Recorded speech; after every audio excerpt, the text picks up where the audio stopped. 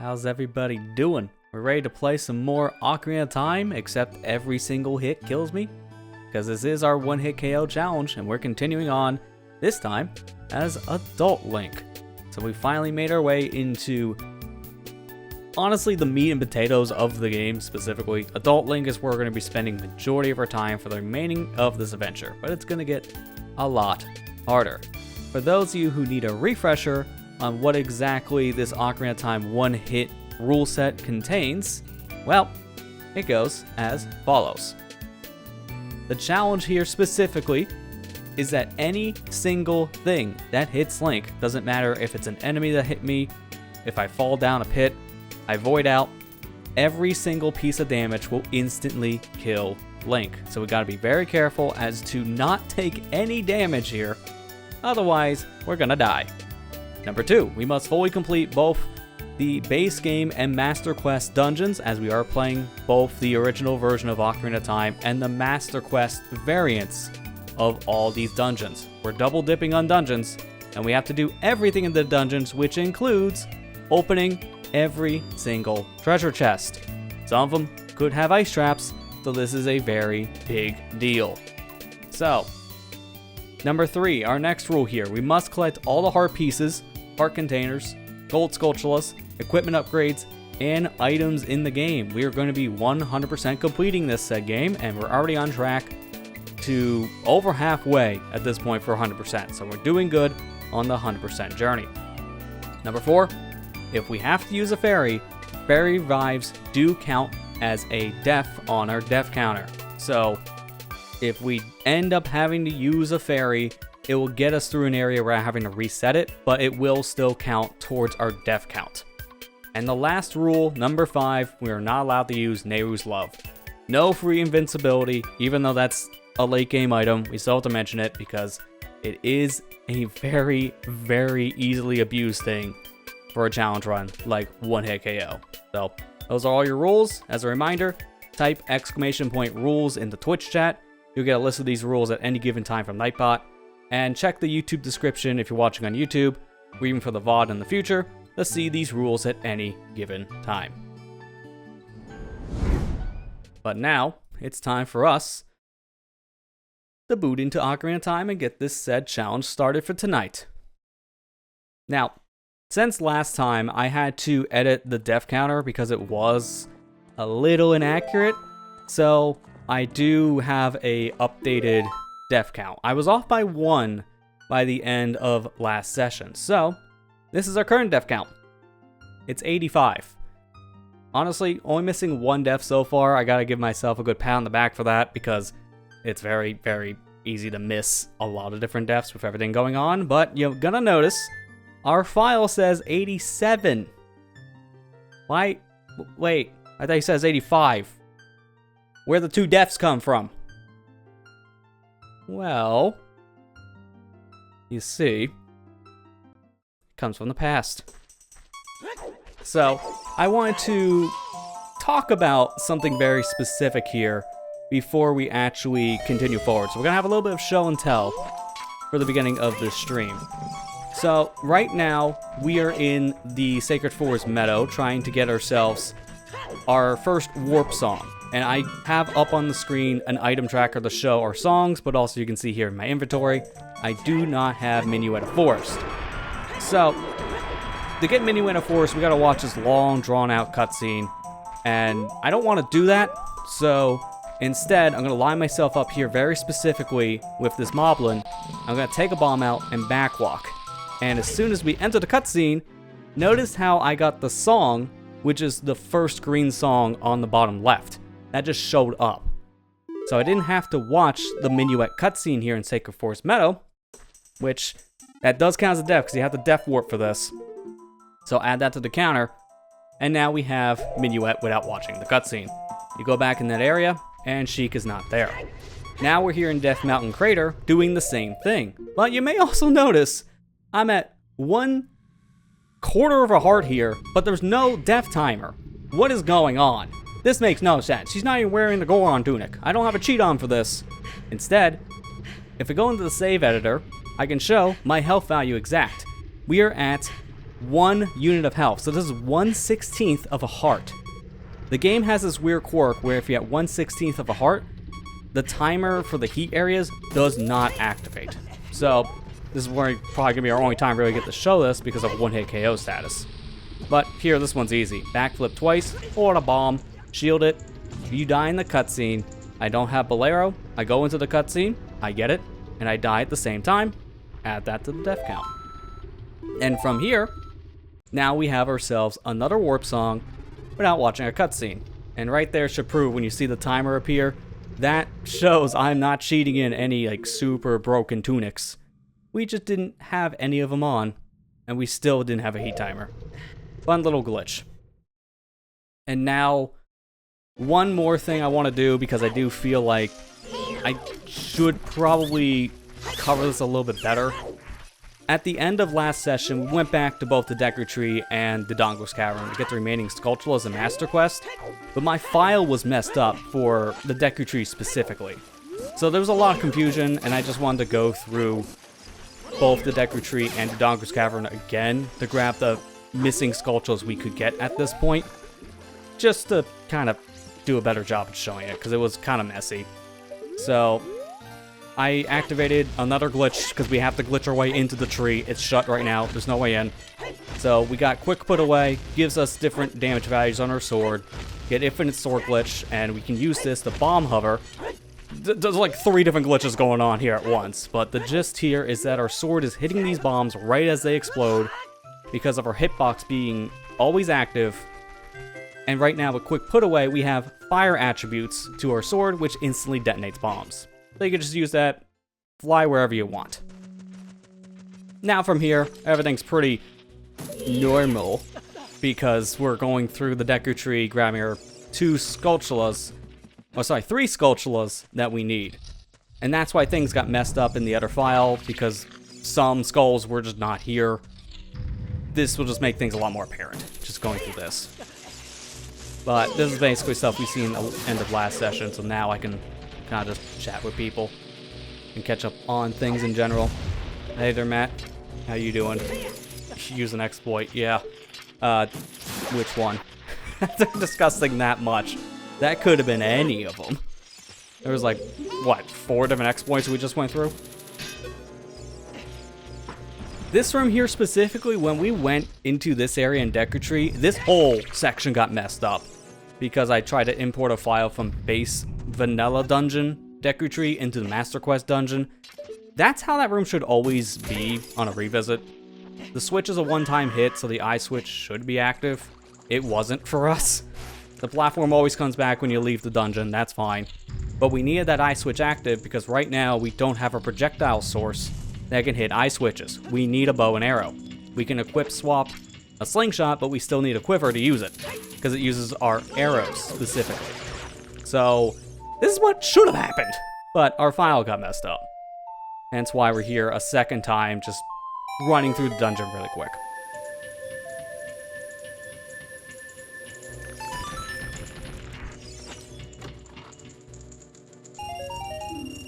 But at this point, everything else is the same as it should have been. Our first, second, third visit, it took a couple visits last session for us to get this cleaned up. So at this point, there's 1 Skulltula above us in the center room. We gotta use our hookshot to grab that, or boomerang if you're here as child. And we do need Song of Time as well. Thankfully, we got everything we need. So, just play a song here. 1 or 2 of these Song of Time blocks you'll need to get up to where the Skulltula is. Just depends if you're a child or adult Link. But with adult, we could just use the first one and grab the skull on the roof. Easy. Then from here, we can grab the last one, which is just chilling in this room on the side, and this one's free. Just kill the enemies around you, and then use your hookshot or boomerang, and that's it. That's all the skulls here in this dungeon. Fully completed. And then from here, we'll just take a quick pop into Dongo's. This dungeon, thankfully, wasn't messed up on our file, but I figured we'll just do a quick run through anyways, just to have a consistent run through of both child dungeons to finish this. So, warp our way over here, just had a convenient 4's wind. over in our left here. That should have been a bomb wall in front of us, but we already blew it open earlier. And then this whole Song of Time situation. This room is just a mess. Fun fact though, you can throw a bomb where you're going to play the Song of Time to remove one of the blocks. Then from here, the block goes away, the bomb still falls in the middle of the cutscene, and kills the skull in the middle of the cutscene. Nice little time save. And then there's only one more Skulltula, because this is going on the assumption I remembered the one up in the top lava room where those Alphos were, and you need bombs to blow open the rocks. That one I just blanked on. No need to show that one again. We got it. It's fine.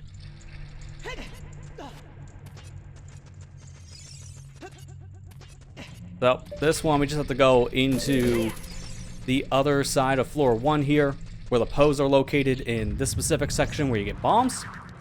And thankfully, as Adult Link, you could just easily go over here. This is all stuff you're able to do natively. No glitches required to get in this dungeon, so I just recommend coming here as an adult, even in Master Quest. You're required in the vanilla game to be here as Adult Link, but in Master Quest, not so much. You can get all these Skulltulas as a child if you really want it. I just don't recommend it. And that is it. That's all the skulls that you have to come back on a revisit. Only 2. Simple. So, now we're ready to actually start tonight's real challenge. Now we're ready to go back to Forest Temple and get started there.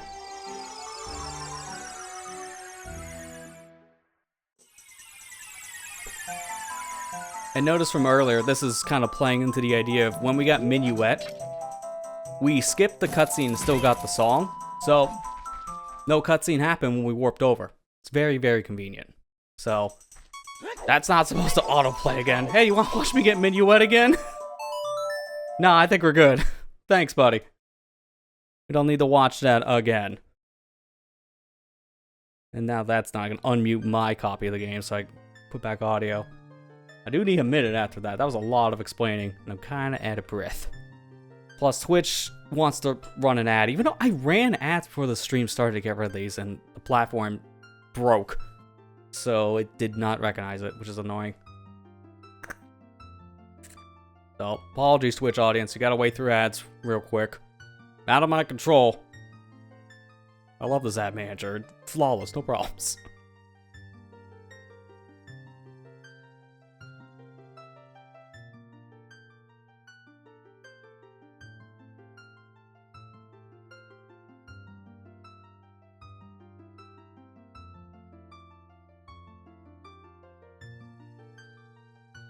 I can also use this downtime while I'm waiting, because I'm probably gonna need some notes up.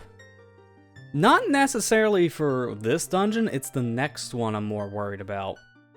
The next dungeon, I'm not 100% sure of the route, because I don't play Master Quest that much, and there's gonna be some weirdness going on in Fire Temple. I know at least we're gonna get through both Forest and Fire tonight. Not 100% sure after that, but we'll see. Yeah, ad manager's a headache per usual. Exactly. I literally, like, for behind the scenes, for people who can see this now, I wait a couple minutes when I go live on Twitch so that the ad manager can work correctly. Then I run a 3-minute ad, so that way it just turns off the whole ad system for like an hour. But it didn't work correctly tonight, because as soon as I ran the ad, it said it wouldn't run one for another hour, and then not even 5 seconds later, it bumped that time back down and said it was going to run one in the next 5 minutes. And then another one in 30. I'm like, what? I just ran a 3-minute. Why is there another one going to play in 5? I swear, this platform really loves ads, and not in a good way. Which is way too aggressive for their ads. YouTube is not much better, but at least I have more control on their platform. Alright, now that's done, let's get started. Yes, Link? What do you need? I didn't do that, I wasn't holding the stick. Alright, that's a great start. Yep, he's having some stick drift to start. I love stick drift. I'll just do the typical turn on and off strats.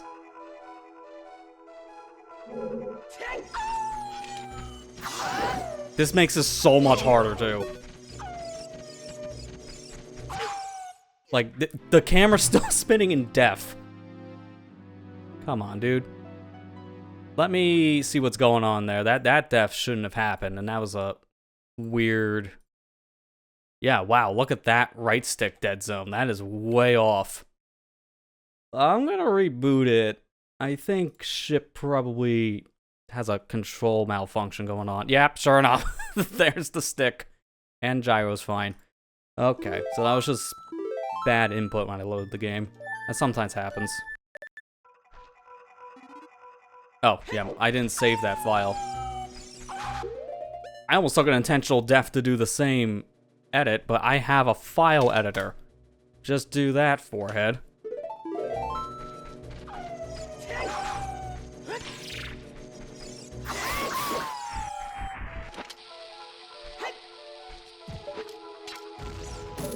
I need to change my equips. Because no way I'm going to be wanting to use hook shot on C right now. That's going to make things so confusing. I used to have it always on down. And I'm going to throw a bomb if I don't.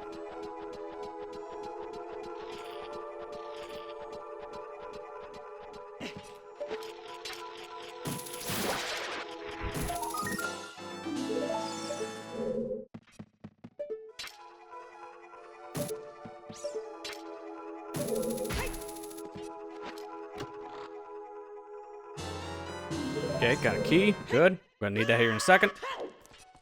That looks scary, but trust me, that is actually safe. I didn't get the rolls, that's why I thought it was gonna be a problem. Alright, I'm gonna save right here, and we're gonna try something. So right here, I want to dump my bugs.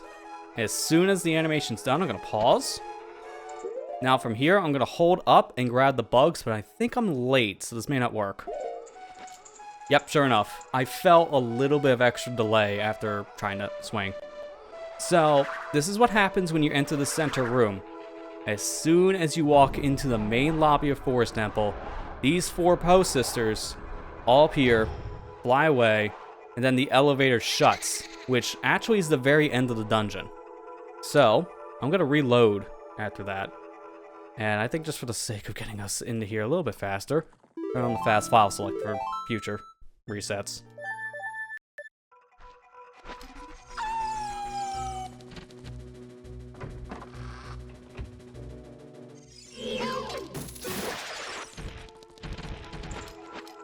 I really want to get this, so I'm going to be trying this probably a couple times, and I'll explain what I'm doing once I get it. That was too early. I'm shocked. I missed it by being too late, and then the second attempt, I missed the same trick by being too early. I'm never early on that. It's always late. If you watch Ocarina speedruns, you already know what I'm doing, so if you know, you know.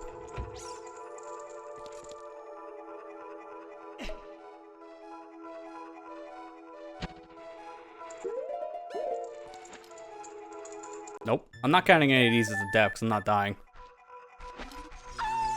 Thankfully, we only really need to do this for this version of Forest Temple. There's no reason to go down to basement early in Master Quest. And here's a little sneak peek of what this is. I'm trying to go to the basement.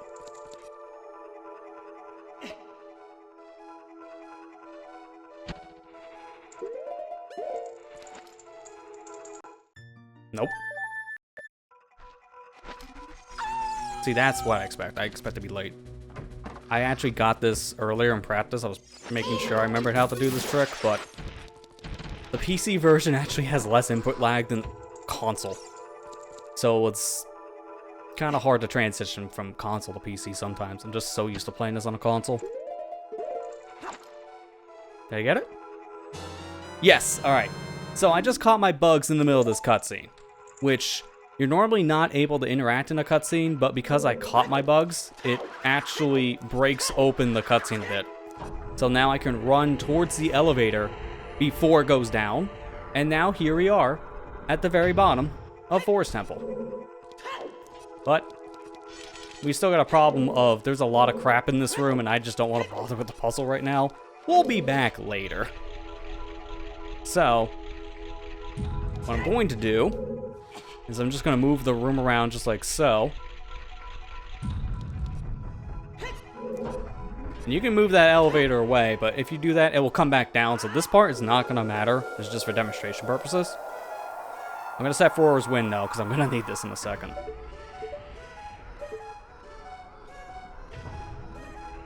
Yeah, you hear the elevator is coming down, so you can't put the elevator back up. But instead of solving this room, we can just clip out of bounds. A cute angle. If you play any Ocarina of ROM hack, these are everywhere. You can just push yourself out of bounds because the angle is just slightly jagged enough you can just fit yourself inside. I don't know exactly how to describe this. Just find a cute angle, you can slash through it easily. But I'm stuck in here now, because this is a solid wall, and there's no way to clip back out. So, forwards wind to the rescue. But by doing this, the elevator is now down for good, and I can't get back. So, I just want to demonstrate doing the skip to get to the bottom of Forest Temple early.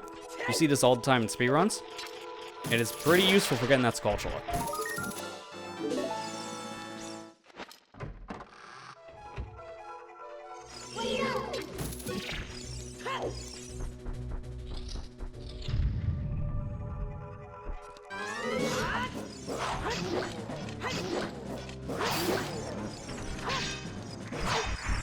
Dude, I actually heard the shield clank sound. So the Stalfos hit my shield and then me. Stalfos are so weird in this, man, I swear. It's their sword's hitbox, it's massive.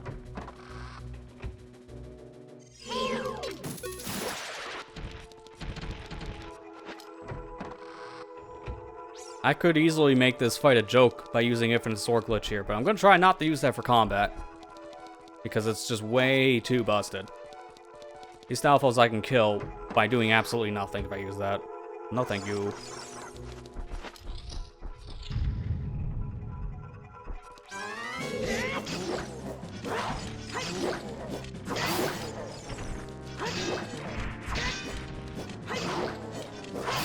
There. Easy. That's what should have happened. Because those things, like I say, have a really weird hitbox. That's exactly what happened to me. Bad hitbox.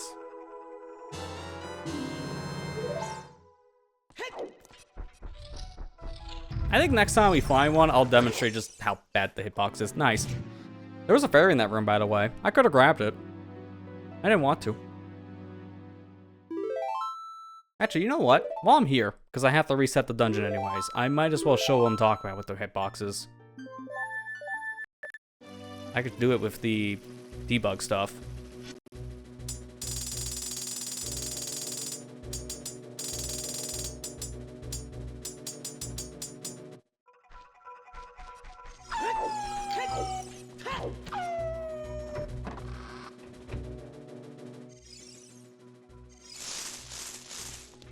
I think also, just to be safe, I'm going to turn on infinite health, because half the time when I do this no clip, it doesn't work correctly. Yo, what up? Don't mind me. I'm just making my way into this door. I'm not here for you.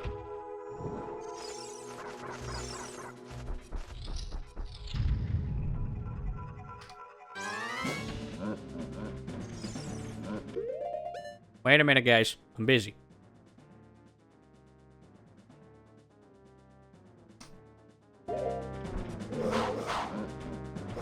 Alright, let me see if I can get this to pause. How do you pause this again?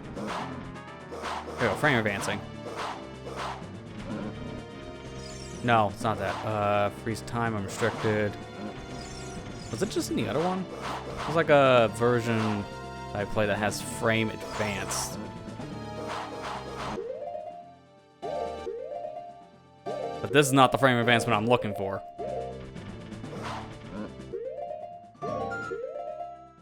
This will be good enough, I guess.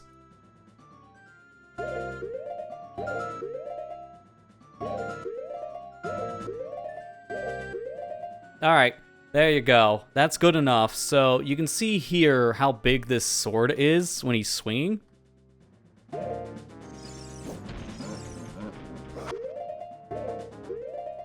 That sword hitbox is bigger than it looks.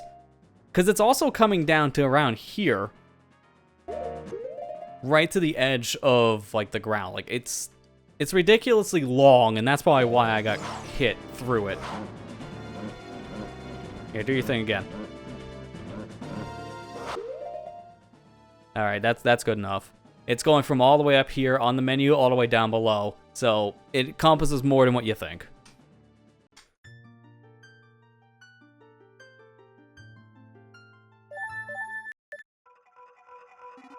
Oh, I still have no clip on. That would explain a lot of problems there.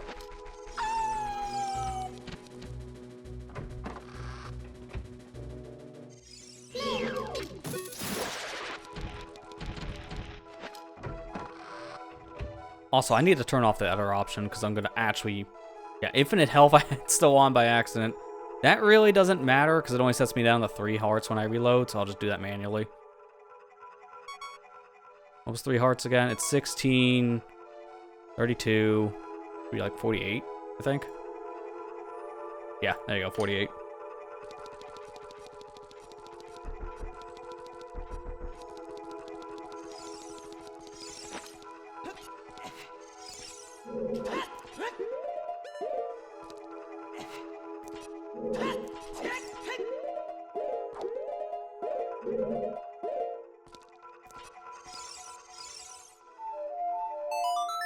You may ask why, because he has Song of Time, and that may be true.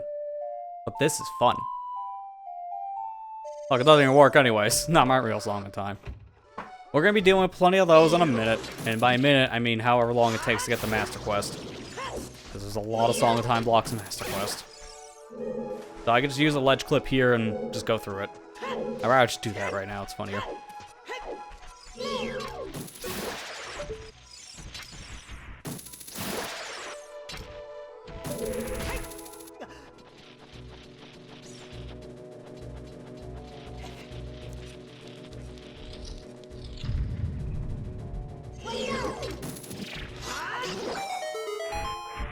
Yo, nuts. I think I was down a nut, so I can take one.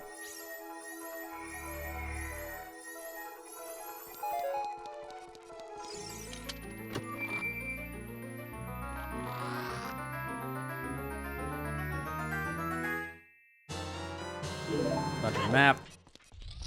Don't really care. I just need it 100%.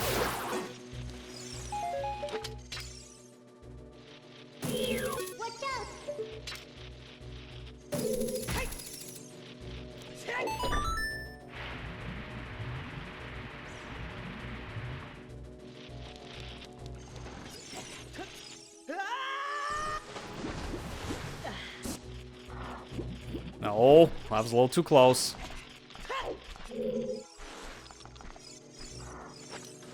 Link, really?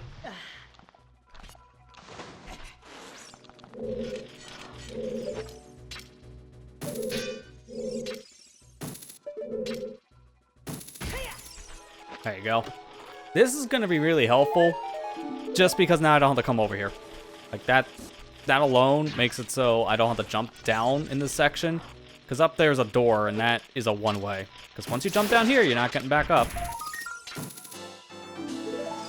Although I will say, there's a weird situation in this room, and I have no idea how I'm going to be able to show it.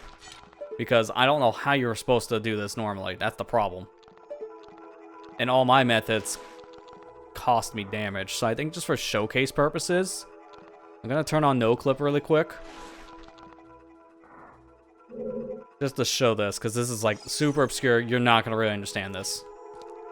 So up here, Navi's glowing, which normally means one of 2 things. Song of Time or Scarecrow. I will tell you right now, this is not Song of Time. So if you use Scarecrow's song, this dude pops up, but he's only up here. This is where things get weird. Oh, I just realized I can't go the same way because that room is locked, so I'll go through the same door up here.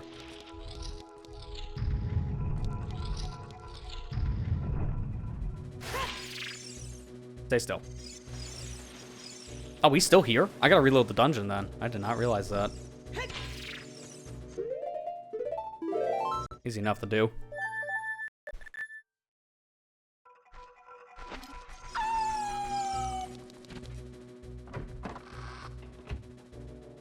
You know, we'll actually use this opportunity. I'm going to turn off the no clip just for this then. We can use this opportunity to actually go into the well, because I can't go back in that same direction. The door's locked, and you need to have a bow for that, or slingshot, and I don't have slingshot.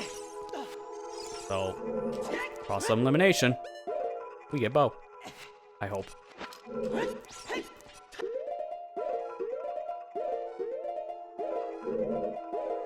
I want to do the fun thing again. I just love ledge clipping. Ledge clipping's cool. If you grab a ledge and then the next frame you target it, you just face through the ledge. It's pretty precise, and you can only do it from your left. I've tried this on the right side, it doesn't work.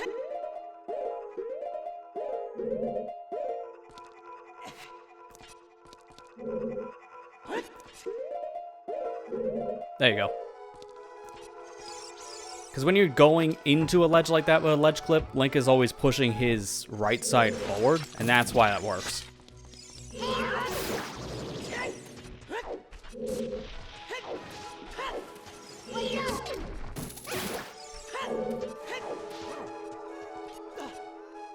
Oh, I gotta hit the stupid switch again. Oh, that's fine.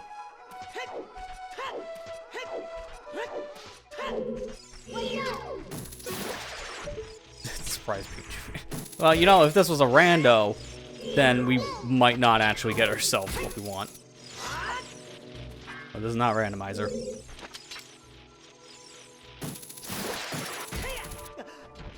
Although I will say that is something I want to do at some point with this version. I want to play through ship rando.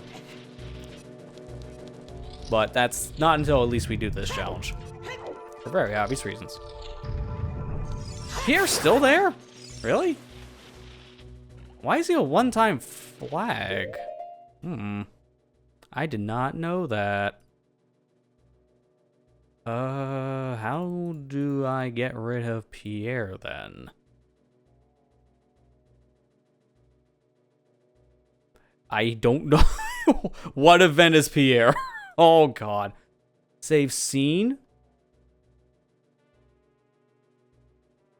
I'm not gonna mess with things until he poofs.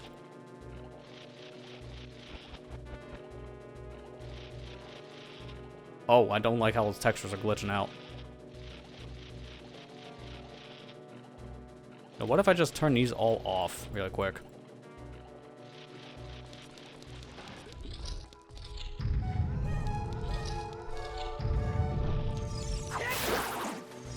That did not count. Okay.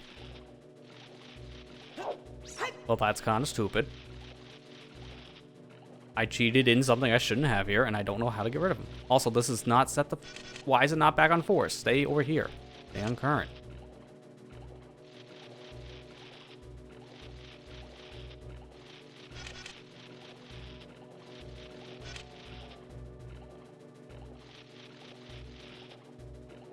You know, I'm gonna just do the same thing again, because I don't have it set on the file. I didn't save. Okay, so I did notice that these two things came back on room.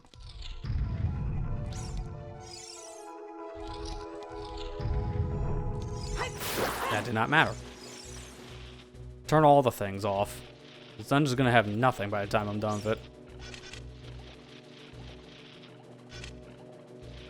Because he doesn't count the switch.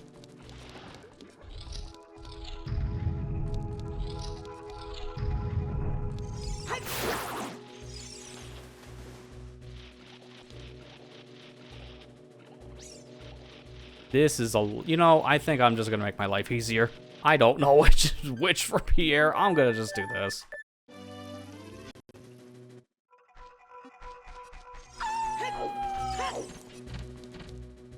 So I'm not allowed to use him for very obvious reasons. I will save state this time around because of how weird that was.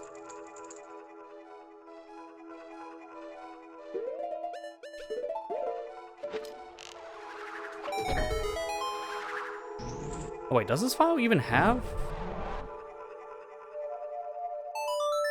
Yes, it does. Okay. I can remember if I had a Scarecrow song on this one or not, because by default, the title screen file does not have a Scarecrow set.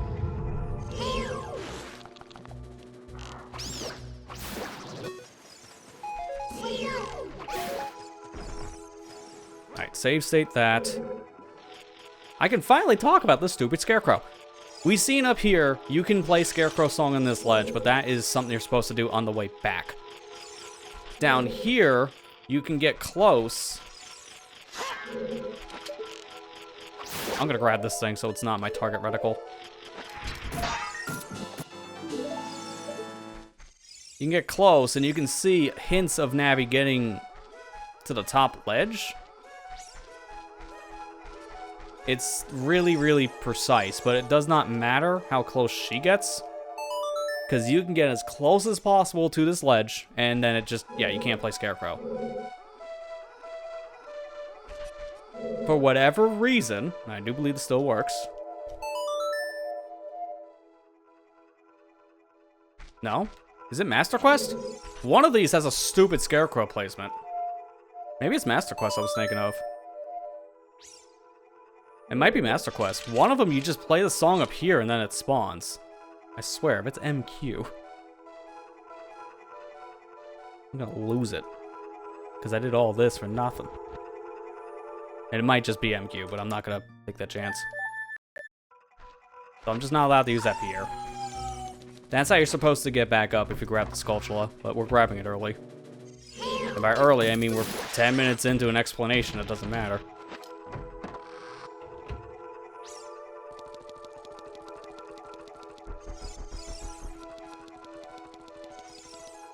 You know what? No. I'm not doing that a third time. We'll be back. I have to go back around there, and I have an idea of how to do it.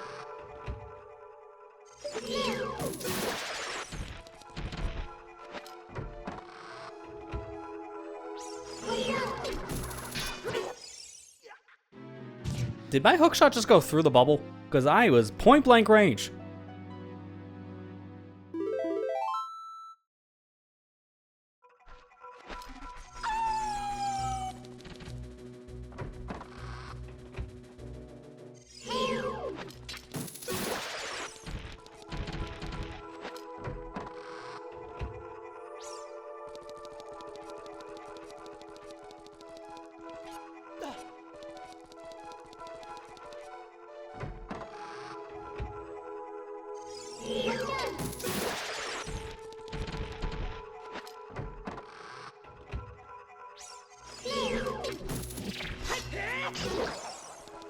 There. No problems this time. Didn't even move.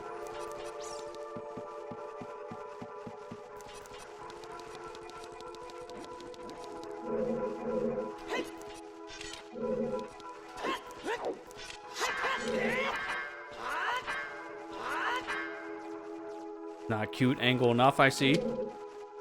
Fine, I'll just move these. There's a very interesting fact, by the way, about these stupid blocks. If I pause right now, you can see I have the Goron bracelet. Even though it's grayed out, because it's technically a child item, this does work for Adult Link. Goron bracelet allows you to pick up grass, pick up bomb flowers, and there's one other piece of knowledge you may not know about the Goron bracelet that works here. So if I go into my equipment, I'm going to just remove it. So now we don't have the Goron bracelet. Instead, I just have bomb bag holds 40. That makes sense. Try to push this now. Doesn't work. This is the third use for Goron bracelet. These big blocks you see in Forest and Fire Temple. You can't push them unless you have a strength upgrade. And that includes Goron bracelet and then the other two gauntlets you get later as an adult.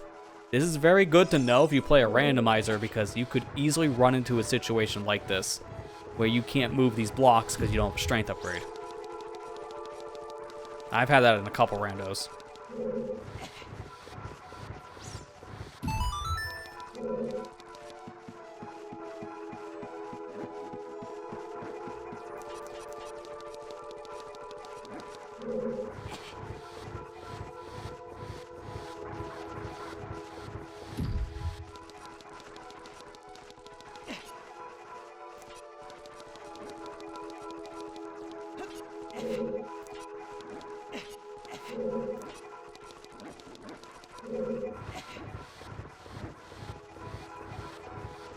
I love fast block pushing so much.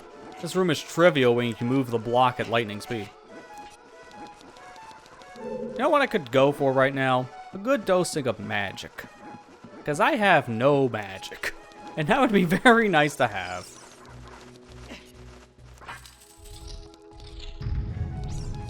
Oh, hang on. The corridor's all twisted! Yeah, you don't say. I have to get that obligatory Navi line out of the way. Oh, yeah, this is the room where I need the key. And I have no magic. This is like I said, this is why I wanted it. I think this is gonna kill me, but I need to get back to the beginning anyways.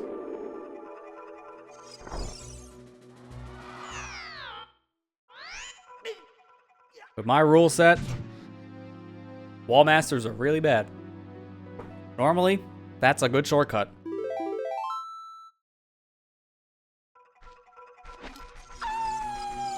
I think there's magic in the first room here, so I'm gonna just grab it.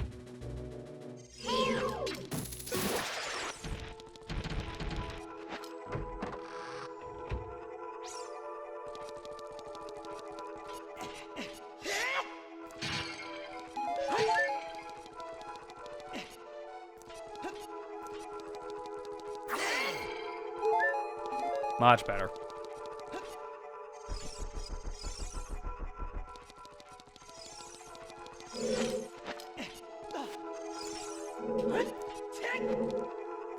Nice, I got that unbuffered.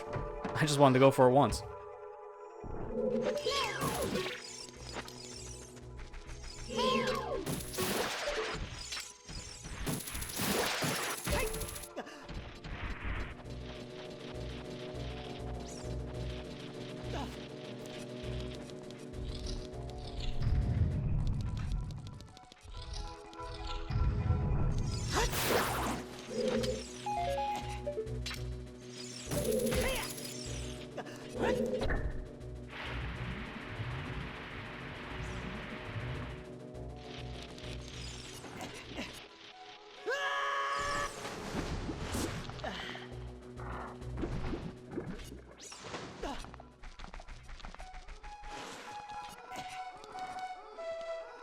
With my rolls, I'm not taking a chance. That would insta-kill me if I just roll jumped. This is the key I didn't grab before, thinking I probably could have got away without it, but I forgot the other door was locked up ahead. And having an off day, it seems, because that shouldn't have been the thing I forgot.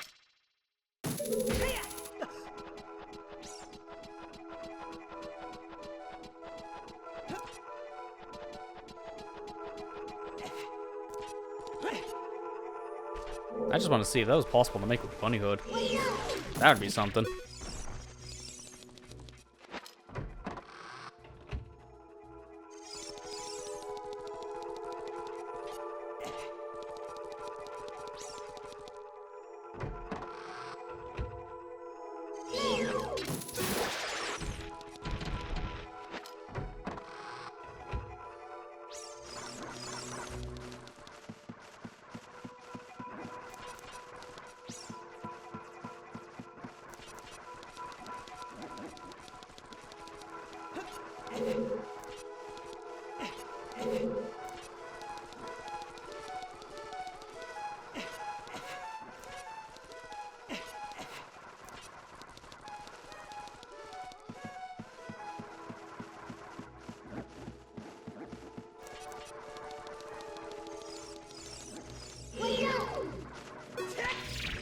I ain't taking any chances. Let's get them both out of here.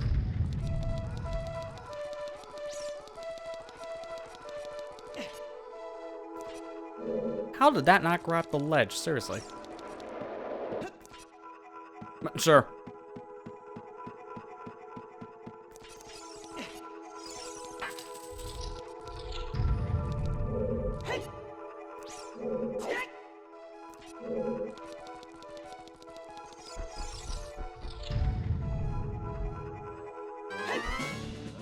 Alright, this is why I wanted that magic before. This is a good room to use for his win, and idle just maybe because of the punishment of death.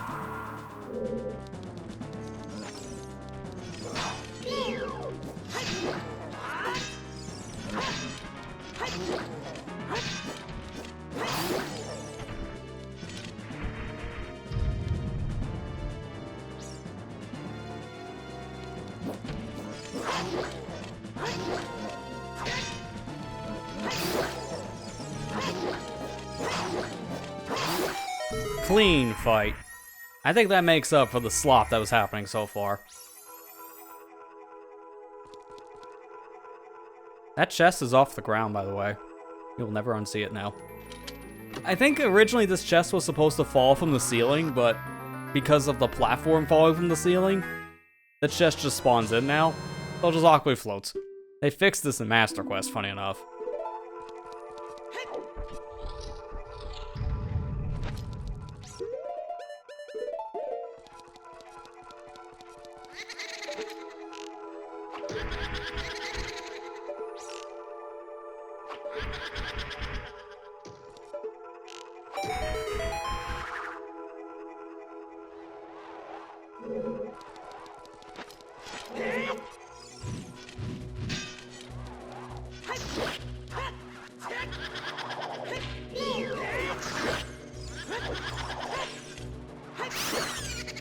Get out of here.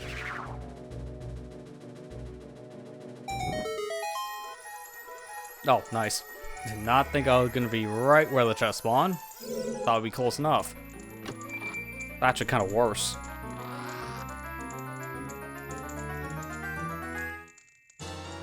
Alright, there you go. Give me the compass. Now we gotta backtrack a lot, actually. I think these are all gonna be hearts. I would love magic instead, because I'm needing more magic. Thankfully, that won't be a problem too much longer. Once we get past Fire Temple, my magic situation will be much better.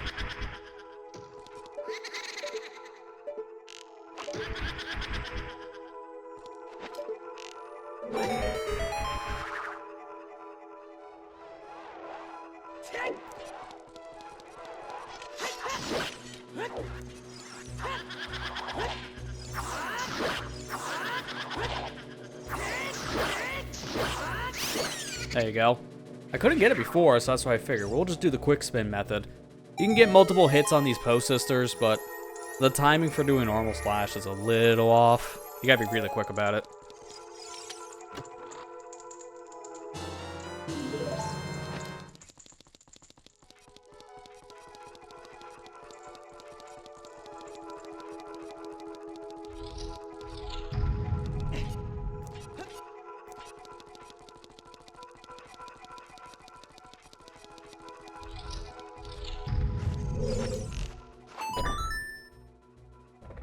So now we flip this room right side up. Now we can get ourselves the boss key, which is the introduction of that specific item.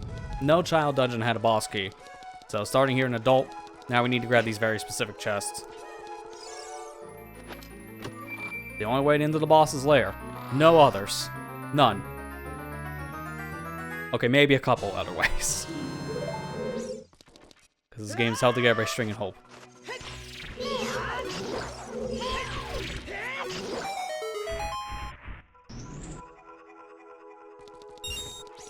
Wait a minute. There you go, weed day. It's fitting when they're 2 green rupees.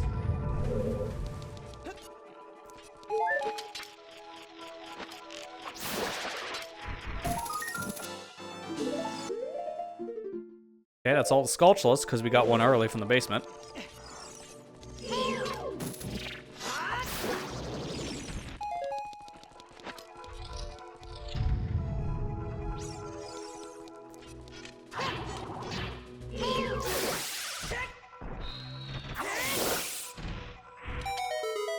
Now, I love fighting me some floor masters when I'm low on magic. So now that magic situation won't be as bad. This gives me a refill.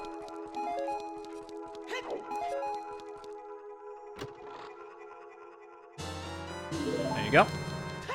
Now, before we go back using Four's Wind to the other Poe room, I need to go back through the maze room one final time. Because there's a treasure chest here we couldn't have gotten until we got Bo. Which is up here. Unfortunately, it's too far away that we can't hookshot it. I would love to have been able to do that instead of going the long way, but here we are.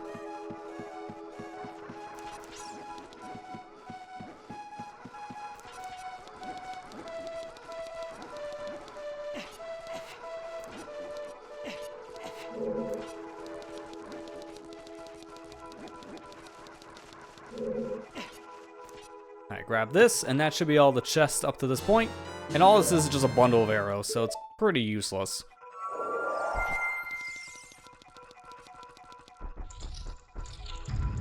Like, it's funny, you get a bundle of arrows from using arrows. So that kind of sucks. If you're low on arrows or have none, that's where the problem actually comes in. If you have at least one arrow, that's good. You have zero, it's worthless.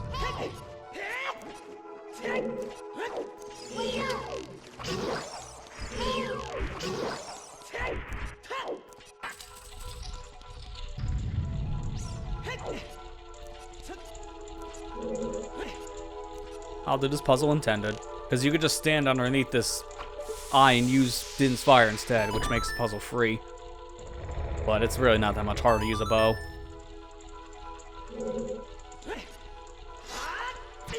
I was afraid of that. I missed by like pixels, man. And you know what's the worst part? I gotta go all the way around this dungeon again because of that. That one missed jump. I gotta go through the entire dungeon again. Like, low-key, this is one of my favorite dungeons, but with one hit KO, maybe not so much, because there's a lot of backtracking.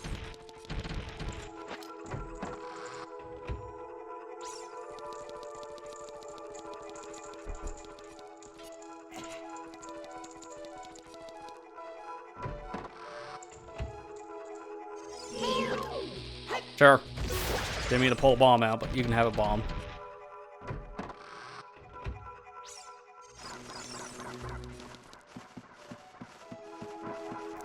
I guess now we're working our way back. How is everyone doing here in the chats?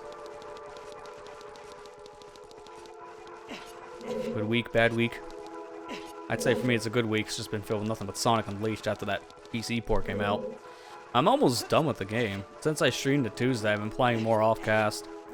And I'm, at this point, only 2 areas away from beating the game. Like, I just got the Atabat. So, I'm already going into endgame territory. That game looks so good on a 4K TV. It's amazing. Just how well that game cleans up with the recomp.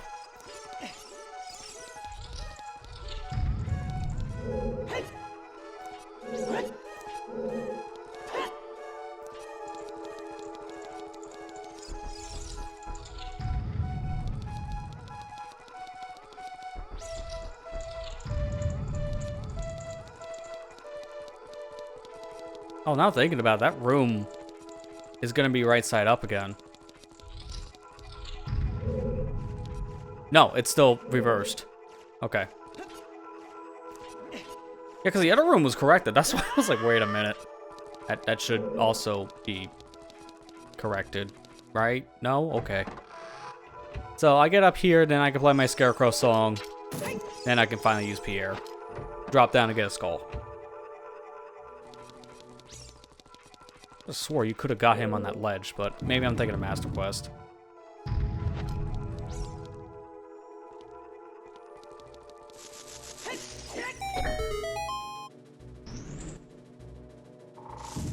I don't go here. And you know what? Just to be safe, because I don't trust myself. If we fail again, I do have to run through a couple rooms. So I'm gonna put this down now.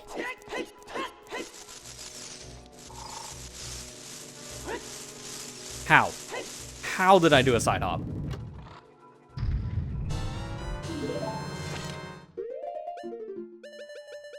Alright, that's all the treasure chests, so now we've 100% of the dungeon. We just have to beat it. This puzzle also is super easy because we have the fast block pushing stuff on. I would normally finish closer to like the halfway mark of this timer, because you only have a minute. But with fast block pushing, we'll be good at like 40 seconds. Easy. This is not really that much harder without fast block pushing, so I don't really care to keep it on for this. This puzzle's just tedious.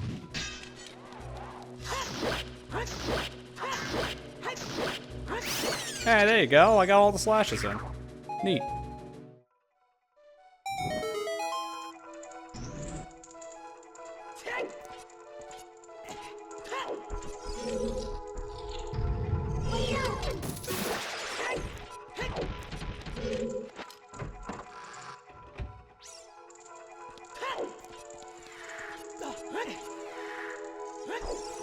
Now for the final pose sister.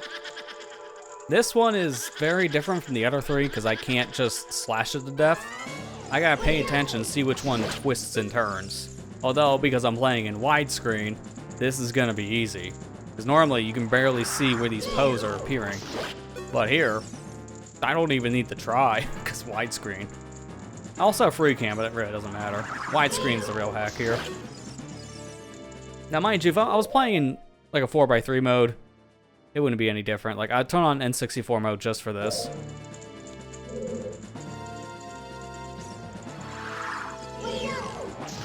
I still can easily see where the pose sister spawns, so not really that much of a hack.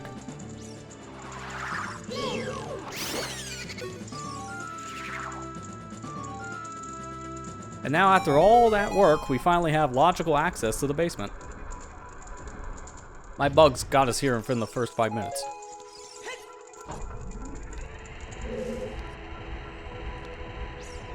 And now we gotta solve this little puzzle before we can even do anything.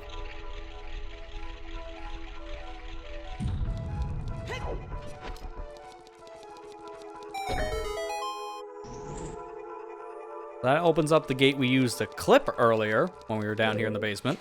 Now I can't do my acute angle clip. It only worked on this specific gate in the red area because of just how the walls were lined up. So now we open it. Can't use it anymore.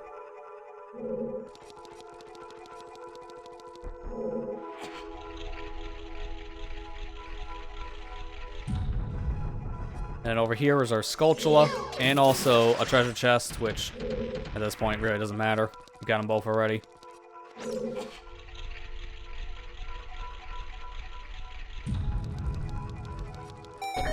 And then final switch.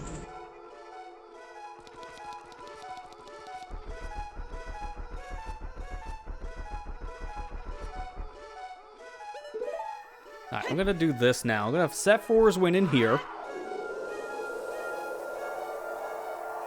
And then we're gonna go through this door.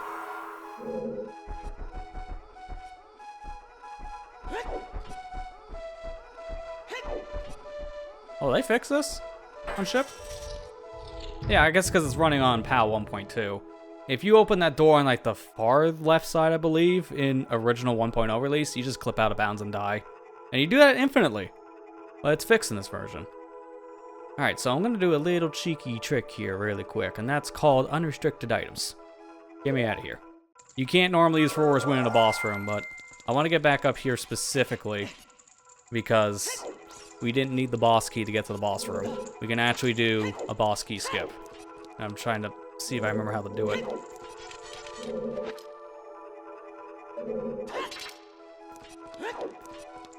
You basically want to get into the specific corner here, up on the staircase. Aim your hookshot towards this door, jump, use the hookshot, then you roll to grab the ledge, and now you're clipped inside of the staircase area. Because, fun fact about the loading zones in Ocarina of Time is that they are always loaded at any given point. Let me turn on this mode so it's a little bit easy to see. So if I can get myself a little further out, that green thing down there, that is the boss door. So if you hit this area anywhere, then you can technically go into the boss room. So what we can do is that we can just line ourselves up here, and then we just jump, and we fall into the boss room. Simple as that. You don't need a boss key. That one's very easy.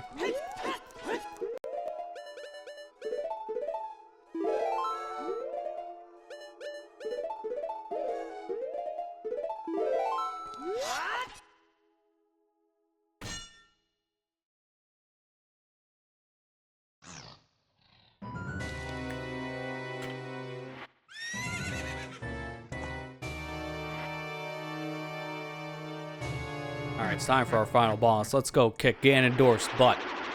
Oh, someone already beat us to the punch. He's half dead. Now, it's not actually Ganon. It's Phantom Ganon. Everyone's favorite faker.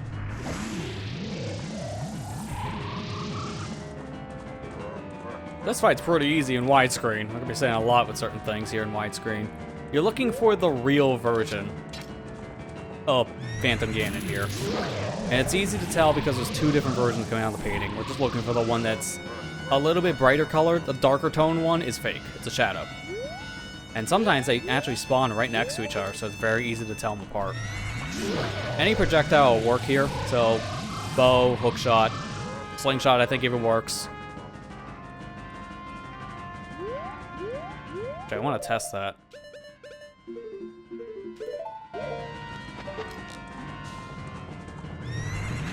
Yeah, slingshot even works. Alright, now it's time for some good old-fashioned tennis. I got a bottle, though. And I want to use the bottle because I'm afraid.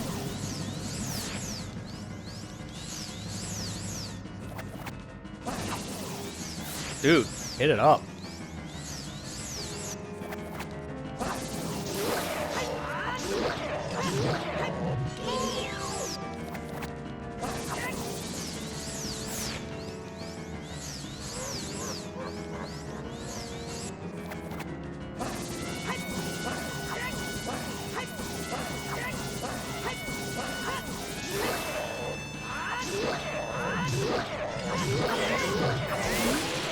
Got him, 2-cycle, let's go. I was worried I wouldn't be able to 2-cycle this guy after how things went with the first hit.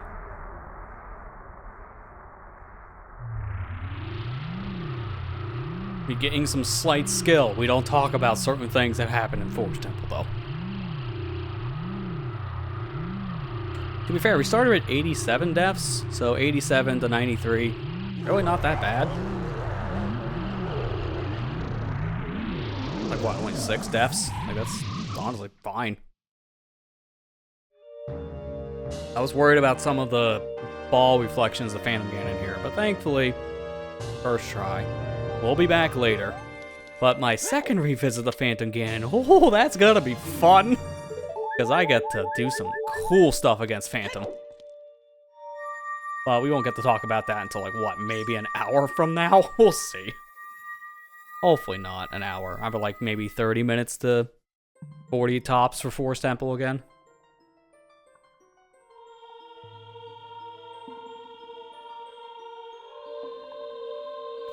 Alright, so at this point, you grab yourself some popcorn, make yourself a sandwich, tax season's around the corner, do your taxes, because we're into some cutscenes at this point. To start off, freeing Saria, we got ourselves our first sage awakened from one of these temples. And it happened to be our childhood friend. So she's going to give us a little bit of exposition here and give us a medallion. But as soon as we leave this area, we're sent into another cutscene back in Kokiri Forest. Fun fact though about this specific cutscene, you cannot view this as Child Link. You can get into Forest Temple as Child, and beat the boss. As I showed, you can just use the slingshot to damage Phantom Ganon, and then just sword the rest. But as soon as Child Link enters the blue warp, the game will crash. Guaranteed. It's the cutscene, specifically. You can't watch these cutscenes as Child, because I believe it's this cutscene specifically that crashes the game.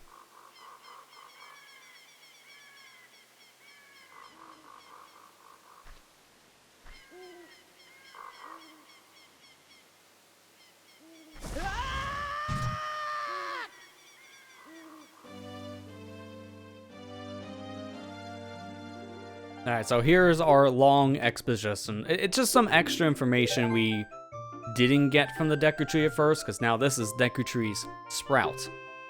And this little Sprout has some new information for us. The thing we kind of figured the moment we became an adult. We're not Kokiri, we're Hylian. I think that makes sense, because how else did I just age 7 years and become an adult? The Kokiri don't age, they're perpetual children. So, we're adopted. The Kokiri took us in. A Hylian mother came in the woods with her baby boy, but the child was left here in the said forest. The mother was gravely injured, and presumably after this point, she died. So, we're raised by Kokiri. I do like this plot detail. It's nice to see games around this era just give us information like this for the main character. They're not just the chosen hero out of nowhere because reasons. They actually give you more of a proper backstory and a drive to be the hero, in this case.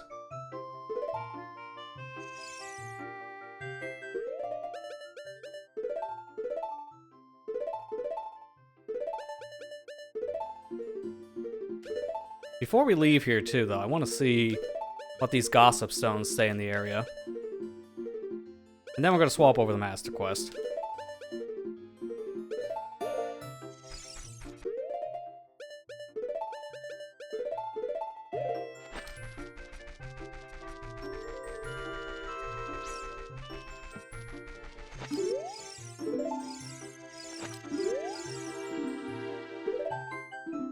They say that the Kokiri are always followed by small fairies. I've noticed. Sometimes these gossip hints are no-duh moments, essentially.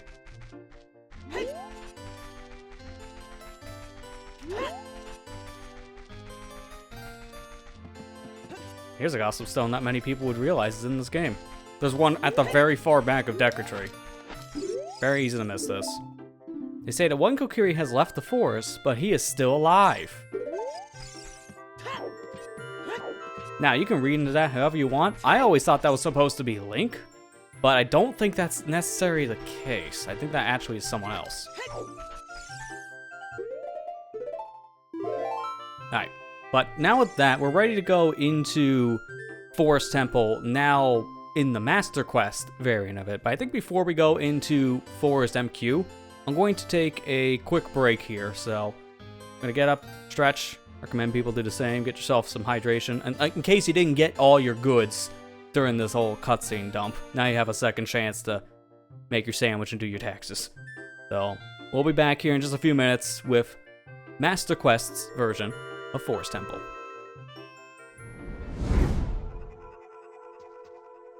I'm a little mad because I did a thing I thought was cool and knowledgeable in Forest Temple and the game rejected me.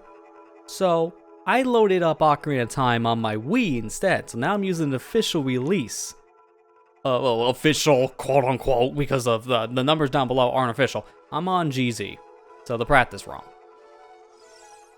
And specifically here, I'm playing Scarecrow's song, and nothing works. I get close to this platform, just like I did in Forest Temple. Nothing works. I go up here to where the ledge is, where you're supposed to be able to call Pierre.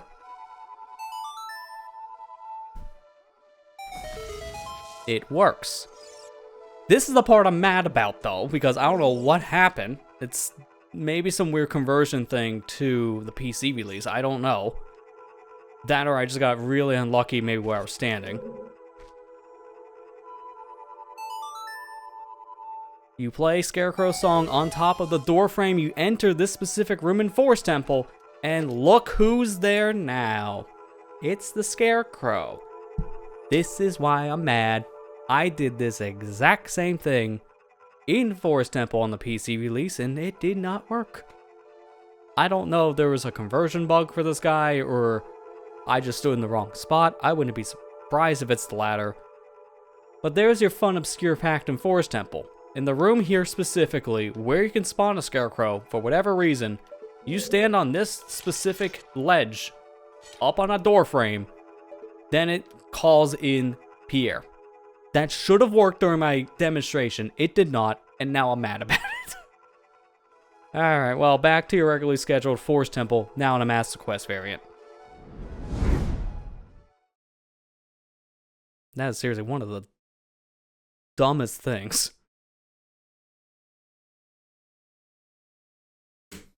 I had to turn on a whole other video game console just for that. Before I go any further. Don't need that Wii on anymore. Alright, so right away you can already see no enemies there, right in the beginning. That's nice.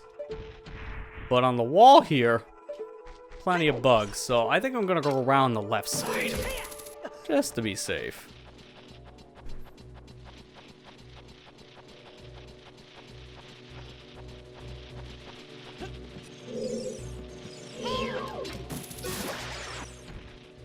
I'm gonna wait for this thing to fully die, because that Skulltula still has a hitbox when it's shaking on the ground, and that could push me off.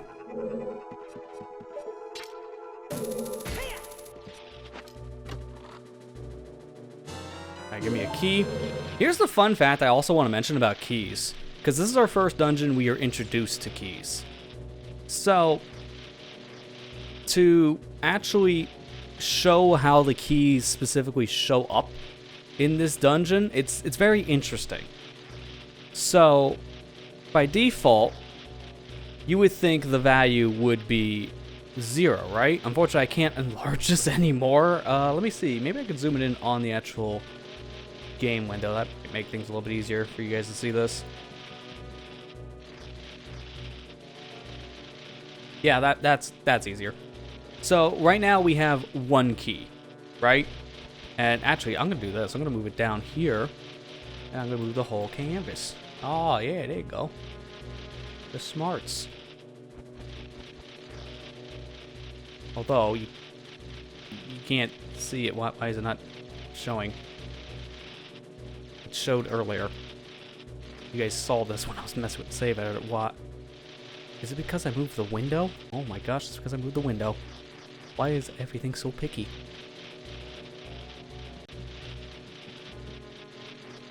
Why?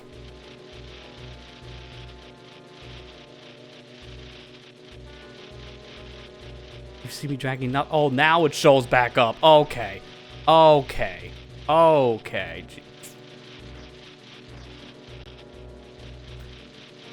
Nothing's easy. That's the world of the streaming goes. Alright, there. Now you can see this. Now I can do my demonstration. Oh my gosh. So, normally, when you enter a dungeon, it shows 0 keys when you get in. So there's no key icon when you walk in. So you would think what the game would do is set the keys to 0, and then when you get your first key, the icon shows up counting 1 key. No. When you have 0 keys, the game shows you have 0 keys. So how does a dungeon show that you have no keys yet and not have the dungeon's key icon appear? They give you -1 keys to enter the dungeon. -1 causes the key counter not to exist. As soon as you get a single key, it bumps it up to 1. And then from there, it can add and subtract keys as you get more in the dungeon. It's really weird, but I understand why they did what they did coding-wise to get the keys to even show up. Like, this is a interesting workaround to the situation that actually makes a lot of sense, coding-wise.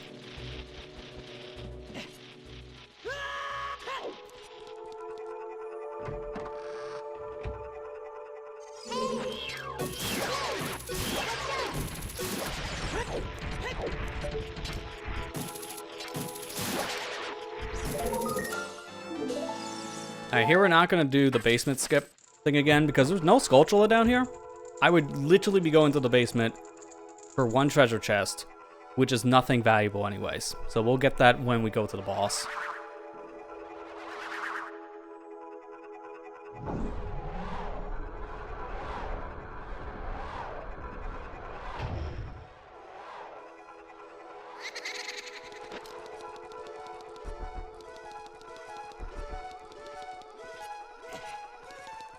Alright, no Skulltula in this room this time, so I can just run through. And then immediately hit Song of Time block.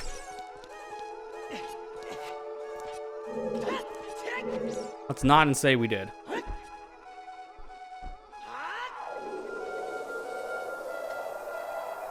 I could play the song, but I don't want to. And then what's the fun part? It's a 2-way street.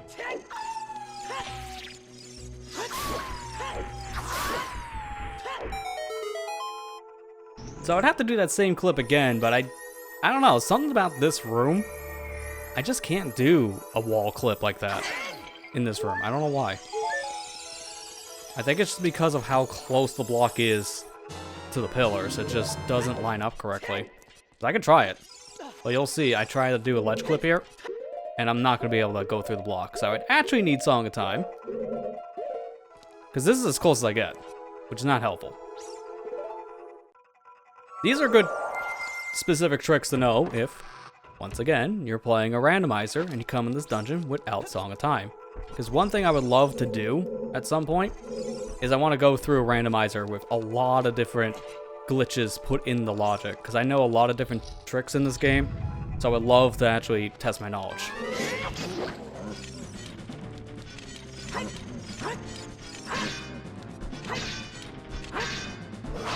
This room's a little claustrophobic. The fact they put a Stalfos in a room the size of a shoebox, that's nerve-wracking.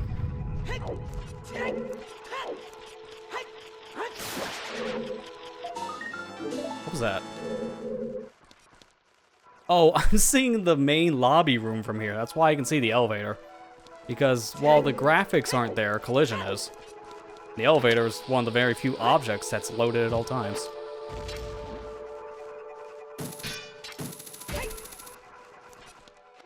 Nice wall, by the way. Like, I'm not even supposed to be over here yet. Oh, here we are.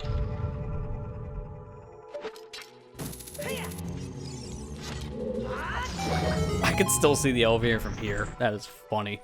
You can't normally see it that easily through walls, but widescreen.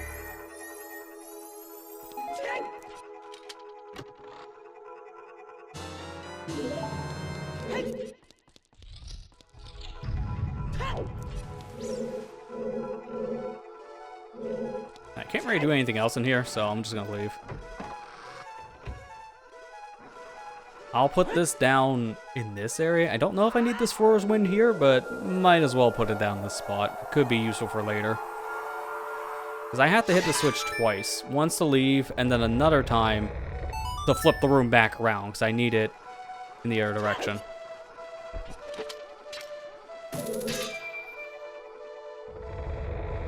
I need it twisted to make progression, but right now, I'm not worried about progression. I'm worried about the item. There is an item in there, if I remember correctly.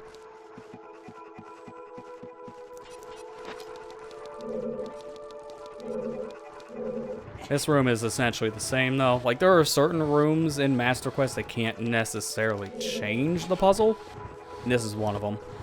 The core concept of moving blocks is, I think, a thing they probably couldn't change without breaking stuff in this room. But they can add a second one. Never mind, I forgot about this block. Alright, let's just move this one back. So the core concept the same, they just added an extra one because why not? It's funny.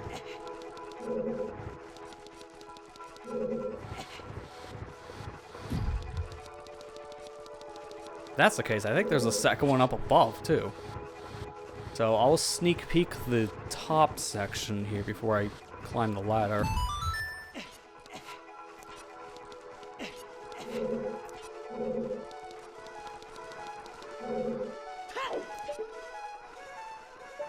There's no way I'm going to be able to see. So yeah, there's a second one here. And it's on the other side where the ladder is.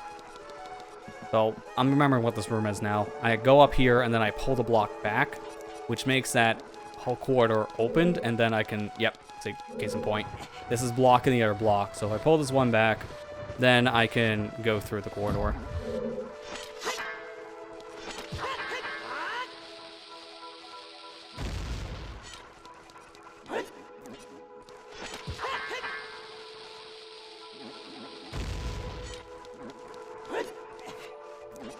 This is just so I don't have to go back around.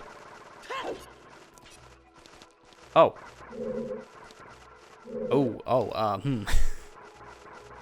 Not what I was expecting. I can fix this. I'll just do another ground jump.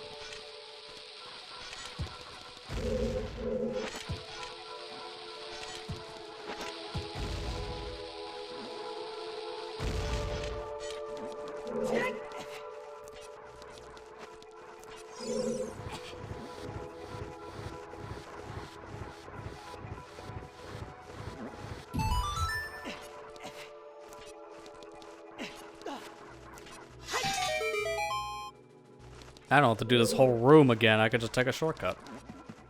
I wish that was there in the vanilla version of this dungeon. Basic Ocarina needed that hookshot target. Nice quality of life for Master Quest.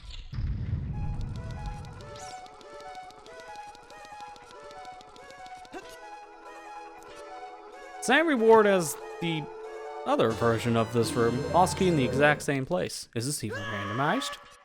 No, it's not.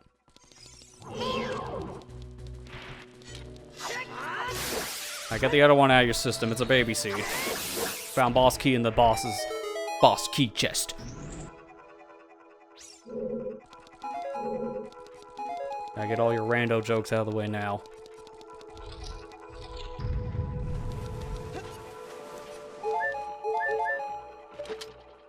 Nothing here for us to shoot. Can't go through that webbing.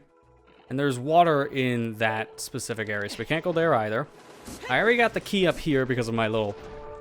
I'm not going to call it a sequence break. I'll just call it poor design decision. From the devs. So I'll use my Forest Wind. I'll come back up here, hit the switch.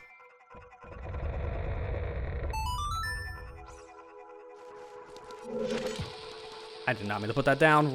No, no, no. Wait, did I? No, I did load this room correctly. Okay, I was like, wait a minute. There is a glitch you can do going through a door and interacting with something. And it just loads the other room's data in the room you're in. But I thought I did that, and I did not. I was gonna be very confused. I thought that triggers when DID's fire only.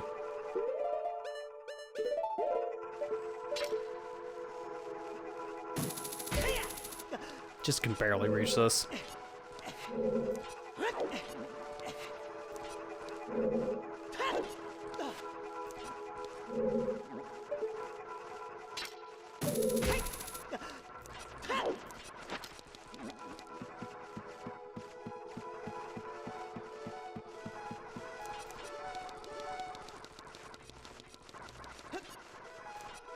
I can't remember if I need the Forest Wind here or not, so I'm gonna just put it down. Just like before, might as well be safe. Thankfully, we got plenty of magic because of that Floor Master.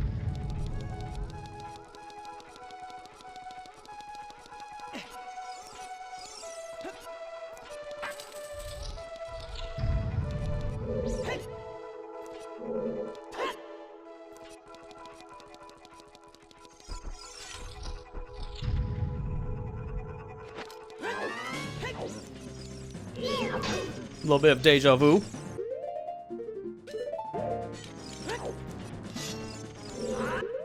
And because of that, I'm pulling out the big guns. But I'm not using the sword because that thing is fragile.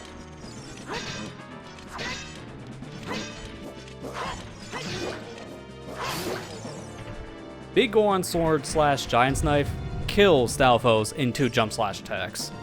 And because we stored it into our crouch stab, I make this a lot simpler.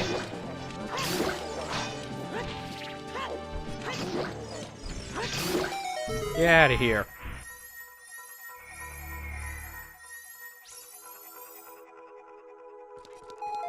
Hey, would you look at that?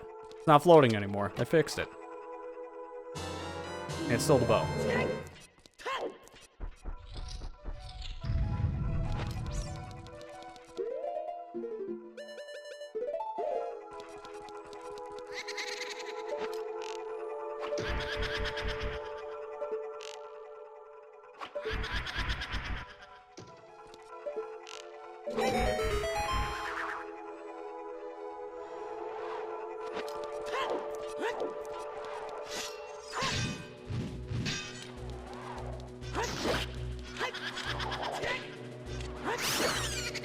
Just one quick nut, and then that ghost is back in our reality. Anytime a Poe disappears, that nut just makes him reappear for whatever reason.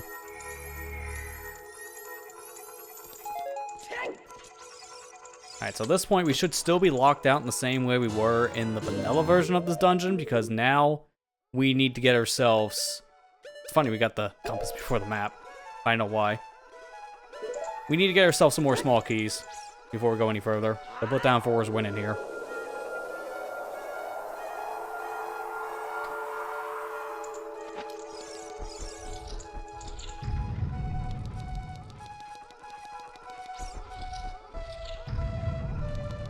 I hate getting the compass before the map in both Ocarina and Majora's Mask because it looks stupid. You just get floating arrows and then floating chest icons. It's really stupid looking. It's already in Wind Waker. They just have the map and the compass data loaded at all times on your minimap. So even if you don't have the map and compass, your minimap doesn't look like crap. Because I hate this look. It just looks so stupid.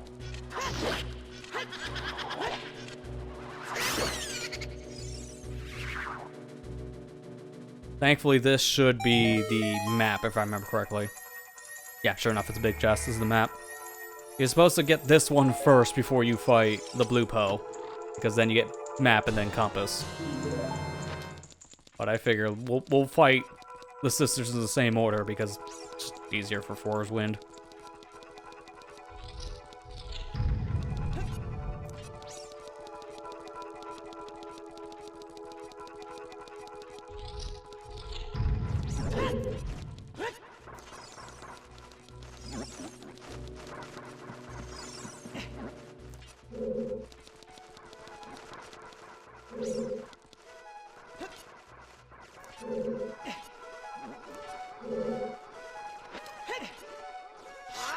I'm gonna die, aren't I? Surprisingly, no. I want to see if you can make that with a standard jump slash. You might be able to. That could have easily killed me, so that was a stupid idea.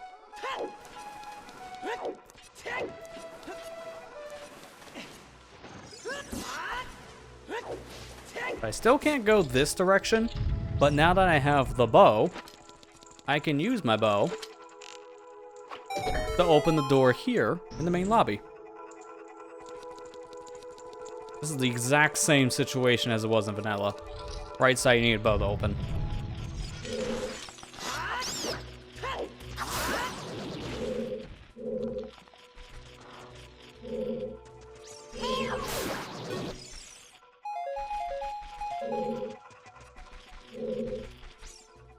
Can't remember how to get that Deku Baba to go aggro.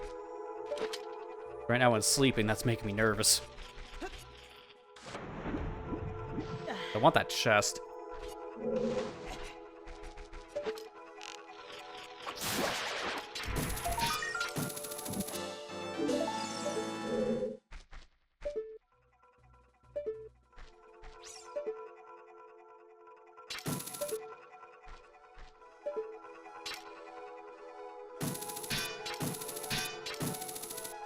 It's too far away. I have to drop down and grab it. So, here's the stupid thing about this room. This room is one of the many examples of this specific version of Ocarina of Time loves to use Song of Time every 5 seconds. This room is full of a crap ton of Song of Time blocks. So every time you turn around, you're pulling out your ocarina, playing the song, jump into a block, playing the song, jump into a block, rinse and repeat until you solve the puzzle. What you're supposed to do is climb up to this specific area here, and then you can just get to the vines and hookshot it. You don't even need another Song of Time block. This one's unnecessary. Look at my target. You can just hit it. You can also do this. From down here specifically, line up to this specific stretch. It has a crack on the floor, so it's easy to line up. Backflip, shield, roll. You want to do a dry roll. And from here, just aim straight up with the hookshot. And you just barely can hit the vines. And if you aim just right... Okay, I was slightly moving because I'm using a Switch Pro controller, which is not ideal for this. Because I have no notches.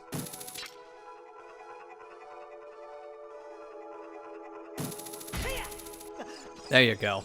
You can just barely grab the vines and climb.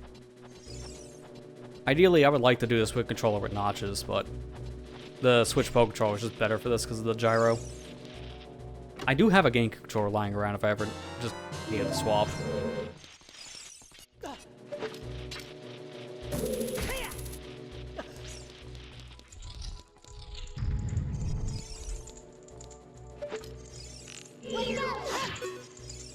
Let's see if I do 2 for the price of 1. Nope. I tried. It barely it went through. How did the fire arrow go through the web and not burn it? It's impressive. Okay, straight down safe. Because I'm not climbing that.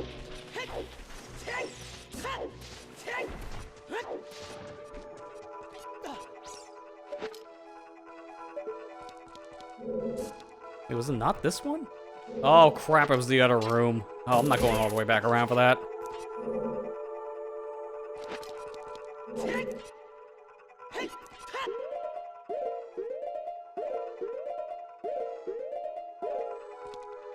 I know of another way we can get back.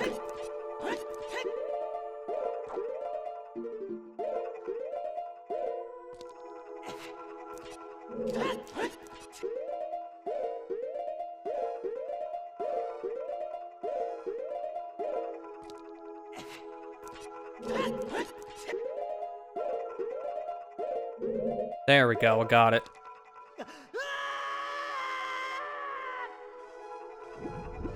Cool. Alright, so I just did a ledge clip out of bounds, and now we're swimming in invisible water. I don't know if I can show this with collision view. I'll do my best.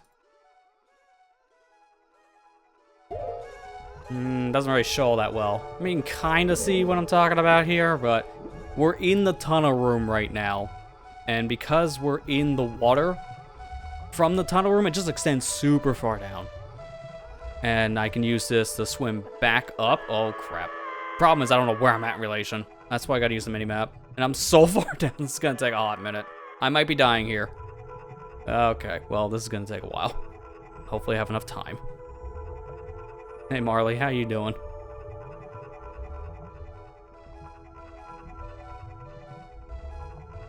Oh, you know what? Actually, now thinking about it, I don't have to worry about the timer, because if I get too low, I'll just swap the Zora tunic. I already have it, so I can just put the Zora tunic on.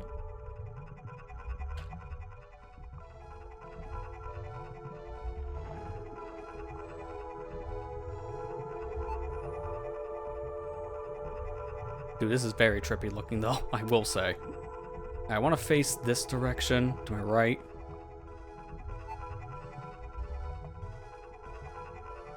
Alright, go, go, go.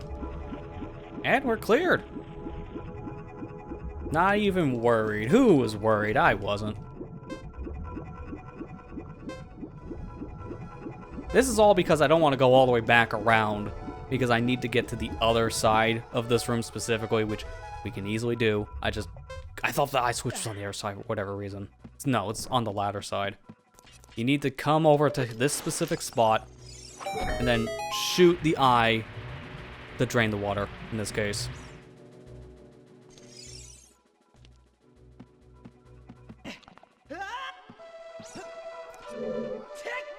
And then this should be our last key. Now don't leave here just yet.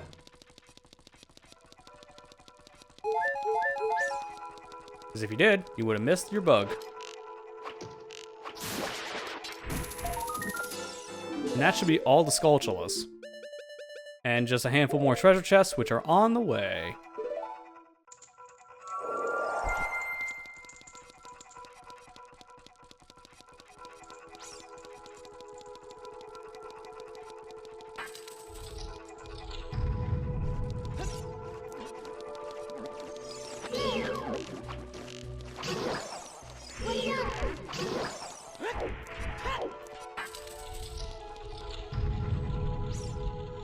Oh yeah, this puzzle's worse than this version, I forgot.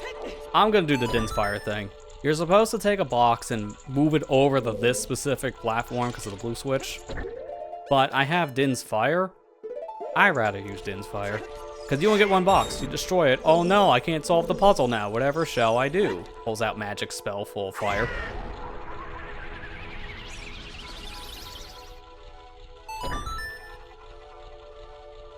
Yeah, sorry to hear things are a little rough for you, Marley. Hopefully, yeah, I agree with Matt. Things get better on that front. I was happy to have you here. Hopefully you have a nice chill time hanging out in the chat.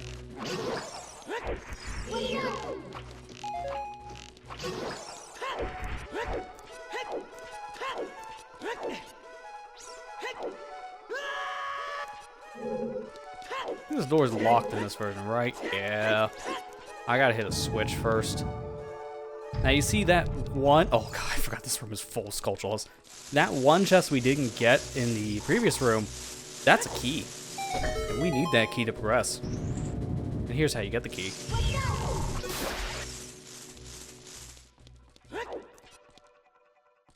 Can I see the switch and hit it, please? Thank you.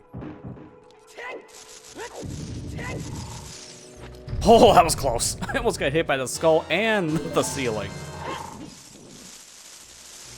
We're in the clear now. We're good.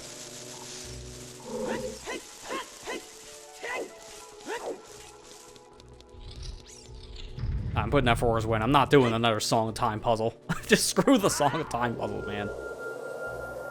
Because you're supposed to play Song of Time to essentially make a ladder back up here, but it takes like 3 songs to do it. It's a pain. I'd rather just use Force Wind. It's way simpler. Actually, you know what? Hang on. This is a safety. Because I'm going to do something risky in this room. And if it doesn't pay out, I want to keep that Force Wind.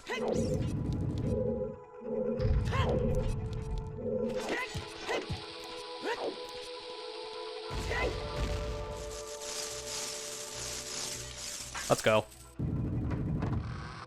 That's not a challenging room. I'd rather just get through it faster.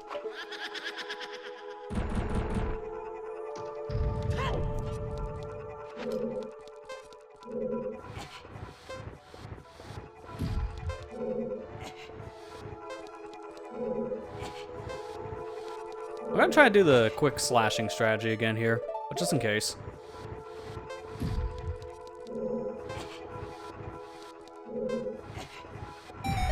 Yeah, I agree with Marley. Yeah, bomb sliding is one of my favorite tricks in this game. It's just so fun. Let's go. 2 times in a row.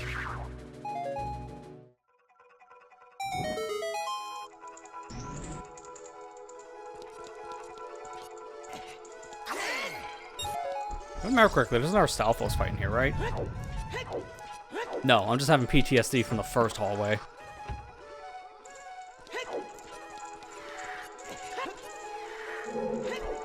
Now this one we'll fight a little bit differently, because I believe you can also use hookshot here. Because I know you can use hookshot on this same post sister in Majora's Mask. And yeah, sure enough. It's in case you don't have enough arrows. And funny enough, she respawns faster here. I think it's because of my settings. Yeah, it's my settings. It's nothing to do with the actual hookshot specifically. But you do pull the sister over, which is kind of useless, but also kind of funny.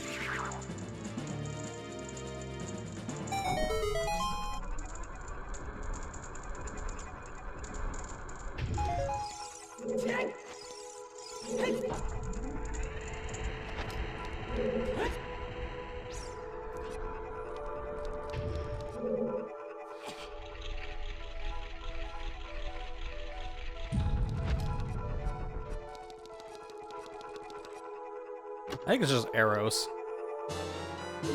Yeah, which doesn't really matter at this point. We got a full quiver, so I'm good. You know what? One more time for the fans. We did it. We clipped. Oh, crap. Too far. Alright, you guys get a free death out of that. Oops. I think we haven't died a single time in Master Quest 4, so the one death was the stupidest way possible to have that happen. I was literally just needing to walk a little bit out of bounds so I can hit the switch. Because I was going to turn around and take it off Bunny Hood so it doesn't happen again.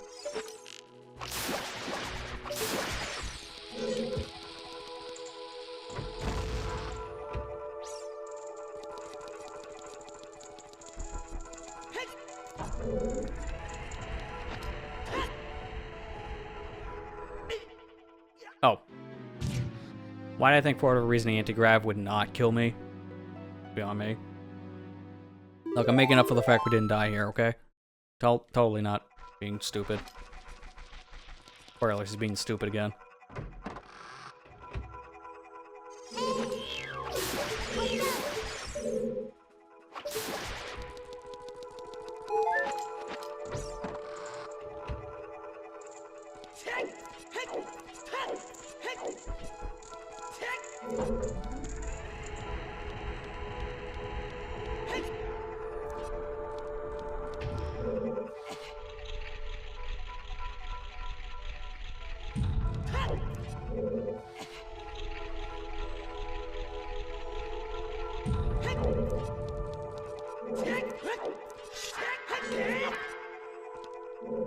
There, this is as far as I was wanting to go. Because I want to hit this. And that opens the door we just clipped through. There's literally no purpose to doing this clip here, except... Oh my me, just gonna walk around the entire dungeon. Oh, hey, how you doing, sir? Oh, sorry, there's a second one? Not anymore. Oh, we clip back in, so I can't do that anymore. You can literally walk around until you get to the boss area and just walk through that gate, too. If you know where to stand, you can actually walk all the way on the outside boundaries of this room, which allows you to do another boss key skip. Because you could just walk past where the boss key is. Or where the boss door is, excuse me, not the boss key itself. I mean, you could. That's how boss key skips work. You don't get the key.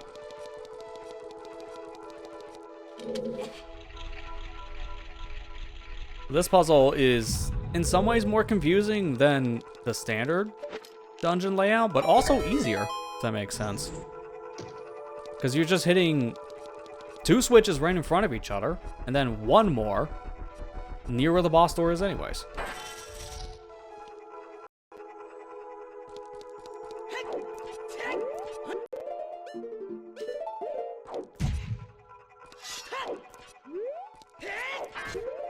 That hit the sword, really? Well, I think now I'm down 1 damage, but that's not gonna be saved, so it's fine.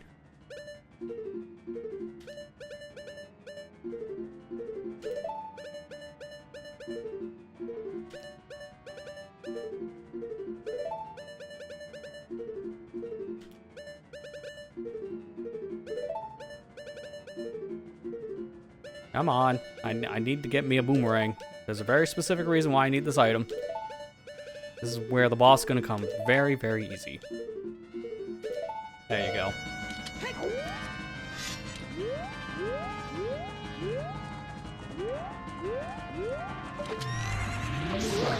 Where's the fake one? I only seen the real guy. Where's the fake version of Phantom Ganon? Weird. Oh, there he is. He's finally decided to show up, huh?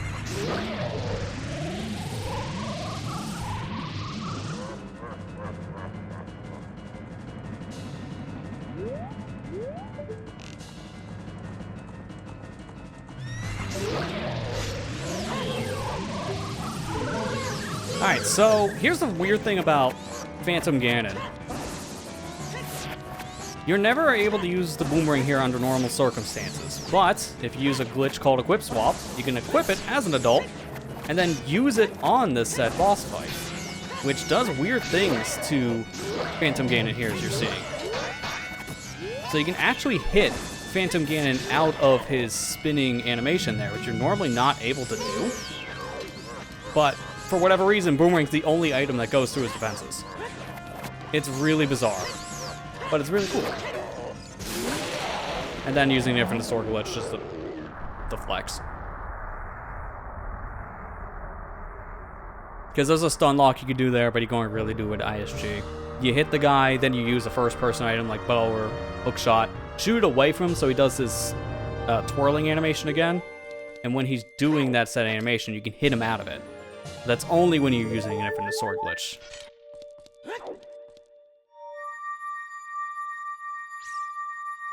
So there you go. That's all Forest Temple, now between 2 versions, and they're both fully cleared out. And in this timeline, there's no Sprout. Who needs a Deku Sprout here anyways, am I right?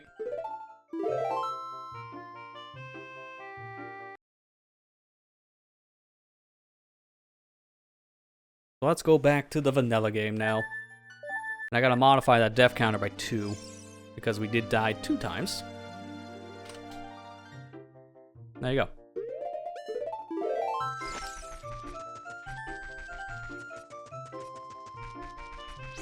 So now that we cleared out Forest Temple, all of the creatures here, so Deku Babas, the Deku Scrubs, Octoroks, they're all gone. That's convenient. So now we should probably do a little bit more of the trading quest while we're here, now thinking about it. Because we started some of the trading quest for our big sword upgrade. So I might as well get the next part of it at this point, because we're right here with Kojiro. And I'm not going to be using Bunny Hood for this, because that just makes it way too easy. Oh, blue chicken! Here, have odd mushroom. Don't ask questions. I'm going to go the route specifically through Kakariko, because we don't have Epona. I'll be getting Epona on the way back. I can't do anything right now with this active. There's no way I can get Epona in 3 minutes. I mean, I could, but that would require some stuff I'll be yelled at for. We get to do that after.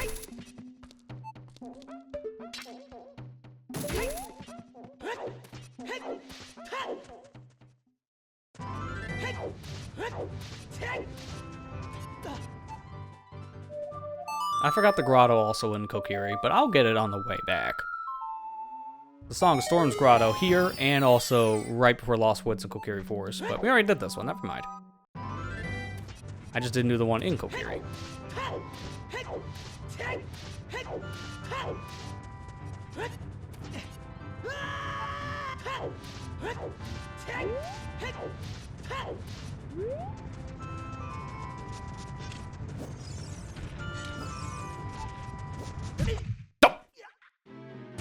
Okay, well that's gonna put a little wrench in our plan for getting this said potion back.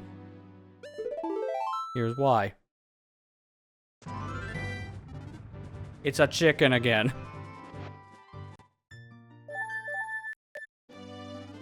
So I'm just gonna get that grotto now.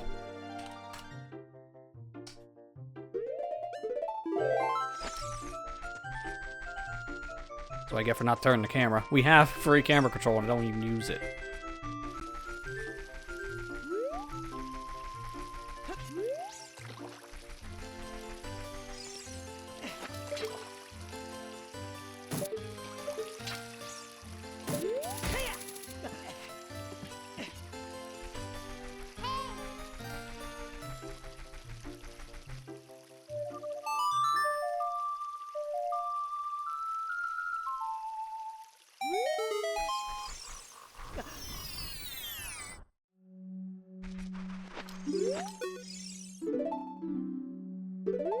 Every grotto's just gonna talk about Ganondorf's score, so I should probably stop reading the gossip stones and grottos.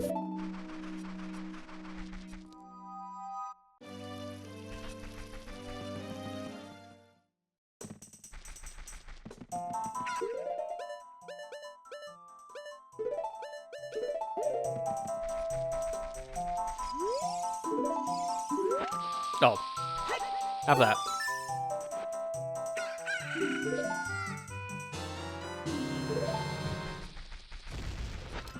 Going the same path.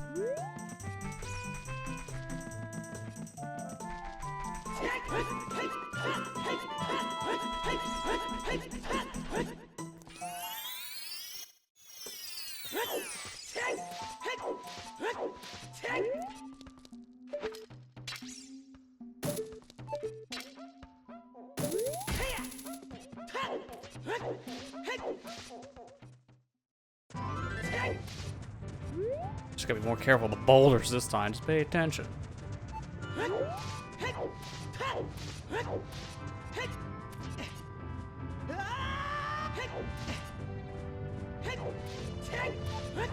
At this time, I'm not gonna backwalk because that boulder I'm gonna catch up with just by doing rolls. Backwalking would have definitely been a problem. Okay, now I can face through it.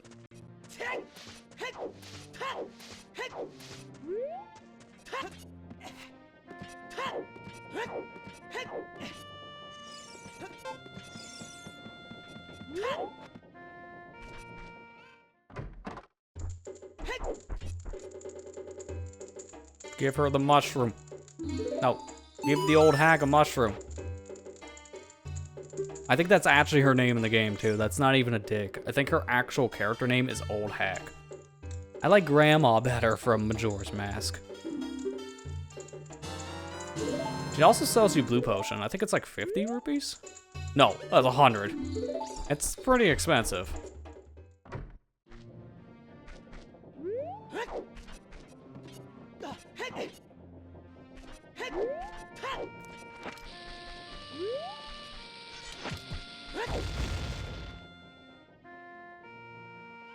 See ya.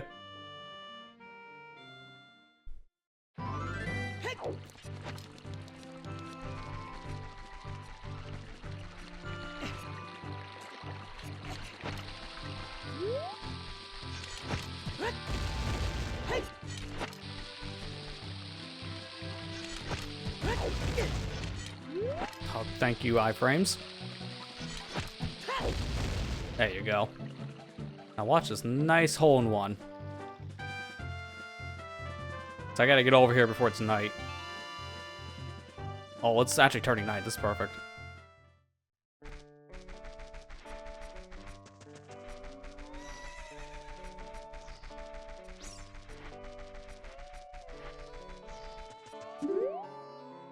I'm bitter. Want to ride a horse? Sure. I'll ride my horse, thank you very much. It's just a little just camera shy. Don't worry about it. I don't think I should ride a horse right now. Mine's a little camera shy. But I think I'll try again, just in case. This time if I play her favorite song, maybe opponent will want me to actually play with her. And there you go.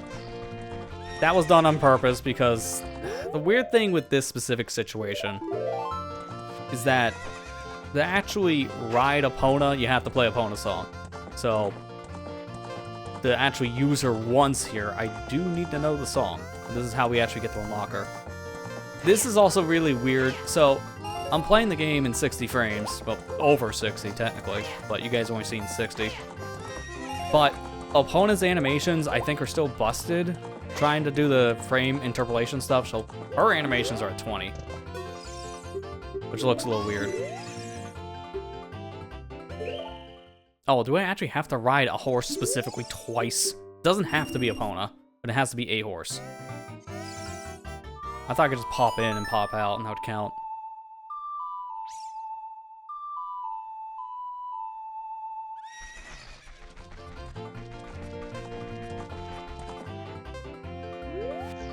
It's hard to maintain FPS.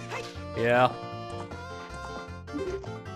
Even if it sometimes can lead to problems.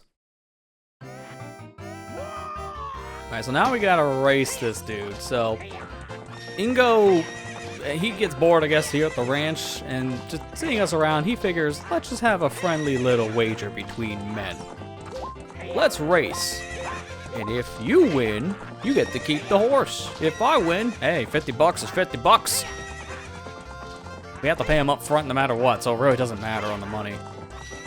But we do want Epona. And we won one race, so we get ourselves a horse, right? No, he's a bitter loser. No, do it again. I swear, that was a fluke. What's funny is I can use arrows here. You can't actually hit Ingo with the arrows, so the fact that I can use them here is kind of weird. But you can shoot the man if you really didn't like him. I wouldn't recommend it.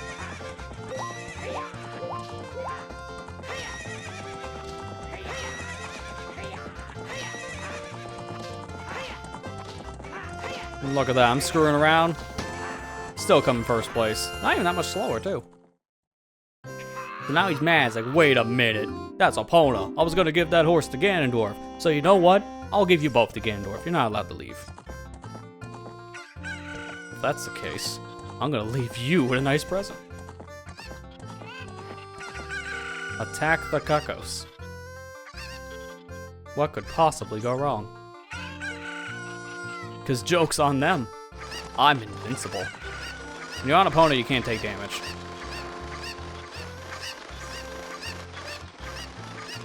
This is revenge for what you did in Kakariko to me 7 years ago. What do you say we get out of here?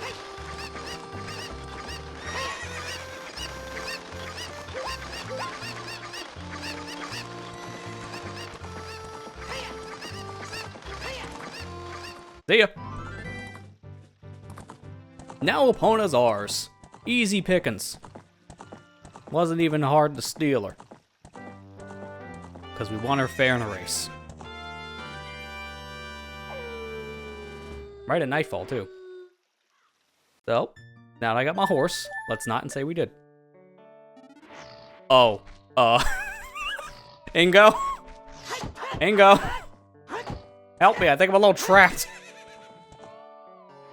I did not know this was gonna happen. Alright, so, normally, you're never able to save and quit in this area.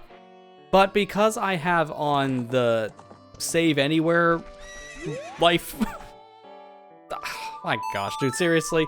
Because I have one quality of life option on here, because I have remember save location on, it saved me in here. It's not supposed to.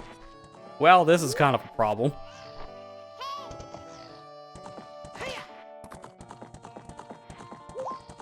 I can get out, I just don't really like what I would have to do to get out.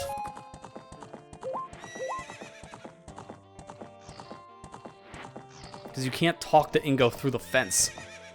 I've never had this kind of situation before. That's kind of bad.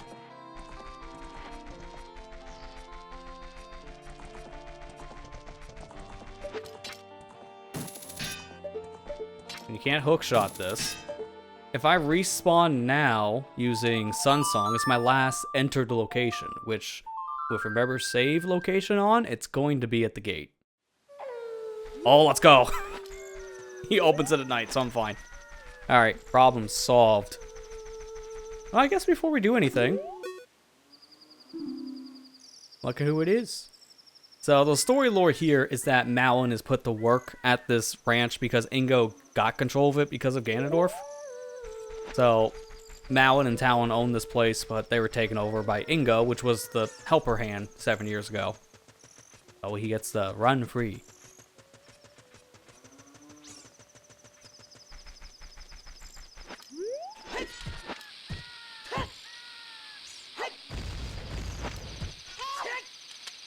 There we go. Alright, so instead of racing Ingo and doing all that nonsense we just did, how about we just jump over the fence here, and if you walk straight through this loading zone, look who showed up!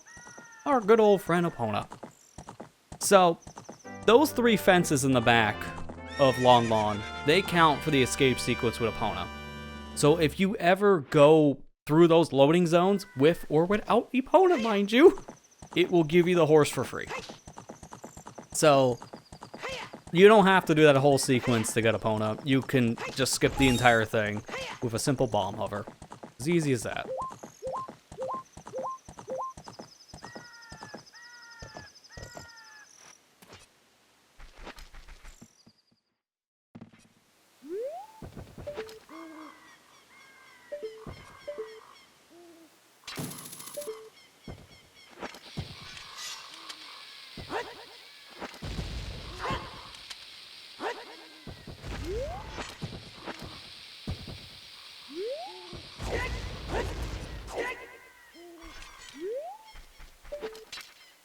And that's all because I don't have long shot yet, because this hook shot's range is pitiful. I just want to take a shortcut.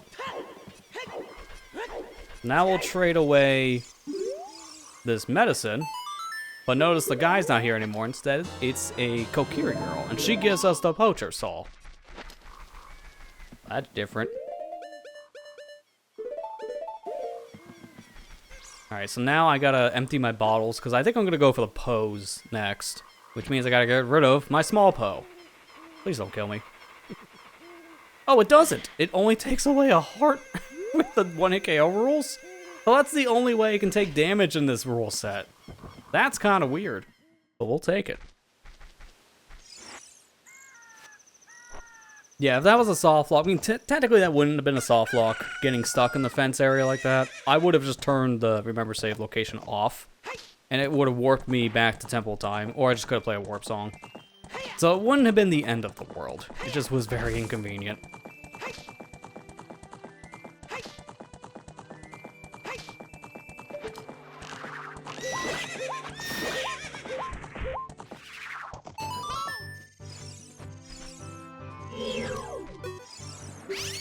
Yeah, give me that, thank you.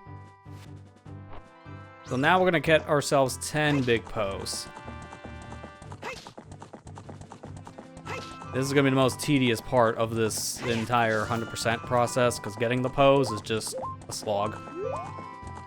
I would like to get Forest Wind on B. That would make this a little bit easier. I might do that. I'm trying to remember how to do it, though, 'cause it's been a while. I need to probably steal the fishing rod again. Because I need to get Bottle on B. That's the easiest way I know how to do it.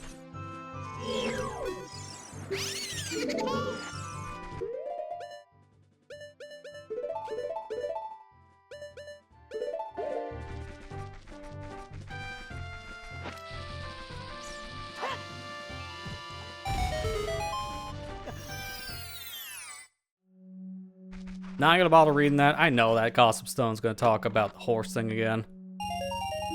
No point. I know the lore. Alright, we'll leave Opponent behind because it's just gonna be faster to run.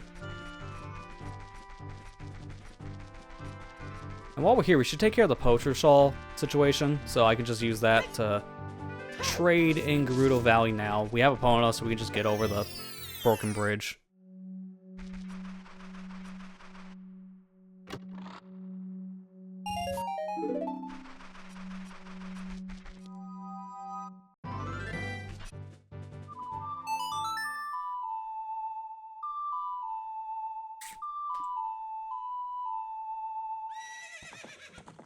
You know, now I'm thinking, to get Bottle on B, I do need to have something on...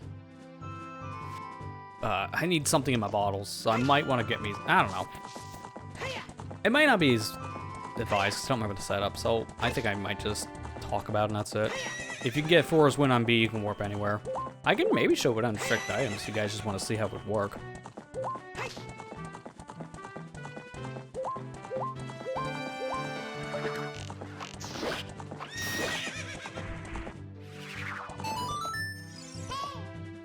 Unfortunately, though, for this side quest, we need to catch Big Pose in bottles. The problem, specifically, is that I can dupe any item into a bottle, so I can have infinite bottles if I want to. I can just put them over whatever slots. The Big Pose need a real bottle to work. I can't just give it, say, a Deku Stick bottle. That doesn't count as a real in-game bottle, so you can't put Pose in fake bottles. So in this regard, I can only catch up to 3 Big Pose at once, which means we gotta do this trip a total of 4 times. It's a little much.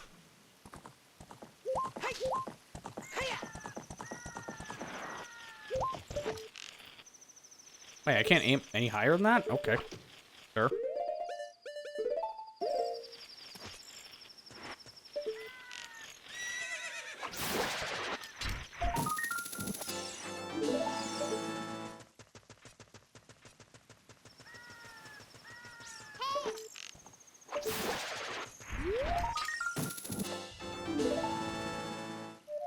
I think I play it right here, right?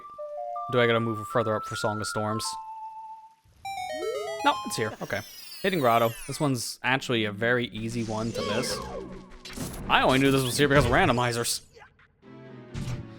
Like, rando's what taught me about a lot of the hidden grottos in this game. Yeah, only real bottles offer the hammer space. That's one way to put it, yeah. This one gives me a green potion.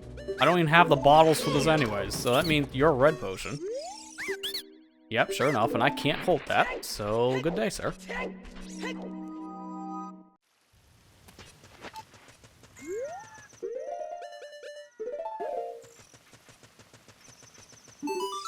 I'm gonna give you this.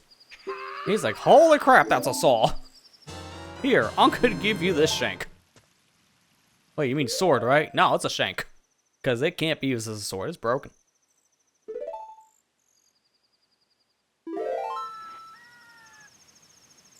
I'm turning off that remember save location. Because I want to get back to Temple of Time.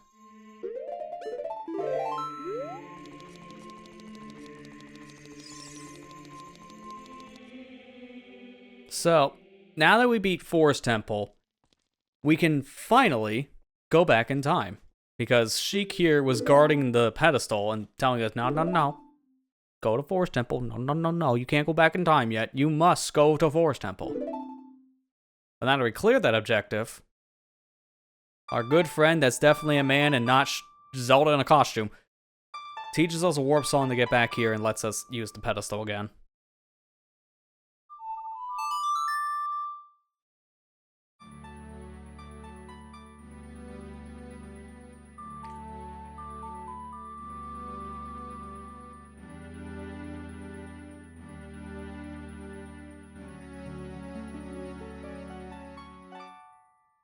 This is honestly one of the best warp songs in the game. You're always using Prelude of Light.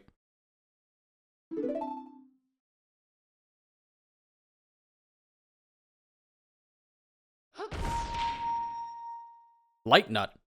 Where do those come from? Alright, so you may have imagined there was a reason why I saved before I got the song. Pretty much every warp song in the game, outside of 2 of these specifically, you can get at any given time. So I'm going to turn off all these different things. We just want to see songs. I'm going to put that there. Oh, actually move it a little higher up. There you go. So right now, this yellow song here is Prelude of Light. We do not have that. In fact, if I go to my inventory, you see that is the case. We do not have Prelude. So, what we can do, just enter very slowly. You can also do this with clipping out of bounds, but I'm gonna opt for this method. You might have saw it there before I reset for a split second, but you do get the song before the cutscene starts, like every other song so far in this game. But this is probably the easiest cutscene skip of all of them. I'm just edging my way forward, pulling out the ocarina.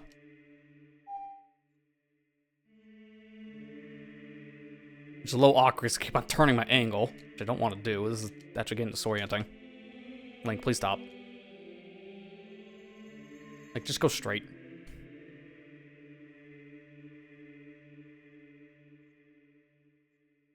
Like, I swear, you're gonna make me hurl.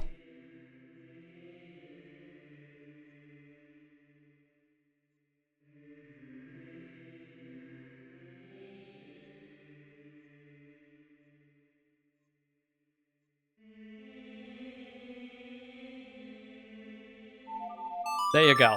So I'm entering the cutscene while pulling out my ocarina at the exact same time, which allows me to play Sun Song, and that lets me skip the cutscene. Because now, you can see on my item tracker here, I have the Prelude song. Sheik is gone, I paused the game. There it is in my quest status screen. You can easily skip this cutscene by just having Suns. It's really, really cool, but as you can see, it's a little jank to pull off. Cool little trick, though.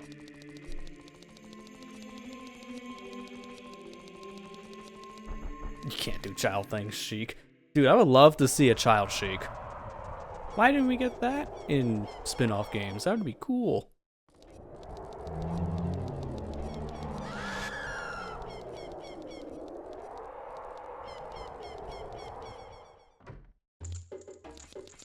Alright, so this dude just kind of showed up in the 7 years.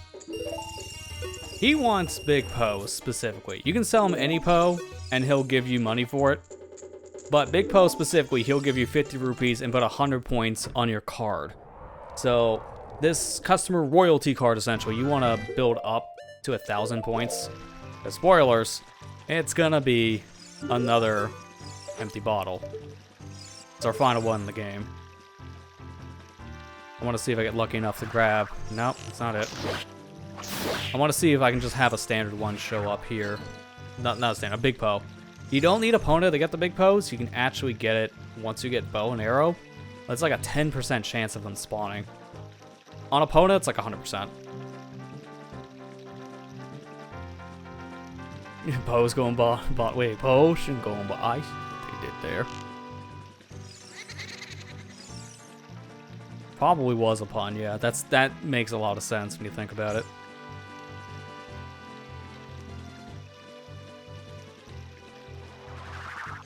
Really? I'm gonna try one more time, and then I'm just gonna get a Pona. Like I said, this is really rare, but it is possible to get these big Poes to show up without Epona.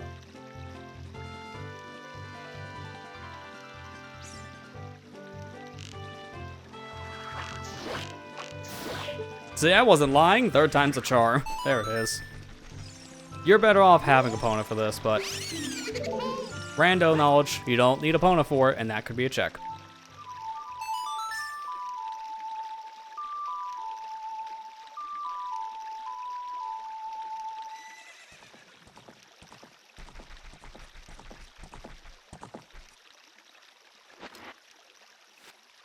Hey, you know what? Actually, because the Twitch ad break is happening now, let me put this Poe over to the Poe shop. You won't miss anything on that one if you're watching on Twitch. I have to do this with one Poe anyways. How annoying. I'm wasting a lot of money with this, but I have no use for rupees. So I'm not worried about it.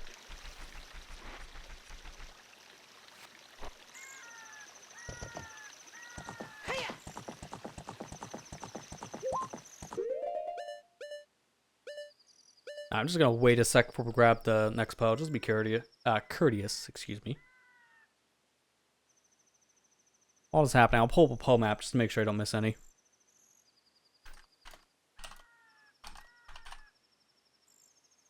I remember where all these are, but it never hurts to have a little bit of insurance on your side monitor.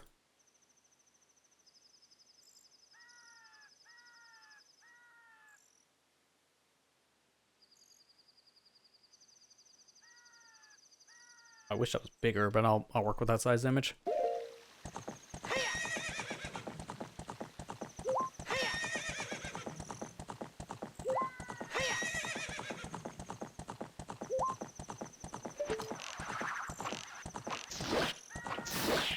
I'm gonna need some arrows. I have no arrows left.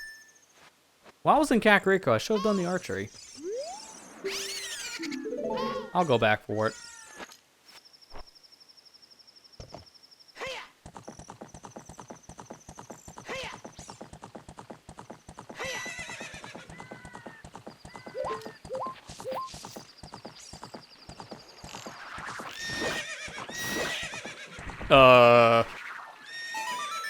Is that even possible to get?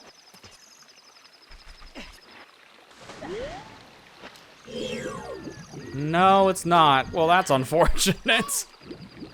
Even with iron boots, I don't think I can get that.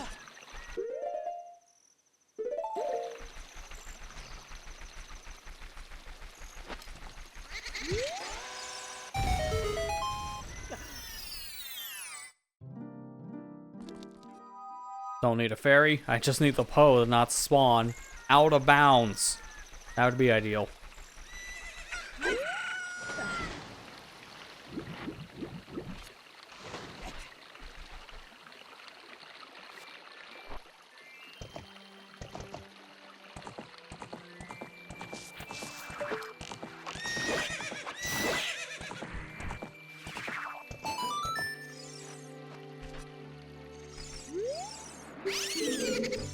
I should go back over to the Gerudo Valley entrance, because I don't think that was the Poe I got. I think I got the one that was closer to this hill. Because there's two almost right next to each other here.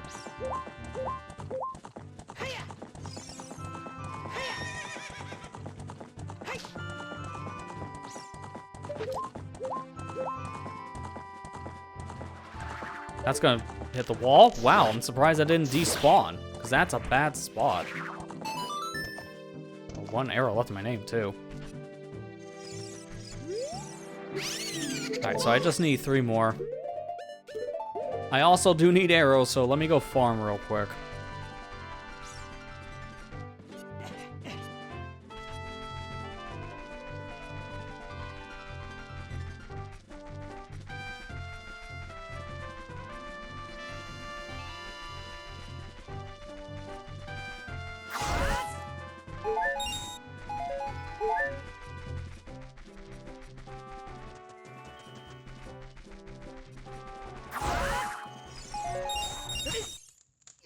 Death Warp. Legitimately, that was on purpose.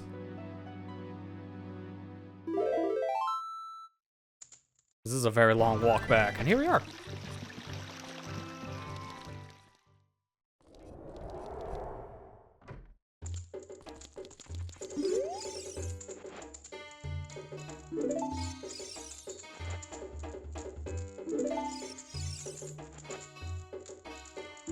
Alright, so now we just need 3 more.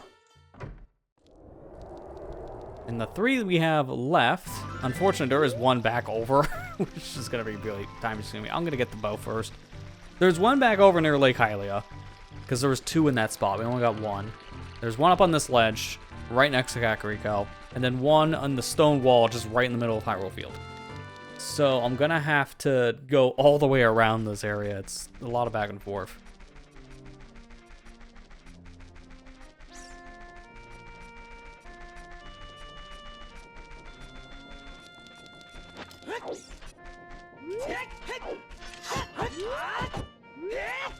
I can't remember how you get through this.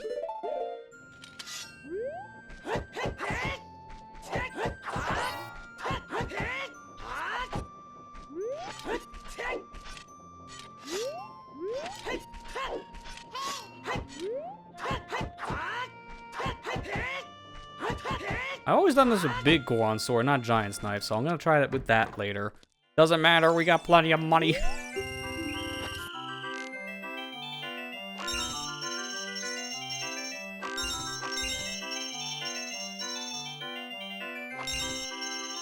You blues? Oh, that just would have been funny on coincidences. Now it's the blues. Nice! The snipe shot. Alright, so that's my big quiver. Now I can hold 40 arrows.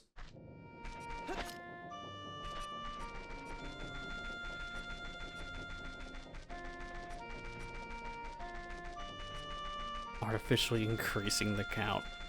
Inflation hitting hard on the Poe souls.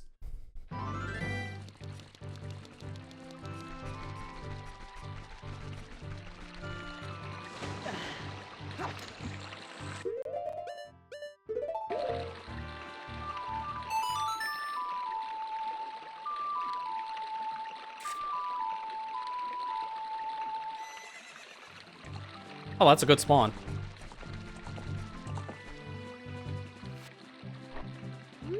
What I like to do with this specific Poe, because this one's kind of a pain, I like to get the spawn the opposite direction, because it's supposed to spawn in front of Link. So here I just back into this corner, because this is its spawn location, and then it's spawning in front of me.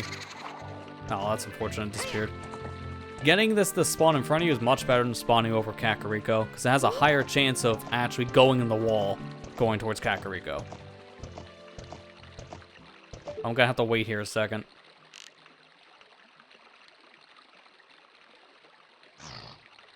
It will eventually come back. A Poe will fit in a bottle. Jeez, I don't want to shove a whole horse in a bottle, but hey, we can shove a Deku princess inside one, so maybe.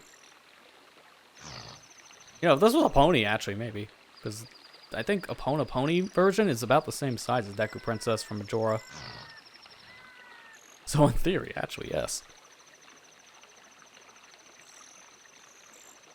That reminds me, I've seen a hack that's currently in the works right now where it's just this entire game, but you play as Child Link. And it converted all the adult stuff to child, so it's essentially Majora's Mask Link. They even got the pony version of Epona. You can ride your horse. Looks pretty good so far.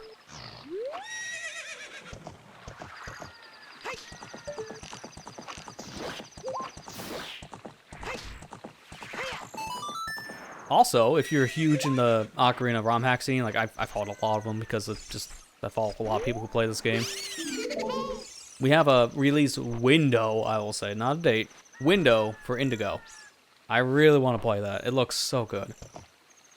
It's like a super custom game. Look it up if you haven't seen it already. Link does the gritty in it. I'm not kidding. That's real. He does a Fortnite dance in that. The community has done things. Some things we question to this day.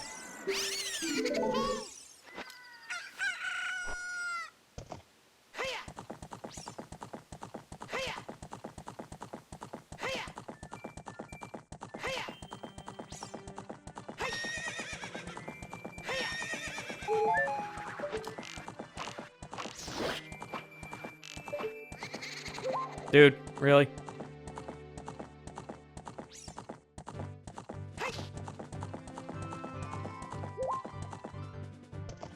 This is my stiff turning on opponent. You can't turn that easily with your bow and arrow. Unlike on the ground, we can just do a whole 360 no-scope shot. I'll just respawn the area.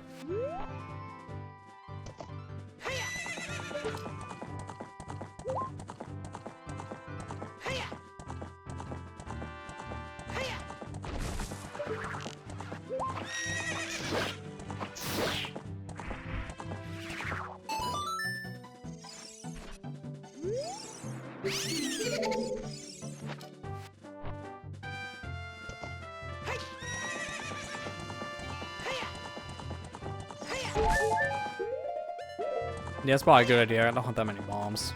I was gonna just bomb slide back, but you know what? Opponent's not gonna get used after this. Like, no joke. She is probably one of the most worthless things to get in this game, which is sad. It wasn't until Twilight Princess where her horse actually had a real meaning to it. Because in this game, she's technically optional. Because you don't need opponent to get to Gerudo Valley. You just need Longshot. So either or.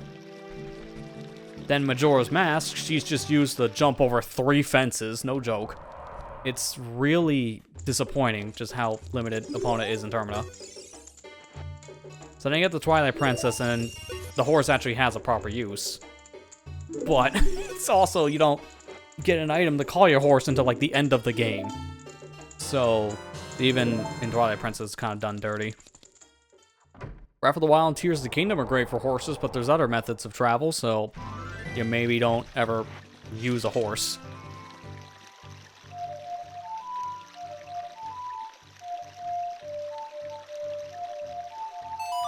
Songs are hard. Like, for a medieval world themed around horses really being your main source of traveling, you don't really use horses that much in Zelda games. Kind of weird.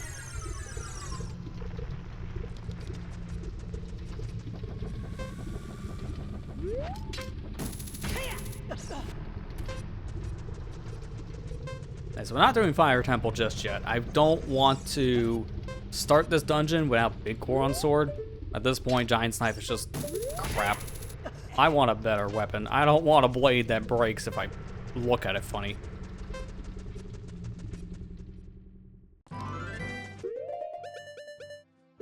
And now I can actually fix my equips, because what the heck is this? Like, this menu is just kind of a mess.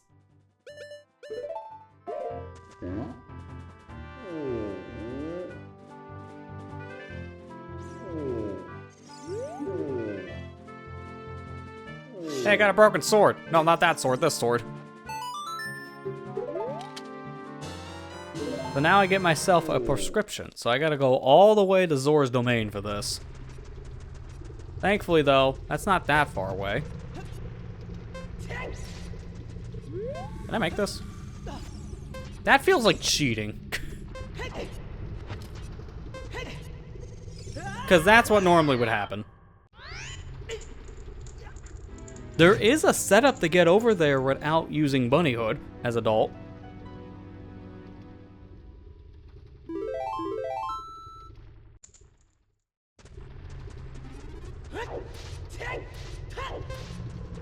Let me see if I can look it up really quick. Just to see if I can do it.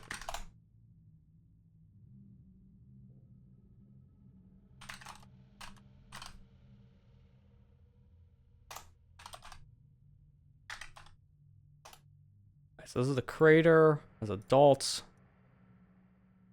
Itemless jump. Yep, alright, I found it. So I can just do this. If I get in the corner, jump, jump, jump. Okay. I think I get it. Oh, maybe in that last part I may not. Yeah, that's a contorted. Oh, I don't know if I can do that one. I'll try it. I'm gonna try this once. So it's like 3 side hops to the right.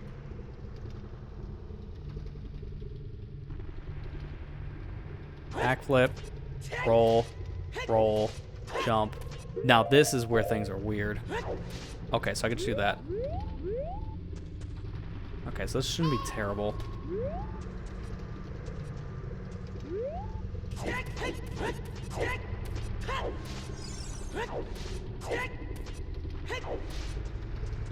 Do I hold? Wait a minute. No, I do hold direction. Okay, hang on.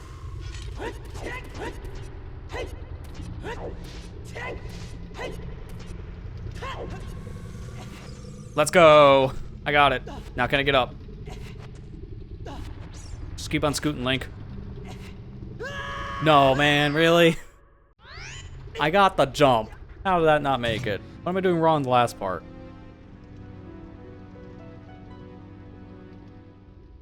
Yeah, he just climbs up. So I think I just got really unlucky and he just let go. I'm doing this.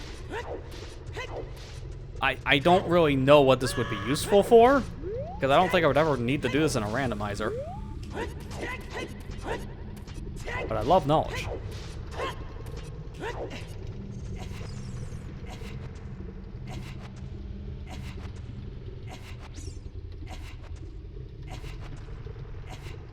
There you go. Yeah, I just got really unlucky. He was supposed to climb up and he just did not. Needless to say, if you have Majora's Mask style bunny hood, you don't need to do what I just did, but hey, I just learned something new. And as I said, I like learning new things. Shoutouts to strats.db, by the way. This website's fantastic if you need to look up any Ocarina of Time stuff. It took me not even a minute to find what I was looking for. Now, speaking of which, we're gonna do another one. Okay, there we go, Lost Woods. I don't know what it would be called. I'm just gonna do generic. Okay. Aqua Escape.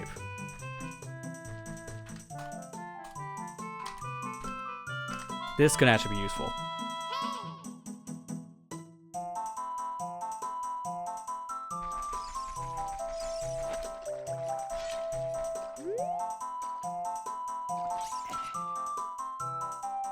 Okay, now this is the part I need to figure out. I think I just jump slash, he falls. Yes, and I can just grab the ledge. Okay, this is easy. Because if I didn't have Silver Scale, this is how to get out of here. I have it. But again, I like knowledge.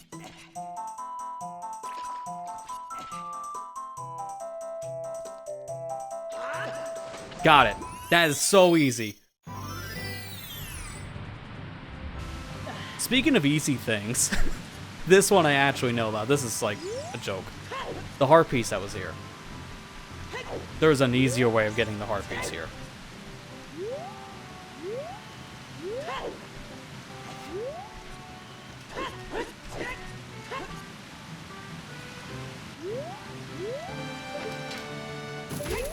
I just gotta remember how to do it. I have a video saved for this, but there are very specific jumps you can do. So you can get this as an adult pretty easily. I think it's just jump this way twice, then left, then you just hold up, and then that's it. Easy.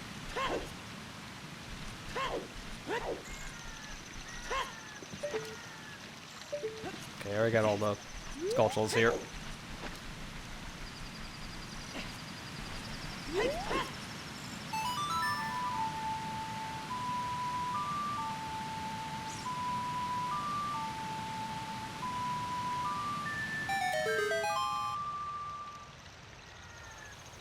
I wonder, does Strat.db have any other games in their listing yet? This is a site I recommend people that want to learn a lot of tricks for games. Oh no, this is filled with a lot of things so far. Holy. Alright, I need to take a moment here.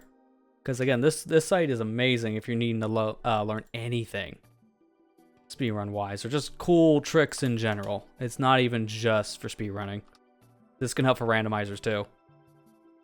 So, this site I've been using a lot. This has just been on my side monitor for a lot of the stuff we've been doing for this Ocarina playthrough. You can search for a game here. It defaults to Ocarina of Time, but you can pick anything. But here's just a list of some of the games they have on this website. And it's a lot of stuff. From newer to older games for speedrunning. So it's really good to have a list like this. There's over 50 plus different entries here. It's insane. So the thing I just did, for example, we can go to Ocarina because they're going to have the biggest search database here. It just loads up a bunch of YouTube videos. So you can watch a video of one of the tricks you're looking for because you don't know what to do. So in this case, I can say I'm looking for Aqua Escape. I know the spell. Which can point its location, so Lost Woods. As an adult, you can specify it needs an item or not. Difficulty version if it's version exclusive. And would you look at that? Finds videos immediately. You can watch the video in question. It gives you a little write-up to what could be used for, things you need.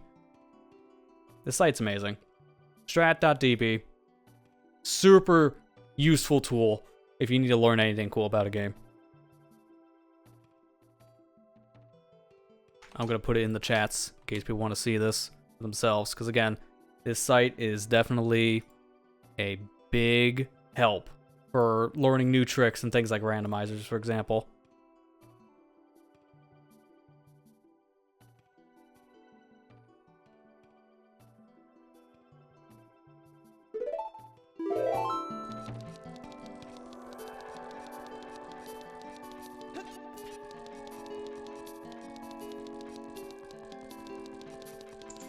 We also unfroze King's Ore before, don't mind that. We have the money for a blue fire, so I could have just done the blue fire strat. Oh, I almost went this way. I will actually die if I do.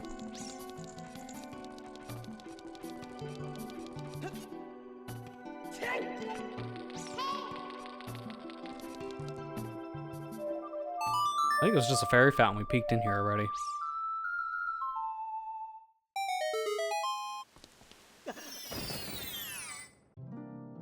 Yeah, sure enough.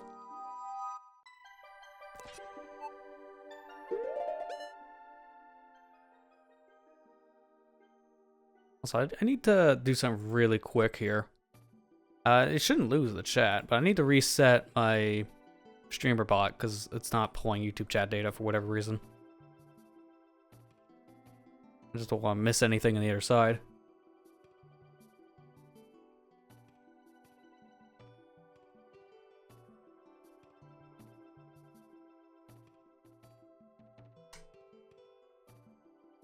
Okay, looks like it's now loading everything correctly. I refresh it. It shouldn't affect anything for you guys on the actual overlay. There you go. Yeah, now I can type in that chat. Okay, so that was broken.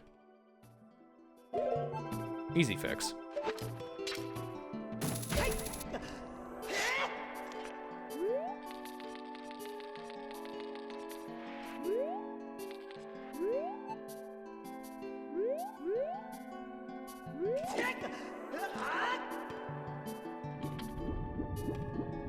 I'm not running all the way to Hylia, by the way. I'm just taking this route.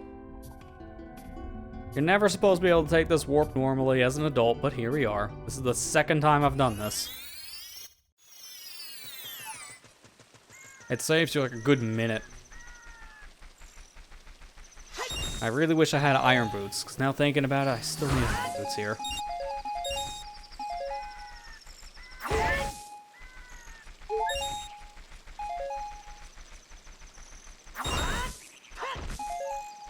I'll just remember to get the lab stuff when I'm having to come to Water Temple.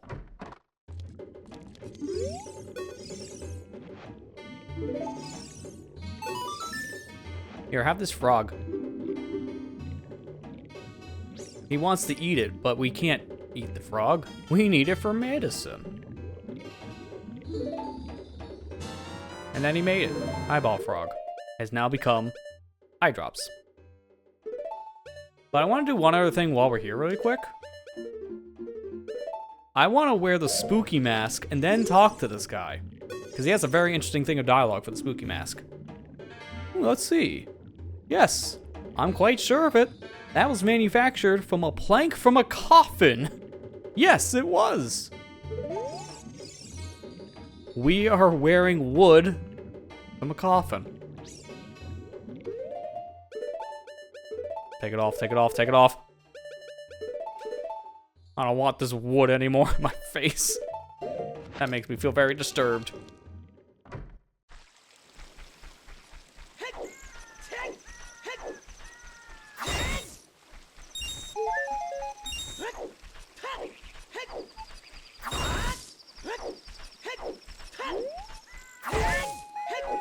Really? Not a single bomb drop, huh?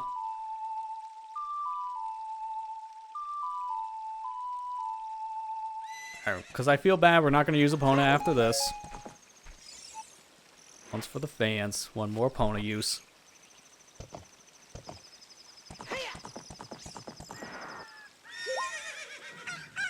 This is why I don't use Epona normally, because she's kind of jank in the N64 Zeldas. She will stop at anything.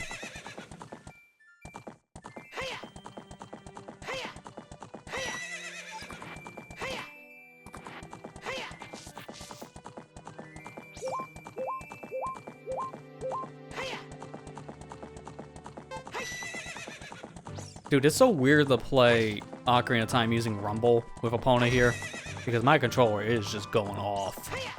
Every time she gallops, there's a new rumble vibration. Let me see if I can show it.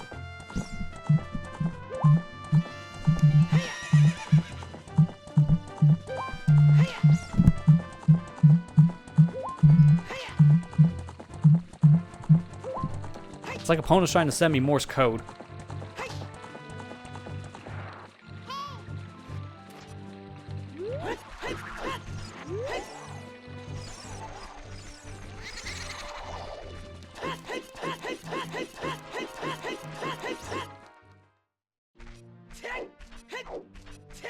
Okay, that was weird. I saw the skybox change for a second there.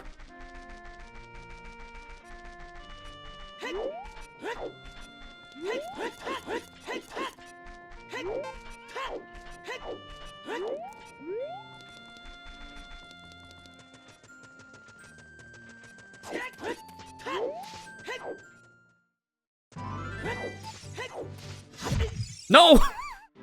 That's really bad because I gotta restart all the way from the other side. Which means we gotta go back to the frog. That's really stupid, dude. That's really stupid. I swung my sword and everything. I'm so mad. I do have the time save back on. Remember save location? Yeah, okay. Good. I'm so mad. That shouldn't have happened. This is why I saved in here. I had a feeling I might need that save.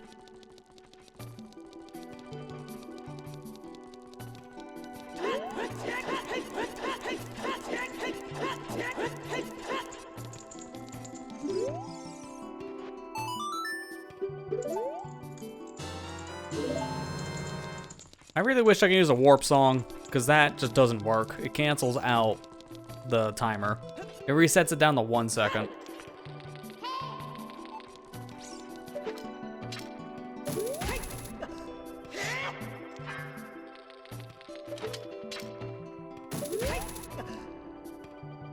You know what? No. We gotta actually have a challenge for this one because I failed it. We're going this way.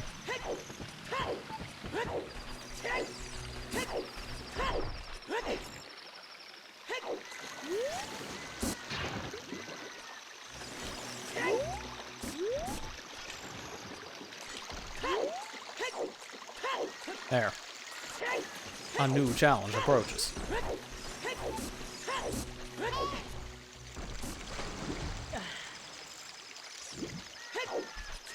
Then we can use Epona for the rest.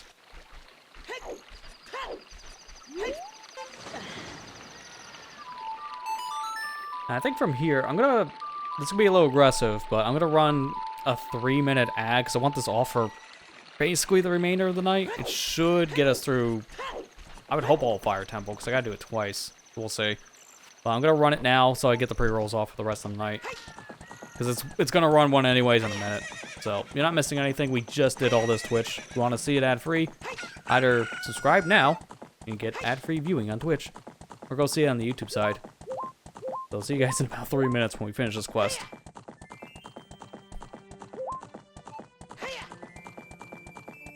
And for the people watching along, we're definitely not dying.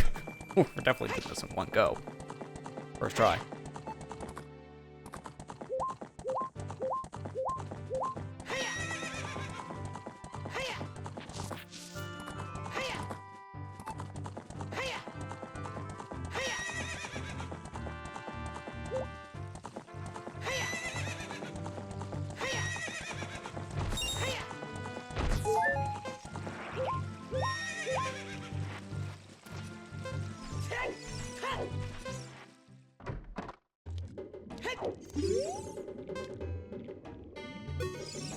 Dude, seriously?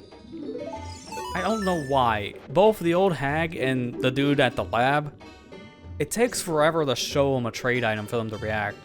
I always just, like, show them the item once and then show it the second time and they react the second time around. It's really weird.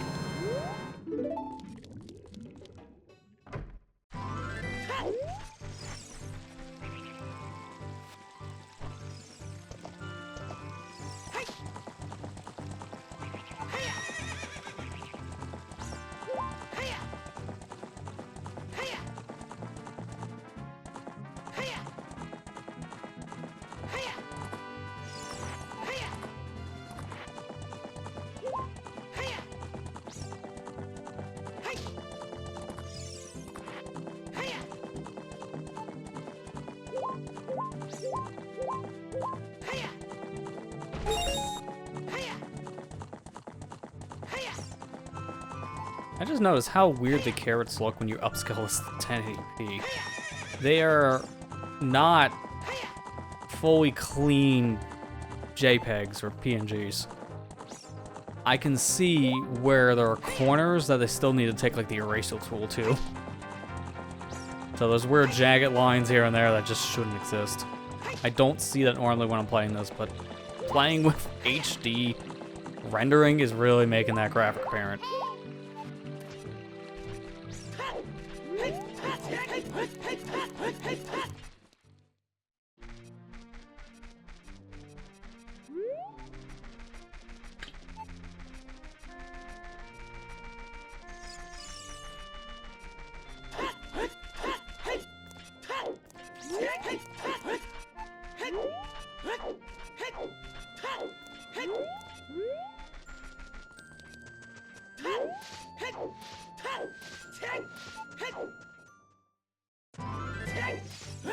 I'm staying far away from you this time, Tektite.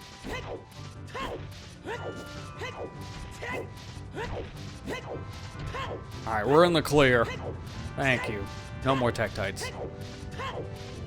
So the magic bean I planted here while we were a child wasn't just for a heart piece I couldn't get without taking damage.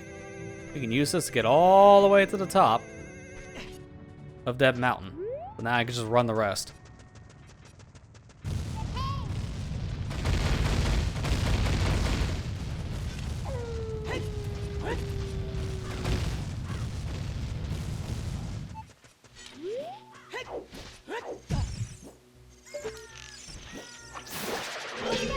That was close.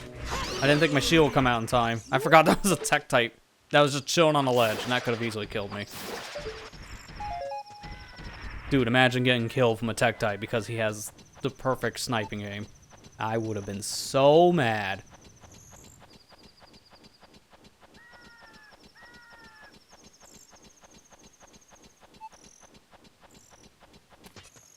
There, we made it. So now I just give this Goron eye drops, and he'll be able to give us something very, very special. So here, have these.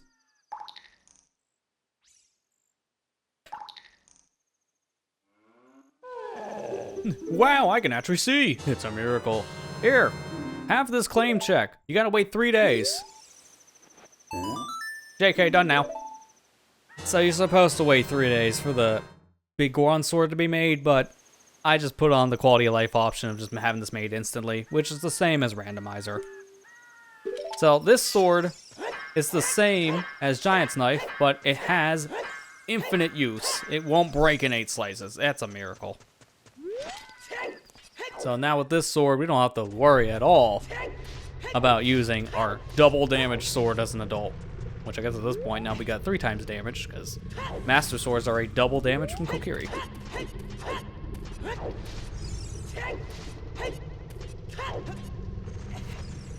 I don't need to do this, but I learned a cool thing. I want to do it again. I like this. Until it kills me, then I hate this trick.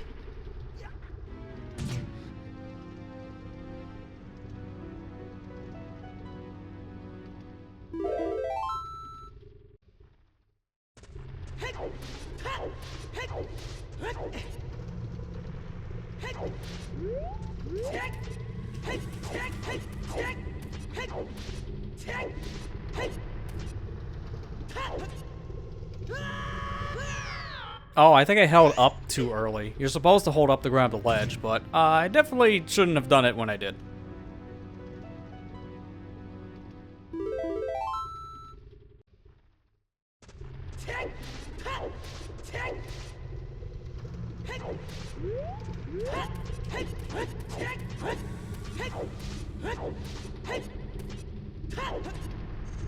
There you go.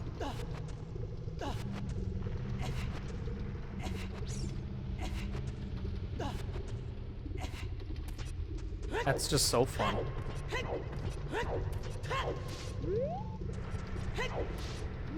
You know, I can get this now. I'm supposed to come back with a magic bean and grab this piece of heart. I'm gonna see if I remember how to do something else. Grab it.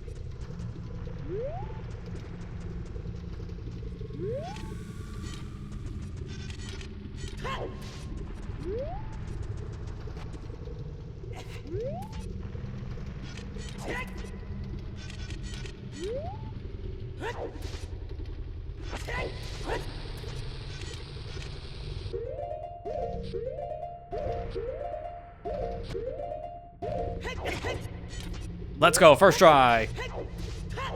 So this is gonna save me some time for later. Cause I got it. You know what, fine. I just wanted to show the cool method, but I'll go back and plant the bean for now.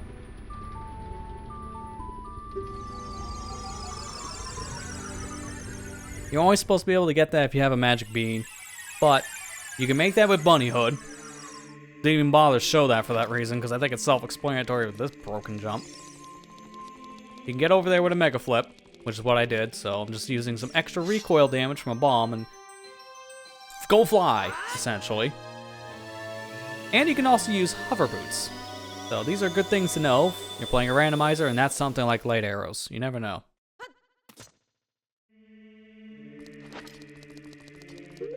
Oh, I need to get bugs.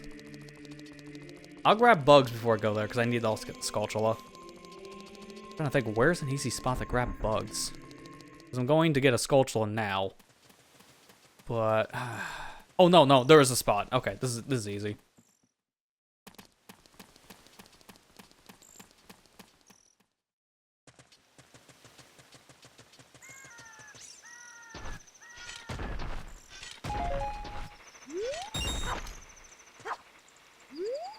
It's like, camera, please.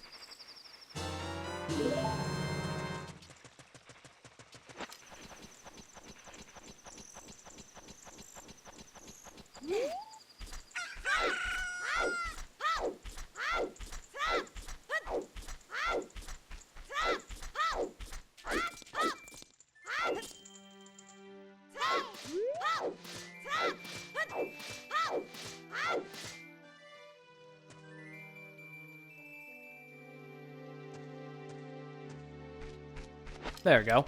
Easy. This will be our last Skulltula we need here in Hyrule Castle. Couldn't get this until you had Song of Storms, as it's locked behind a Storms Grotto. Might be our last Storms Grotto we haven't seen.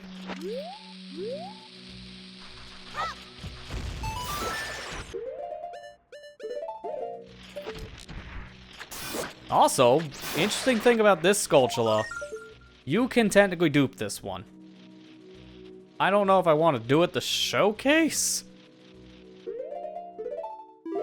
I think I will. What am I at now? 62. There you go, I got it. And I'm at 63.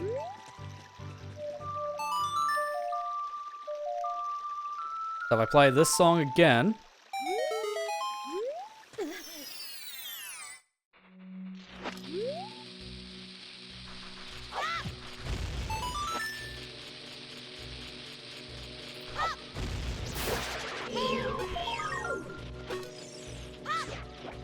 You get the same Skulltula as many times as you want. That one will always be here. If you get in that light, go back and forth, it'll always be here. So that's 63 Skulltulas in total. I'm going to adjust the number, because I can do that pretty easily. We're not duping the skull for very obvious reasons, but I do want to mention that is the thing you can do. I actually did that when I was playing this game growing up as a kid. I couldn't find all 100 Skulltulas, but I read on a GameFAQs wiki article, or it was a guide, I can't remember. I read somewhere in GameFAQs that you can just do that little trick, so I just duped my skulls until I had 100. And then I saw the reward, and I was glad I never went out of my way as a kid getting all the Skulltulas, because it would have been really bad.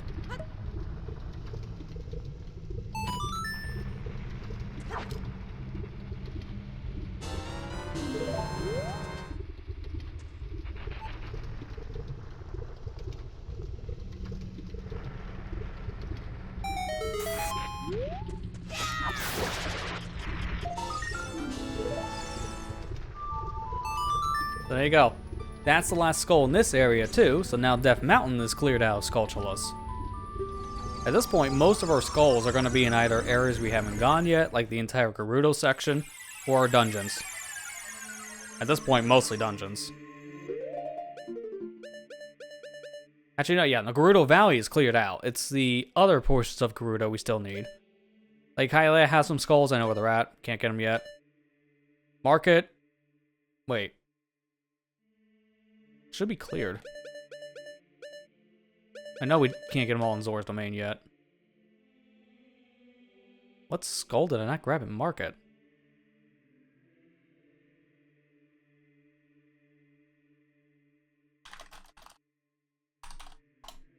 That should have been all of them.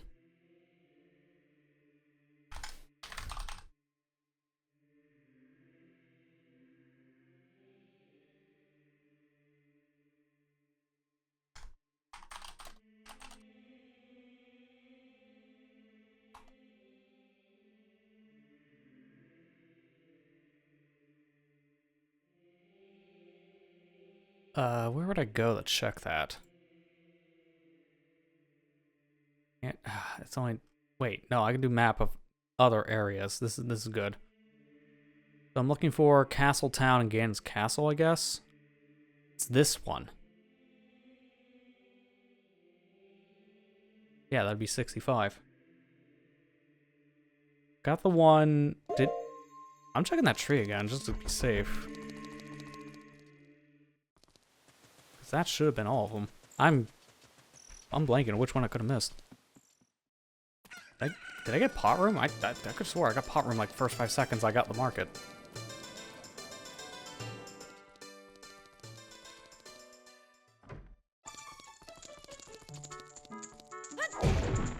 Yeah, I got Pot Room. So it has to be Hyrule Castle Tree.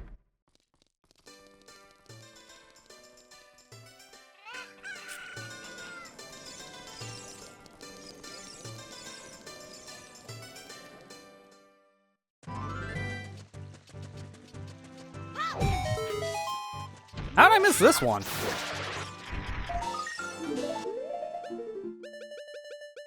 Sure, okay. Brain farted when I got here in the first hour. Okay. So that makes a lot of sense. Because that is it for Market. I knew for a fact once we got the Song of Storms skull, that was it for Market. I don't know how I missed the one in the tree. That's fun. So it's only Zora's Domain and Lake Hylia now that we've actually explored. We haven't gotten all the Skulltulas, which... that checks out. We can't get all the skulls just yet in both areas. There's one skull left each. With some glitches, I can get the one in Zora's Domain. I'd rather not, though, because I don't really know how to do it. And then the other one in question, I can get the one in Lake Hylia right now with hook shot. Just a really precise shot.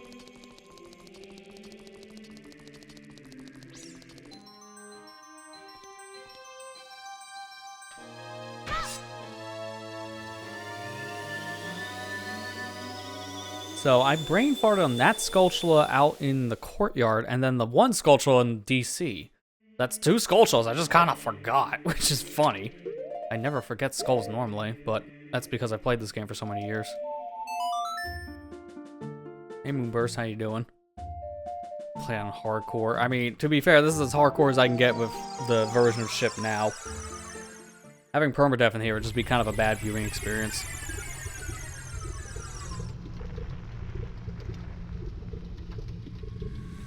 The Hunter Hammer Volley and Twisty Island Brothership. I don't know what you're talking about minigame-wise, so probably no. I don't think I've got to that part.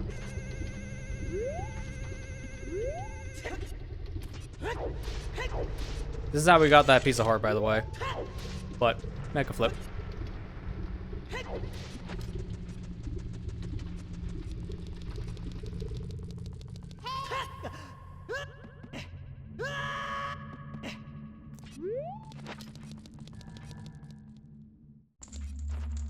Alright, here we are in Fire Temple. So now we can actually do our next dungeon. So, what's my def count? 103. I think I need to modify this by 1. No, it's already modified. Cool. I do need to copy my save file now and put it into the other version of Ship. No, you don't. No, you don't. I see what you're trying to do. I am here modifying save files. It's a good thing I'm doing it on the same monitor I play the video game on. Jeez, that would have been stupid.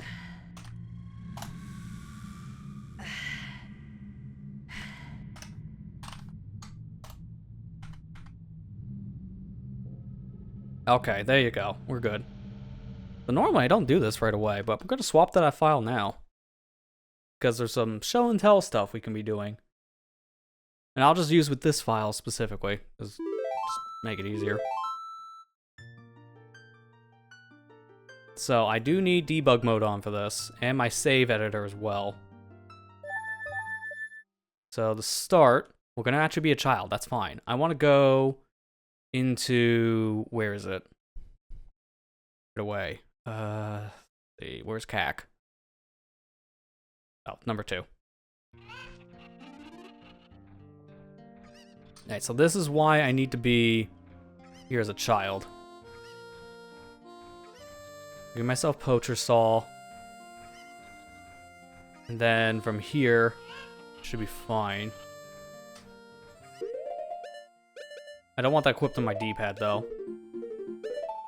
I'm gonna equip it normally. I'll leave this stuff on because this is funny looking. You can actually put on Goron Tunic as child in this. It's just a cheat code. But this is what happens if you try to use Big Goron Sword as a child, by the way. It's really goofy looking. Not just that, but let me transform this into Giant's Knife instead. That should be Giant's Knife now. Yeah, so it's taking damage.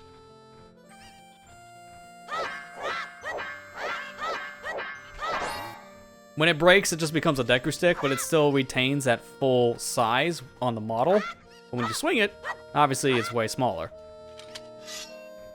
It's just the model's always the Master Sword, which I find funny. So here's why I wanted to be here specifically as child. This is the same guy as an adult we can trade Poacher Saw to. He's the boss of the Carpenters. And at this time period, he should have his saw.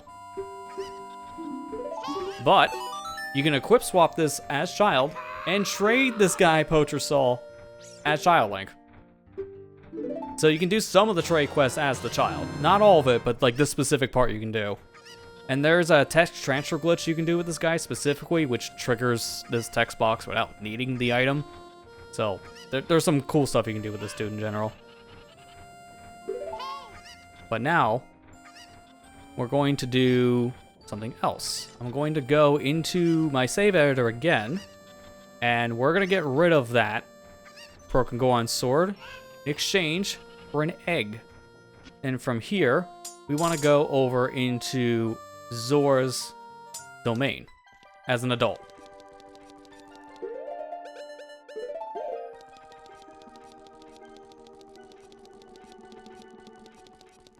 And the reason why we want to do this is because of this dude right here. Although, I don't think I can do it on this file, so I need to change out to the other one.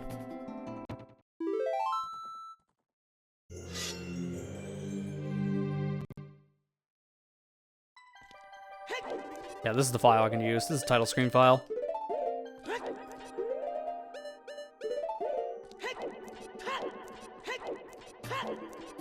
Oh, let's not be slow. I got no clip. Okay, so he's frozen. I can do the other method of unfreezing King Zora now, because he's right in the middle.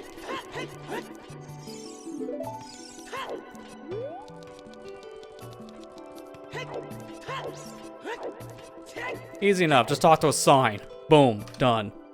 Alright, so let me see if we can turn on an input viewer for this. It's going to make it much easier for you to understand with an input viewer.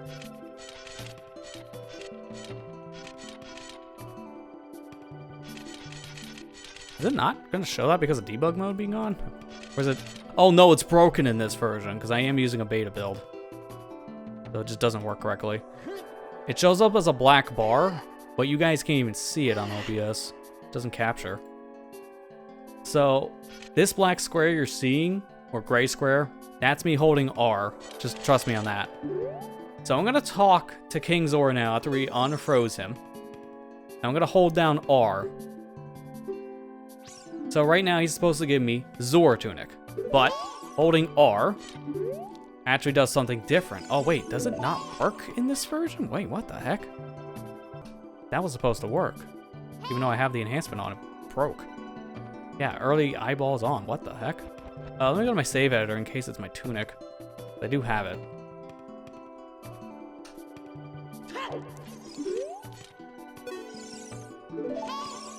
That's what it was. Okay, it's because I had the Tunic already.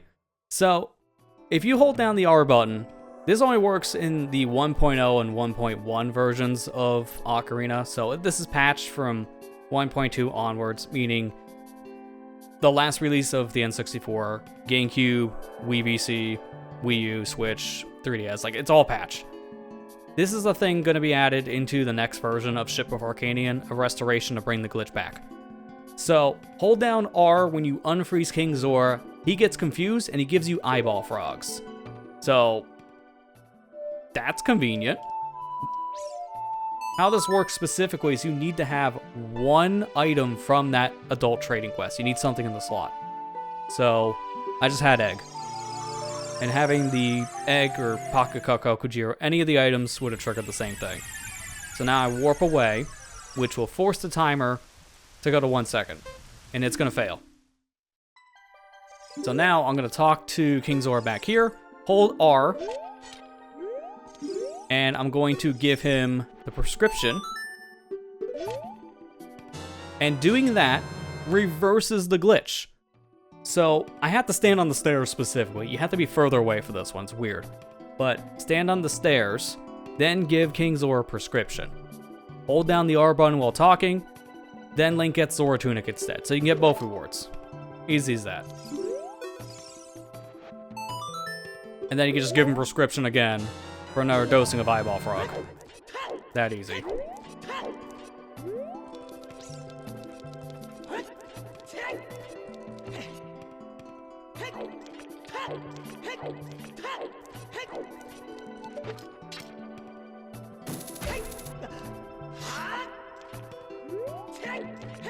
So from here, I'm going to do the rest of the quest again.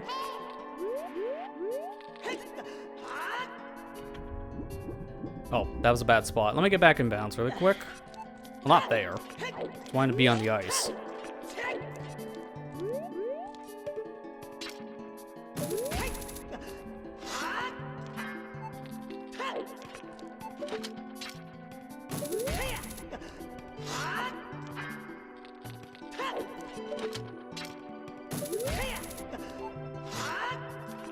There you go. Now we got it.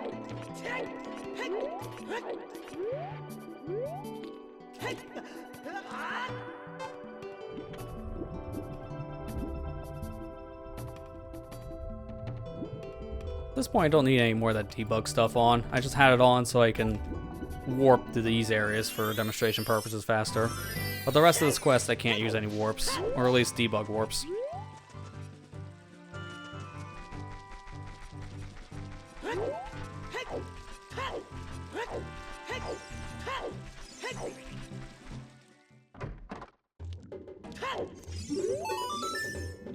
There we go. Actually traded first time around. That's a shocker.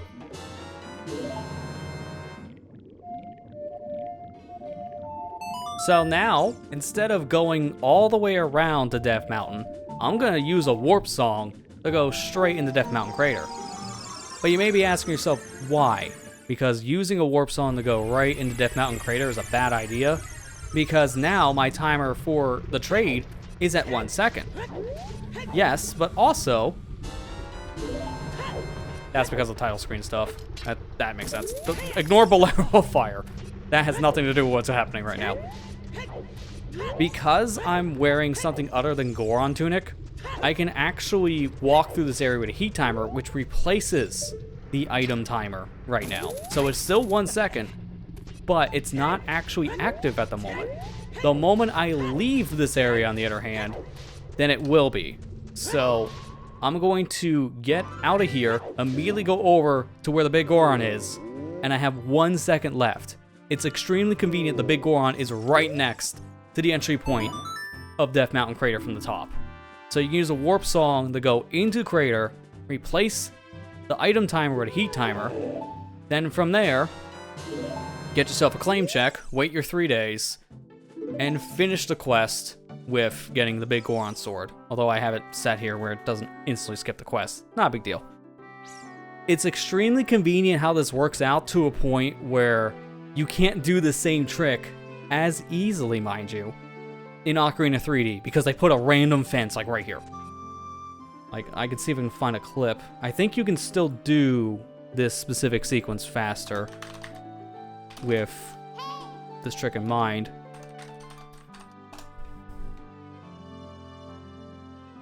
Just trying to see if I get a good screenshot that shows random fence in the middle of the road.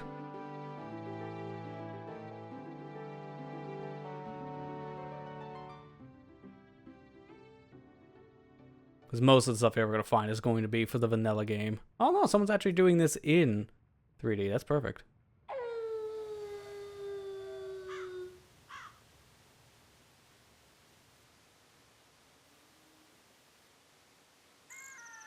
Oh, there's no fence there. What? I thought there was a fence in this. Is that just for child?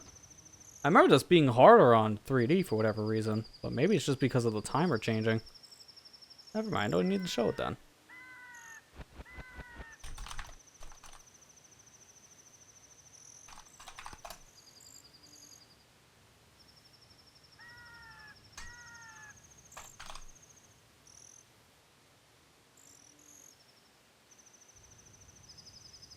I just want to see if that was the case for child, so I'm checking footage.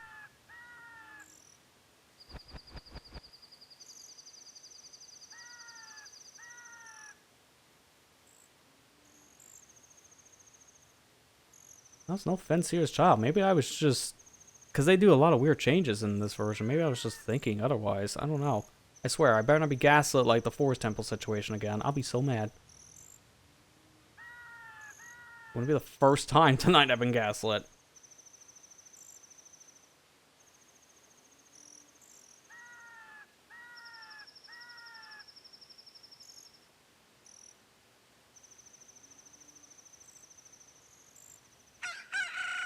Yeah, there's no fence here. Huh. Well, like, let me close this one. Go back to the other game. I swear there was a fence there, but I just can't remember. And I can't find footage to prove it.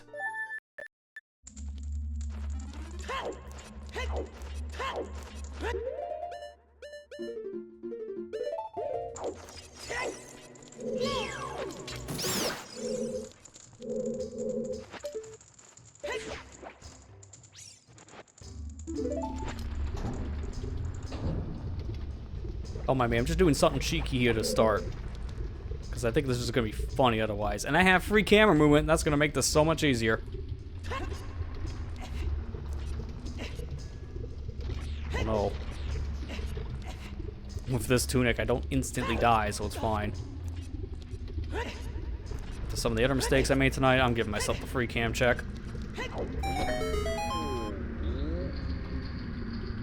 You can see yourself out, right? You're on your merry way.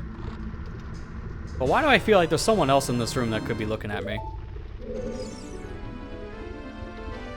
There he is. So I did a very specific thing to lock the camera. If you throw the boomerang and then pull out an item that gives you a text box, you can do a turnaround animation in the middle of it, which is what I did to open this door. So now I have the camera lock coming in here, which freezes the cutscene for Darunia. As soon as I turn the camera over to Darunia, the cutscene plays.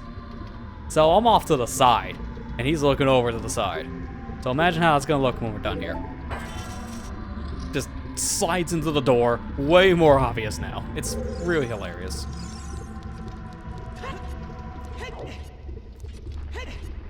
That's why I wanted to do that at least once.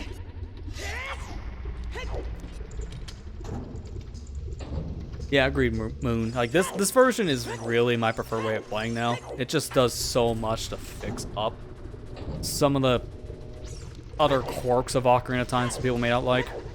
It's just so nice to play with, like, all these extra options to mess with. It's really cool. That's why I want to do a rando with this at some point in the future, too. Much as I like playing the original version, I have definitely adapted more to playing ship. It's so nice to have some of my favorite games of all time just playable natively on PC now. It's great.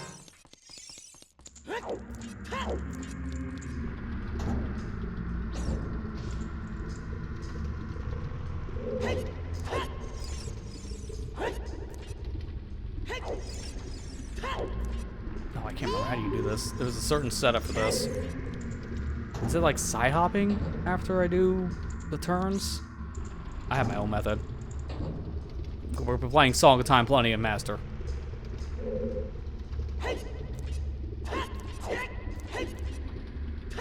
No, okay. My favorite website coming back.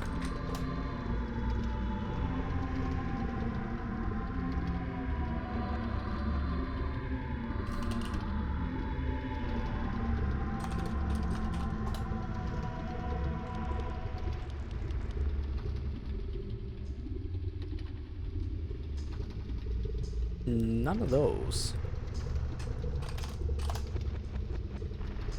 There you go. This is the one.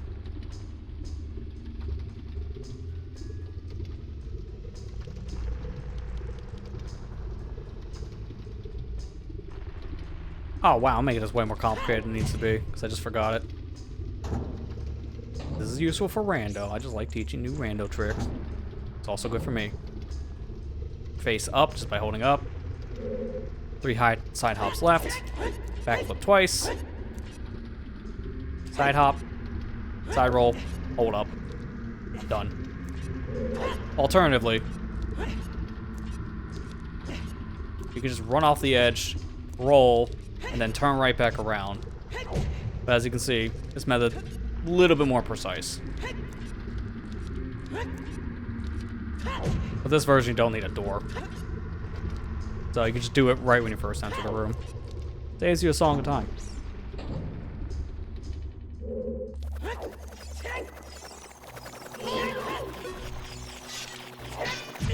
This is like, how am I gonna do this? I think I should swap out to the other sword.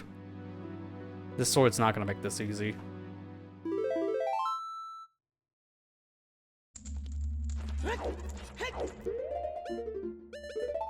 Much as I like the extra damage from Big Goron, I honestly just prefer to use Master. It's better to have a shield than having a two-handed weapon. Although there is a cheat in this, you can use a shield with Big Goron sword, so there's a fix for that in this version.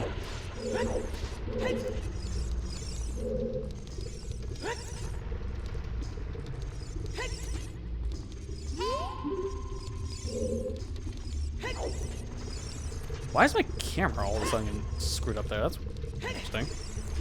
It's hitting the side of the wall. Yeah, like this. Why?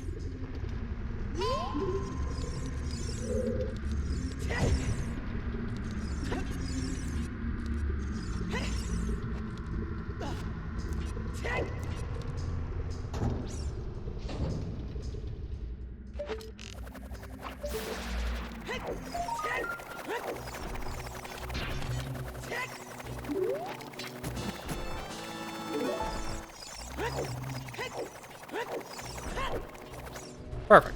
I did not want to fight that like leg.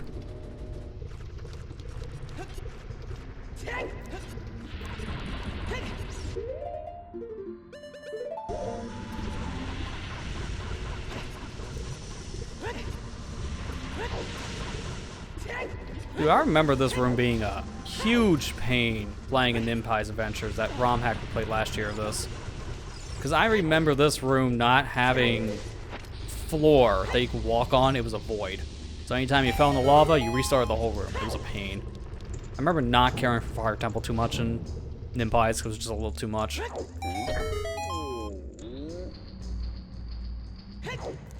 Honestly, a lot of the adult dungeons I don't remember caring for too much. I remember liking Ice. I almost called it Ice Temple because it's Water Temple with ice now. I remember that dungeon being really interesting.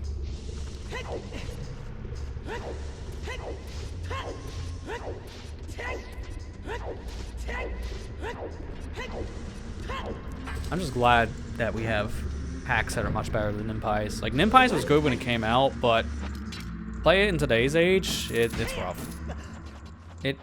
It still has some interesting ideas, but I do think a majority of it is just a little too jank by today's standards. When you have games that basically feel like custom projects now in the Ocarina engine, something like that really does stand out from its own time period, sadly.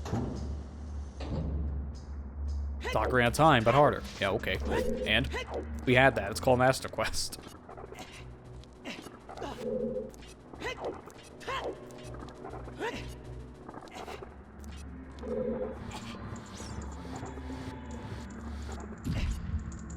Sadly, there's a bomb clip you can do in this room, but I can't do it because I will instantly die. Did that stop getting pushed? That doesn't line up correctly in the floor. What? Okay, sure. That looks terrible.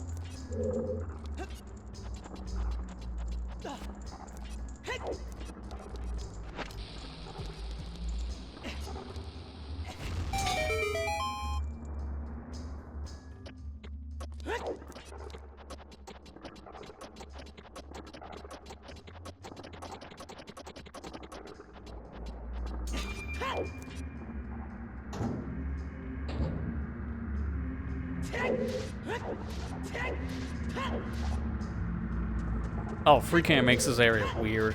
Like, honestly, it's maybe better not to use free cam here. Standard camera is good enough, especially in widescreen.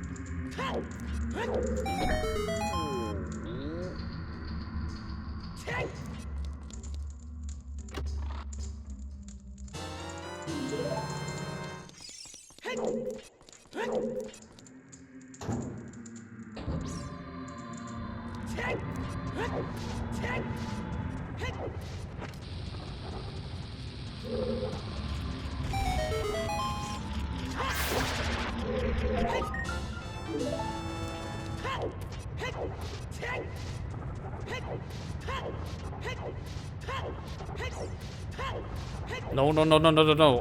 Okay. That was a little close.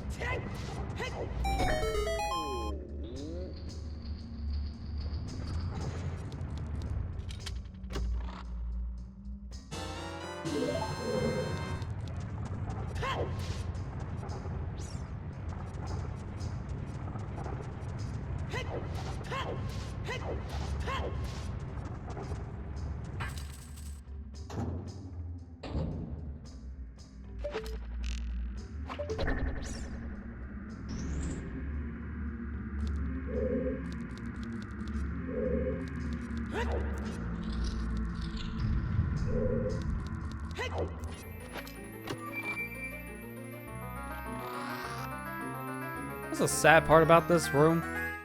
The wall that's right next to where you enter is slightly too high. That means you can try doing a ground jump here. You can't reach. It's barely out of reach after you reach. It's really unfortunate. You have to go all the way around.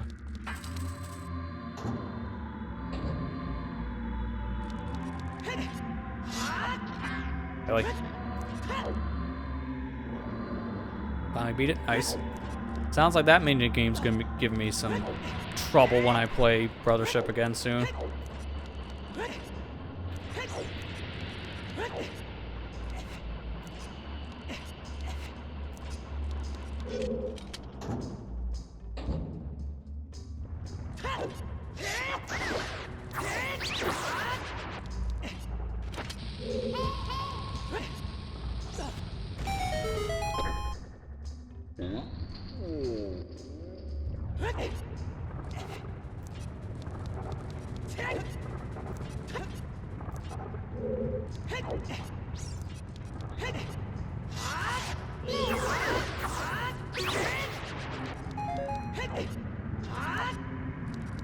This guy's gonna go right into a maze of rocks, which normally sounds like a bad thing, but for Gorons, that's just a buffet. Speaking of, now thinking about it, why didn't they just eat the boulder blocking Dodongo's cavern? Also, why didn't they just go into Dodongo's cavern and eat everything there? Because everything in that area was just rock creatures. Like, come on, guys, why did I have to do your work 7 years ago? You could have done that yourself.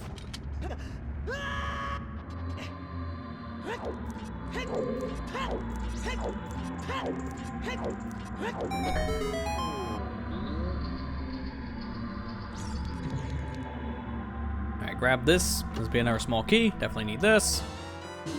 And peace out. You can find your way home, right?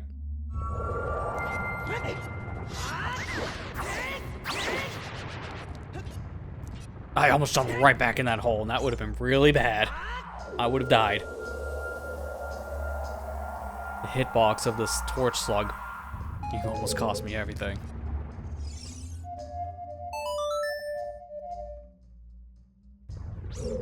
Yeah, it's not close enough.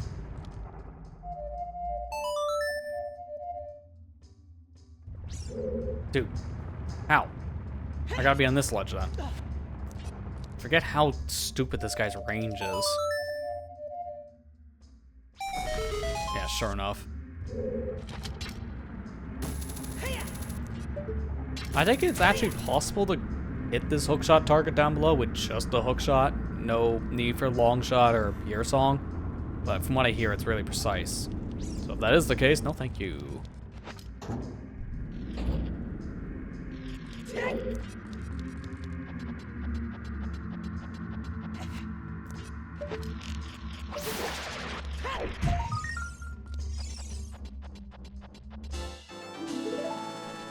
Alright.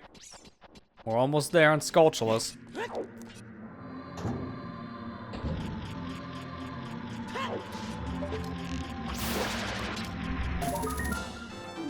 And then there it is. We don't need any more, right? No, we do. We still need to get, like, another 41 for starters.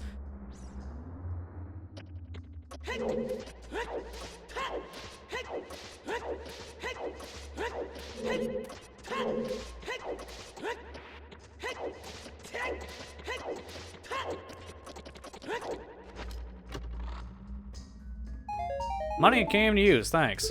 Appreciate it.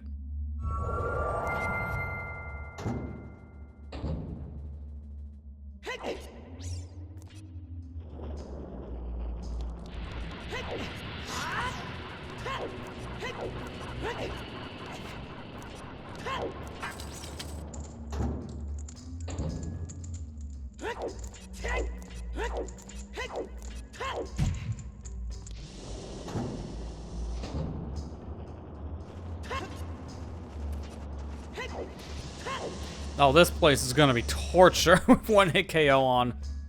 Because this fire maze, if I get hit anywhere, that's instant death. And everywhere you turn, you're just gonna get jump scared by fire. I gotta go this way first, because I gotta get the compass.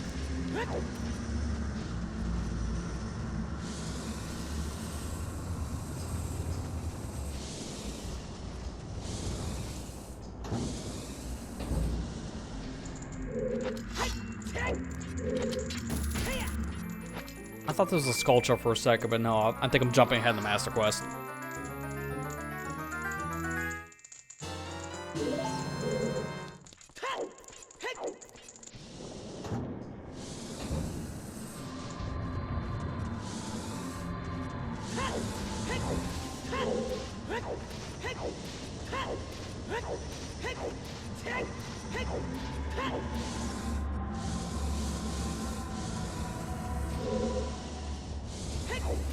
Nope, nope.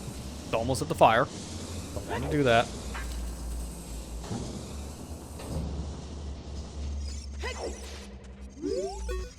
Suspicious Song of Time thing, huh? Is it Song of Time? Or is it just another Pierre? The answer is Song of Time, because there's a Song of Time block up ahead.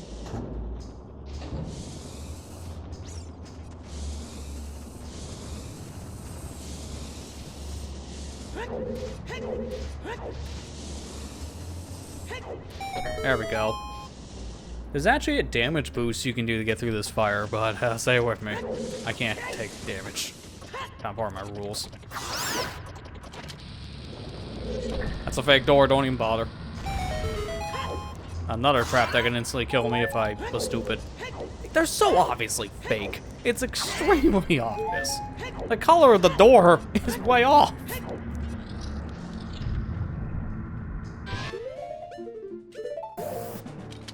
Alright, so I want to use this sword. I want to see just how much damage it does. It does triple damage now, right? I mean, it's great.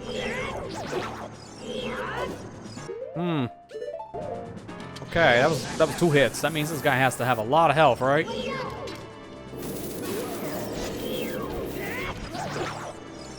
Oh wait, that only did 1 hit.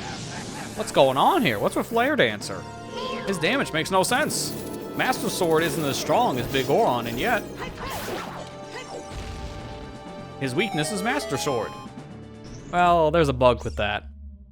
So I think we actually know the full reason now why that's bugged.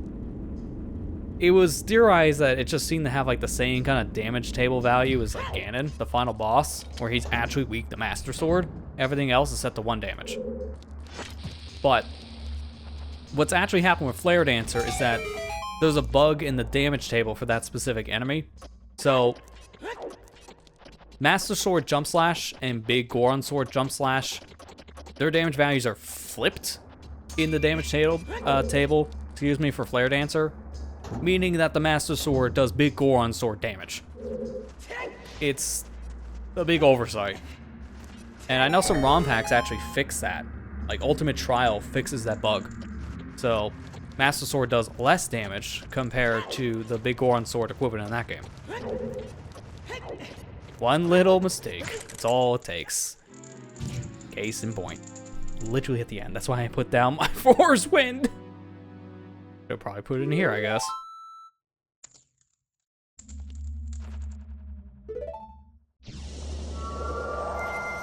Put another one down here, though.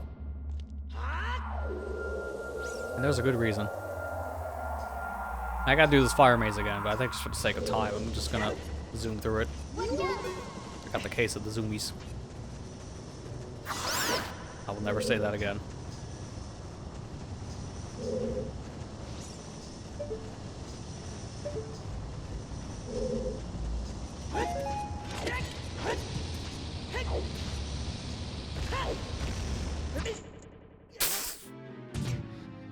Okay. Okay.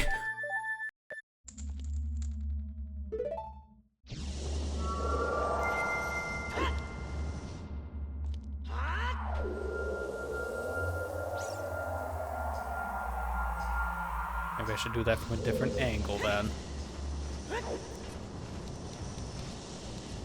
Like, say, from here.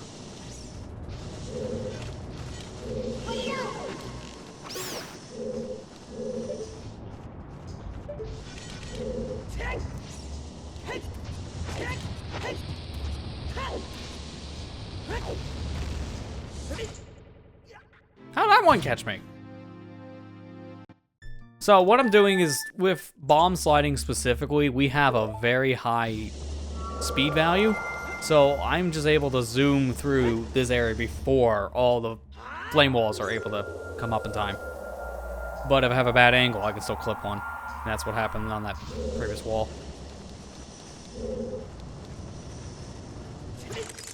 And then there's just keys. I hate the fire keys in this room. To be fair, I hate fire keys in this dungeon period, because they always just blindside you. Just like the Gwei in Lake Hylia.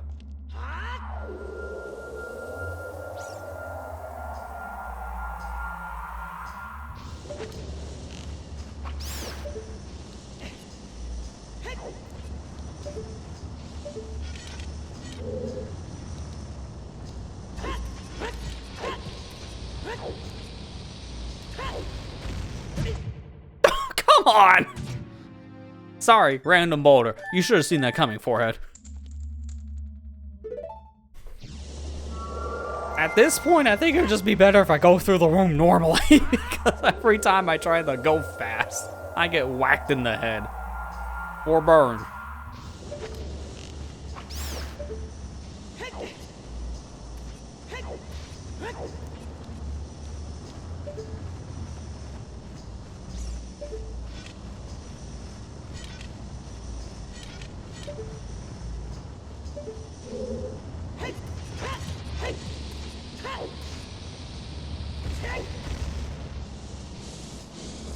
Finally. First try. Oh man, this room is stupid.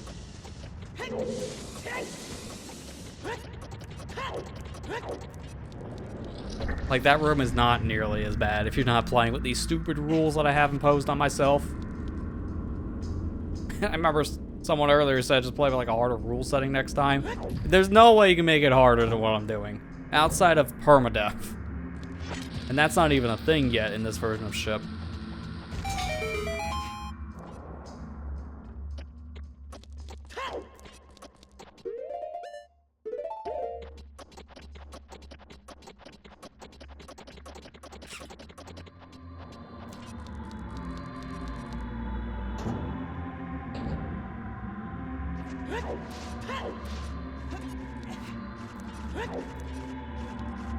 Oh yeah, I forgot. This switch is like slightly raised off the ground. You can see it.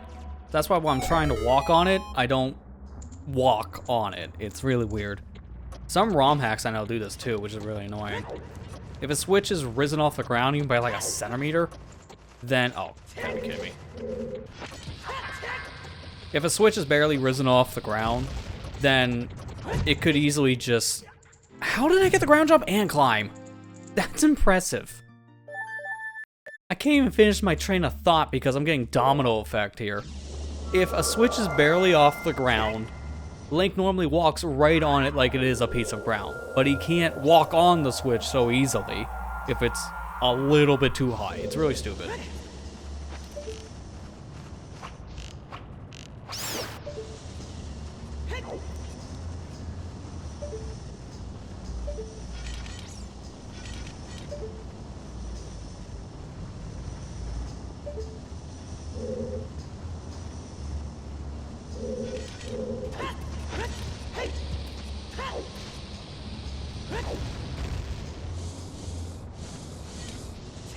Yeah, I'm getting the hang of this boulder pattern now.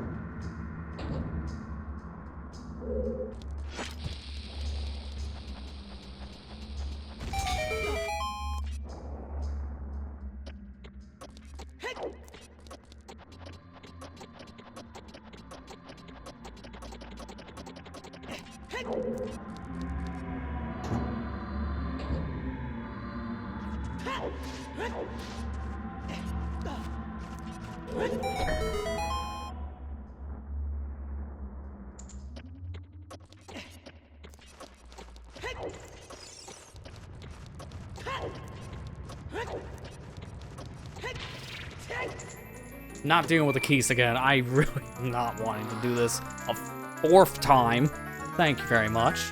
Would have had this in the first go around. This keys didn't pop out of nowhere. Well, that's Megaton Hammer. With this, now we can interact with certain objects, like this pillar, for example, and also these specific walls. We can use our hammer to smash them out of existence.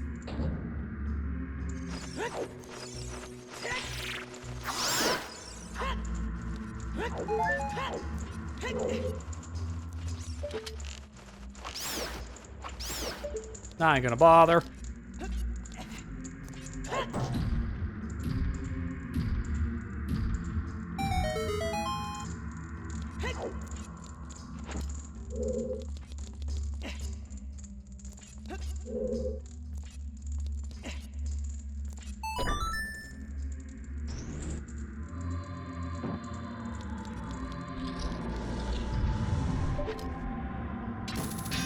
I'm thinking this was Master Quest. I don't want to hit this pillar. So you're supposed to hit this with the hammer. This is why I casted Forward Wind earlier.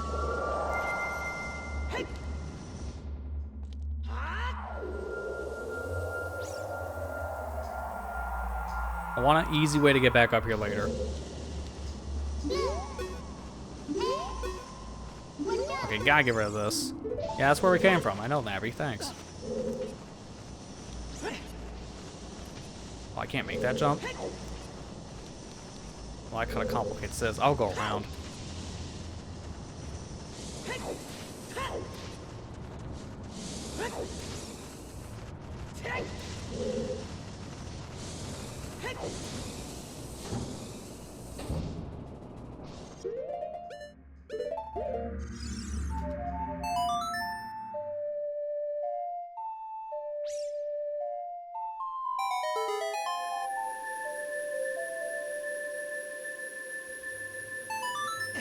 That definitely didn't look like it showed up correctly.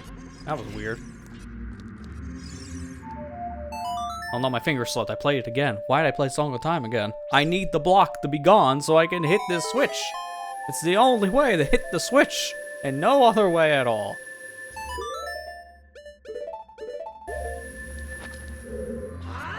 None whatsoever.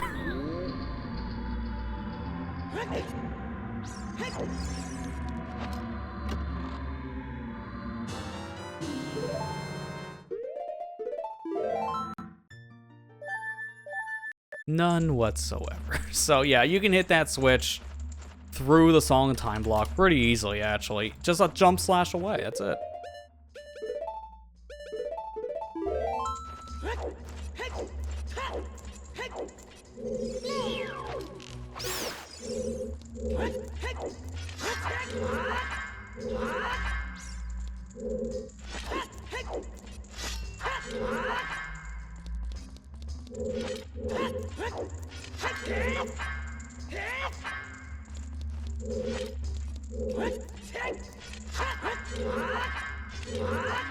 Wasn't that the angle to get in here? Hang on. This is another rando strat.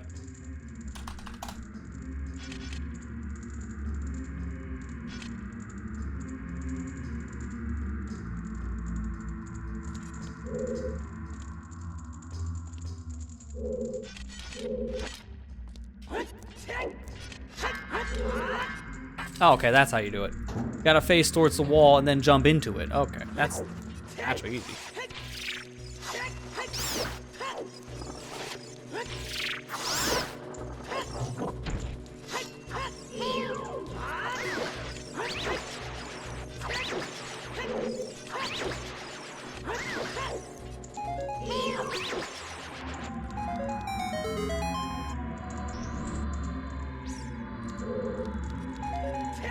If we want all that magic.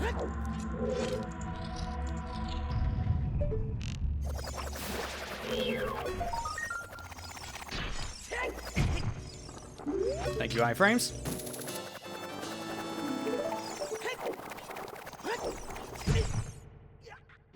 You betrayed me, iframes.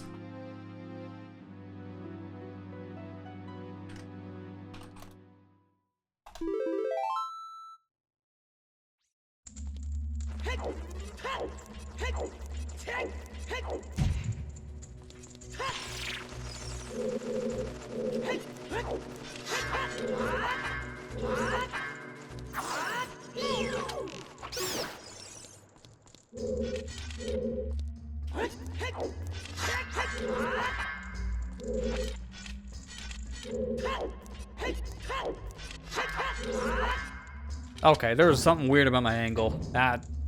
Sure.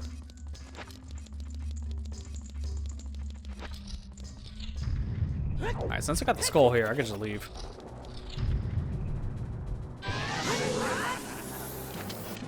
Now we got Megaton Hammer. We got another way of stunning this guy. So, Flare Dancer could be stunned with either bombs, pull him out with Hookshot, or you can use the hammer to also knock out Flare Dancer from the flames. And thankfully, that includes just banging this thing on the wall with power crouch tapping. So I can just use my Master Sword damage, knock this guy out with the hammer, and then still stab him the same way. very convenient. And now with that, we got ourselves our boss key, so now we can go to the boss room. But wait, I didn't hit that big pillar. You're supposed to use the big pillar to get to the boss room. Oh, crap. Well, thankfully, I have Forest Wind, so we can just use that easily. There's no other way we can get to the boss door from here. So I'll have to use that Forest Wind.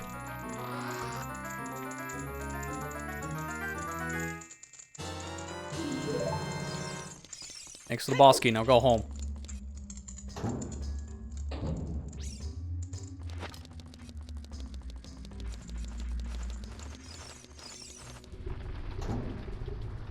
Wait a minute, this is not the big pillar room. This is where the big pillar leads.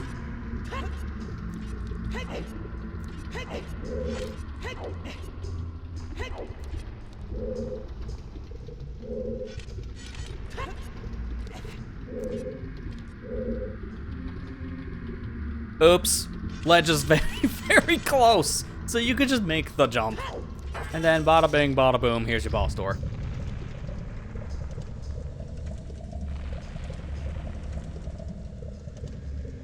But now I'm going to use unrestricted items. Get out of here. Would you believe me when I say there's another way you can get here? Because of course there is.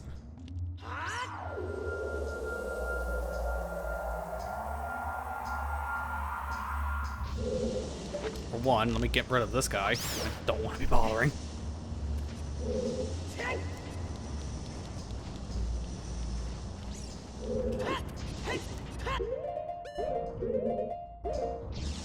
Just ledge clip and slash your sword. Because back in Forest Temple, remember how I said, oh, I was supposed to hold forward more. Oops. Remember back in Forest Temple, I talked about this. The boss door loading zone is active everywhere in the dungeon. So in this case, all the way up here, I can fall out of bounds into the loading zone from way up on the maze.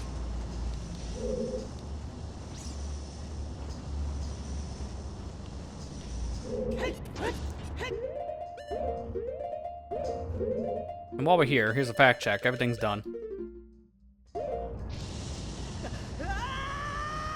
So I'm just gonna fall this direction.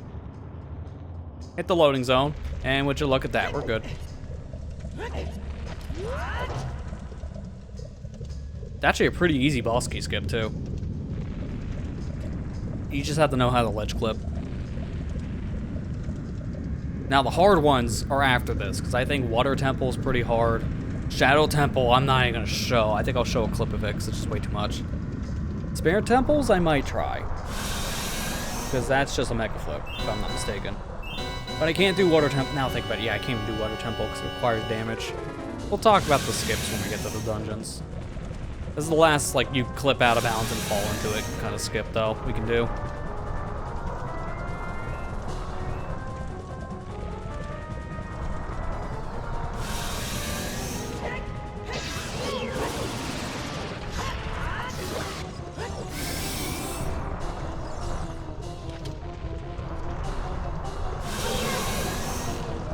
So I'm gonna be fighting Vivagia the old-fashioned way here. Which, at this point, you gotta hit him head. I think I'm getting tired. I don't know if you guys have noticed. I'm getting loopy. You gotta hit Vivagia in the head, and the only way to do that is with the hammer. But then once you do damage, Vivagia will fly around in the air like this. Fun fact, there's actually 2 Vivagias in this boss battle. That's Vivagia number 2.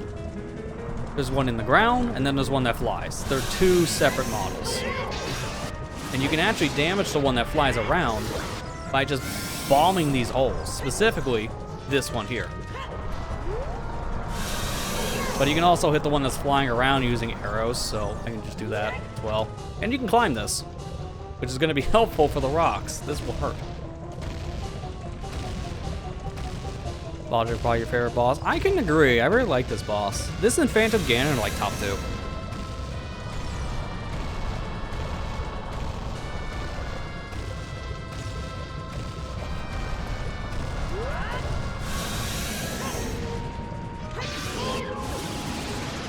Should be enough. Let's go.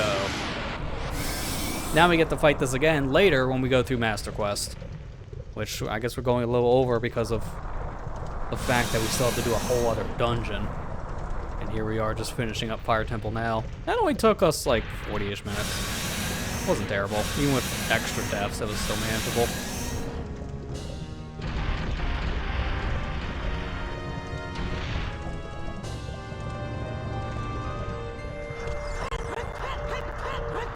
Vavaji really doesn't like this. Here's your heart container.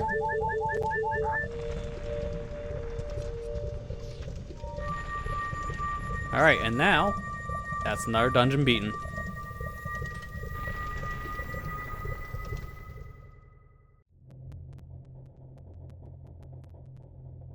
This cutscene's not nearly as long as the one from beating Forest Temple, but that was because we had a cutscene going to a cutscene.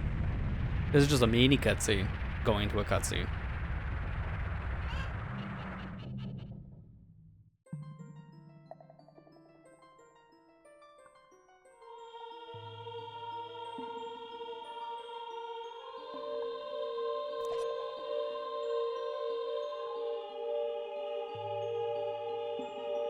Hello, brother.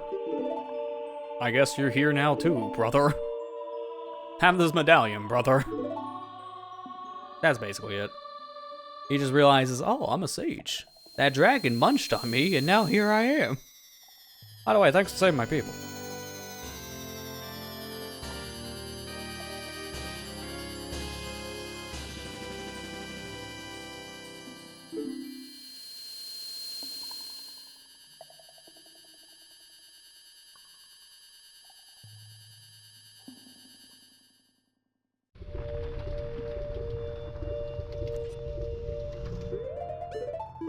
Alright, so now with that done, let's jump over the Master Quest and run through Fire Temple one more time.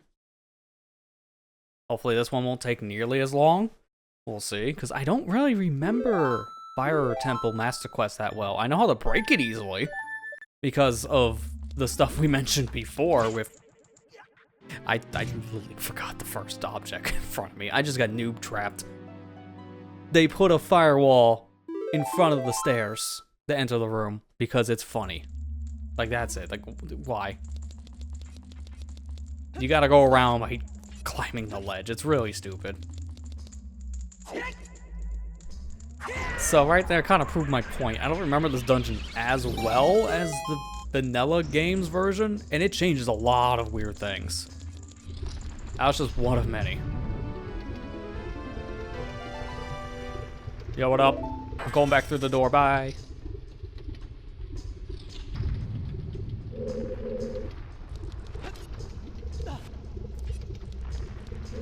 Actually, no, I'm gonna do this side. I should be able to shoot through the torch. Hey, Kira, how you doing? Yeah, we just entered Master Quest versions of this dungeon now. Just finished the vanilla games, now we're going through MQ.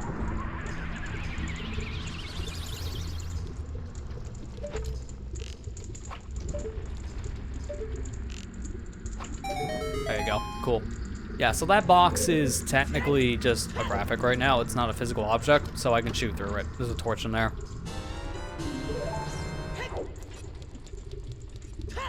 So this is your first really required use so far of Din's Fire in Master Quest. Fire Temple really just makes you use it in a lot of the beginning rooms. And we're immediately locked out. I can't go any further without Hammer. So gee, I wonder what we're going to get in the first 5 minutes. If you call deaf, you're not wrong. I forgot, this is also a noob trap. And in my settings, it sucks.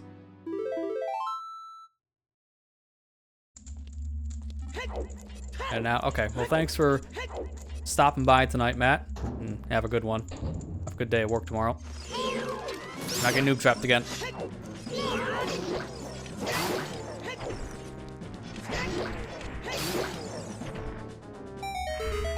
I think I deserve that after getting noob trapped twice. They really don't hold their punches in Master Quest, do they?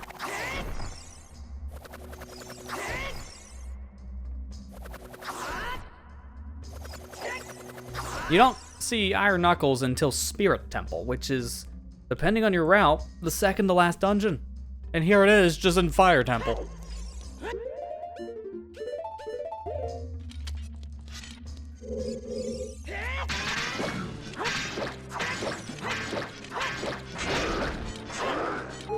Now this thing would kill me with one shot if I was at 3 hearts to begin with, so this is really no different than normal gaming. And I didn't just swap to this sword because that's our first time fighting him. I did want the challenge, mind you, but I also swapped to Master Sword, not just for the Iron Knuckle, but also for this. The new Flare Dancer is coming up.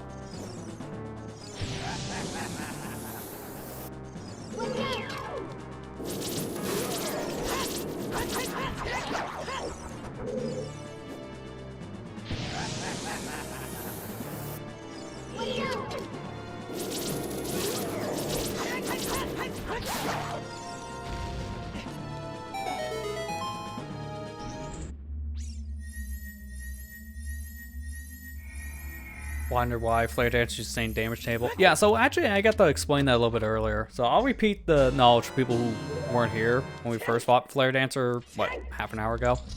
Flare Dancer's damage table is screwed up. So Big One Sword's supposed to do more damage to it, just like any other enemy. But they flipped the damage table between Master Sword Jump Slash and Big One Sword Jump Slash. So that's why Master Sword does more damage. They mixed the two values up in the code. No, I'm not gonna fight you. Oh, I have to.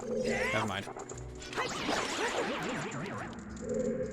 So by them swapping the damage values between Master Sword and Big One Sword in the code, it was just a big error. Master Sword will do more damage. Because it's fixed in ROM hacks, like Ultimate Trial.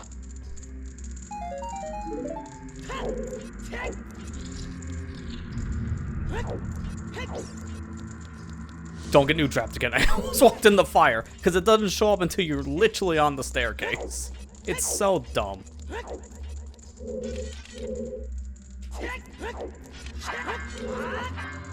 don't think you can do the same clip here that you can in standard Fire Temple. Yeah, it doesn't work. It's just a little too close to the wall.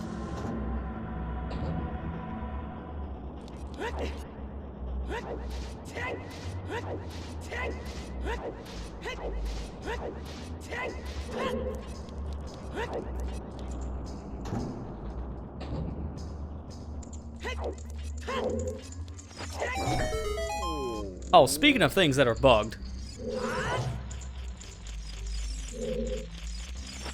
Oh, okay, I guess I'm talking to one of these. Get out of here.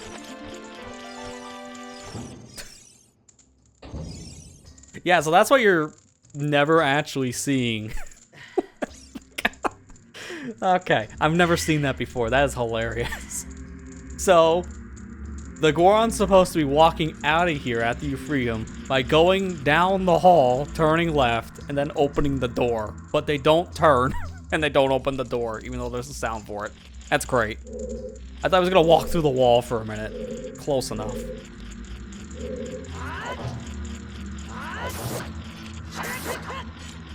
So here's another thing that's bugged.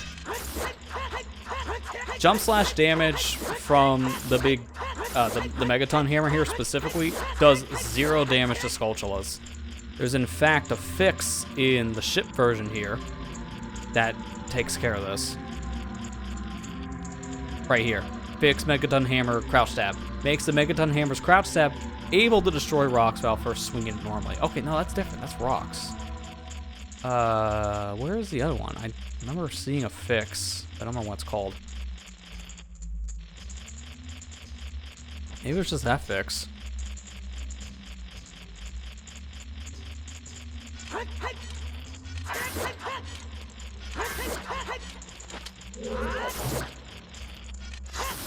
I like how there's an option when you turn this on to remove power crouch stab. Like anyone's actually going to do that. That should be on anyways. Yeah, there is no option for that, so it's still just bugged and ship. While I'm here, I want to show something that's in the original build of the game. Like, this was in the 0.9 version. A cutscene for when you kill Skulltula. That plays every time you kill him. There was a reason why that never made it to retail. It would be really ace-breaking.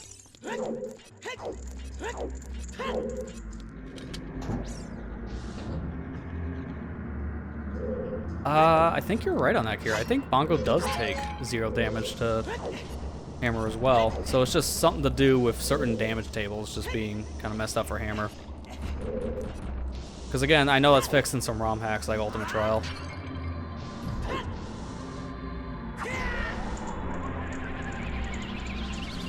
But it's mainly jump slash damage that gets weird with Hammer, I've noticed. Normal swings of the Hammer seem to be fine in a lot of cases.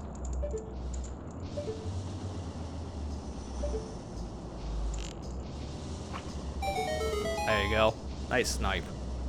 You're supposed to go over there and light that with Din's Fire. But we don't need Din's Fire in this house.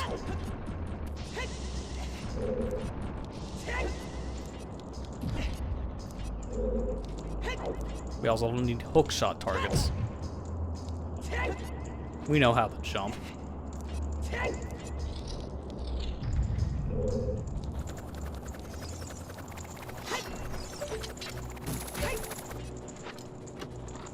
Also, we get the boss key immediately.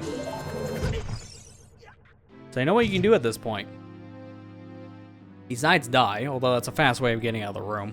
Because I would just hookshot back through with the torches. But what you can actually do, because you get the boss key so early in this dungeon, is that once you get the hammer, go get your boss key. Grab the boss key, come back into the boss's chamber here. I'm not using Bunny Hood because this is super broken. We get in this corner. Turn around.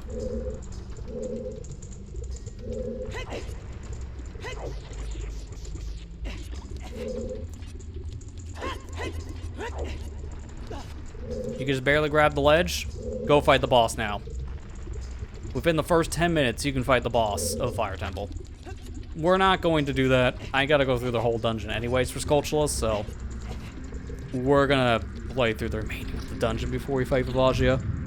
I have done that before. I've run through this dungeon just for the boss. It takes 10 minutes tops to beat Fire Temple. It's great. Like, honestly, MQ Fire is not that much harder than the original version of the dungeon. In some ways, it's actually easier. This is one of those dungeons where you actually see the difficulty shift between the vanilla game and Master Quest not being that far off.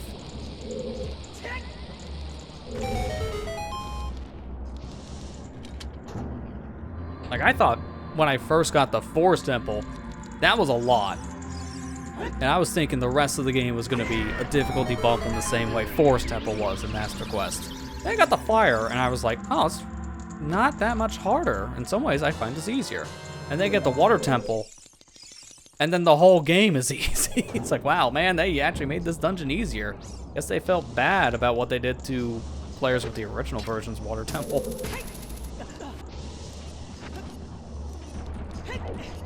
Which I don't find Water Temple to be as bad as everyone else playing Ocarina. I never really had the hardest time going through it as a kid. Yeah, it was confusing, but I don't think I got lost in the same way other people did. So maybe that's why my view's a little skewed. Especially knowing how the dungeon works now. Alright, I can't just jump down here because it's fire. So I have to wait until the block is shooting up into the ceiling. So I gotta time this just right.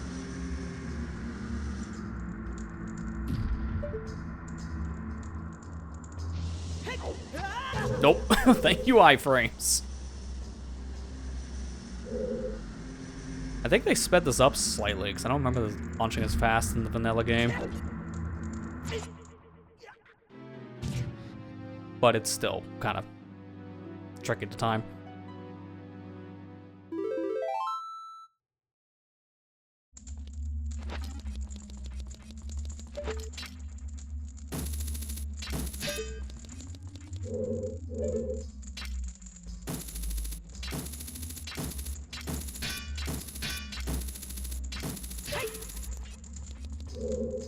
Camera?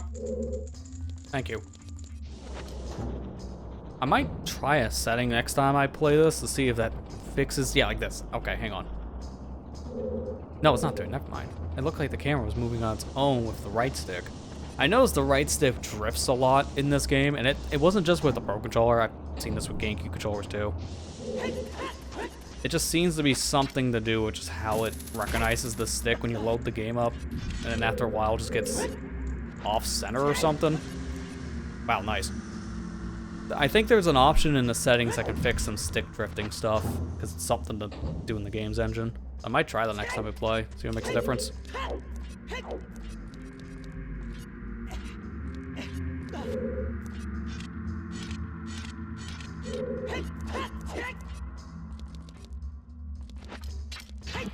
That's a torch, by the way. A super sneaky torch. Because this is just cosmetic normally.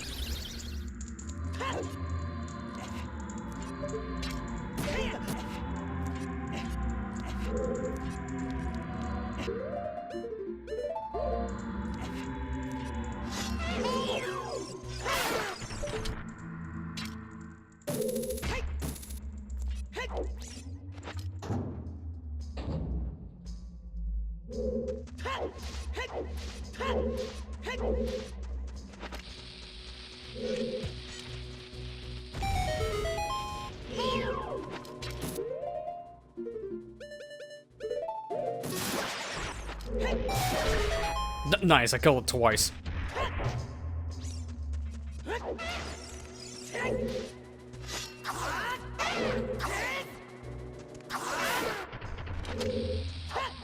Is this the room that has the switch I'm thinking of? Yeah, let's go, this one. Oh, this is stupid. So, this is a massive oversight by the devs. Look at how far away it is from the door. It's almost touching. So when you get off the blue switch, the door shuts. Oh no. That's really bad. Whatever shall I do? Just open the door, forehead. It's the easiest box skip in the entire game. You're supposed to take a box, run it all the way around the maze room, bring it back over to this specific area so you can put it on a switch and then open the door.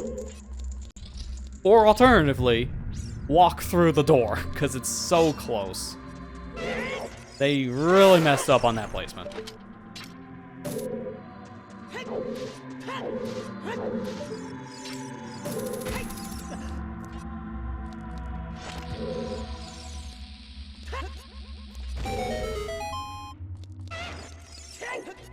Yeah, Kira, you got a point. If you get the fire arrows early in this dungeon, you can do a lot more stuff here.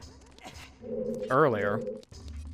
But I don't know how much of a difference it would really make just because it requires some fire source to begin with. Oh crap, I don't have magic and I usually use magic for this.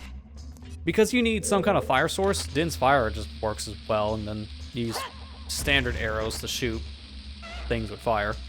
So it'd probably make things a little faster, but I wouldn't say it would break the dungeon.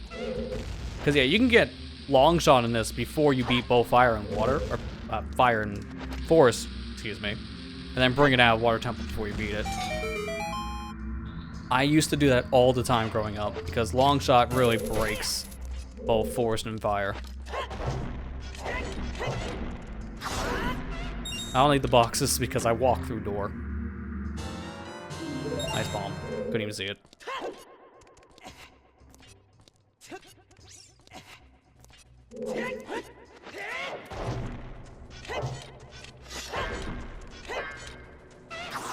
So you can just hit that through the wall normally with a quick spin. But breaking the box was a good hint.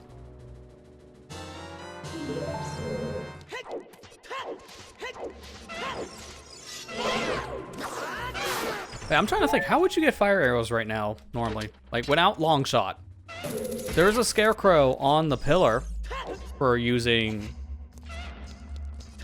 long shot later, but hook shot doesn't reach. I've tried.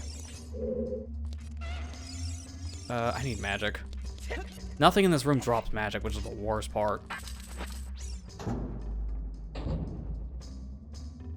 I don't think any of this has magic either. I'll just have to come back and forth. It's kind of a pain, but it's whatever.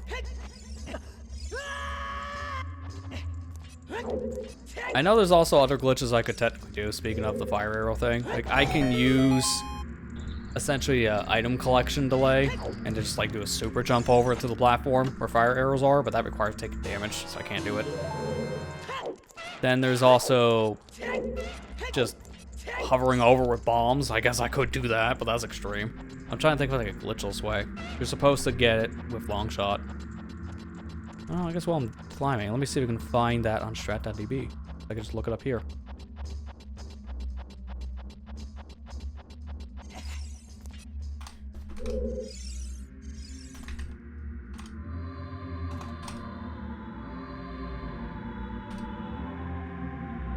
Add B as adults. Hookshot jump, hookshot jump. Well, I found 2 hookshot jumps in a row, so I don't think we're doing those.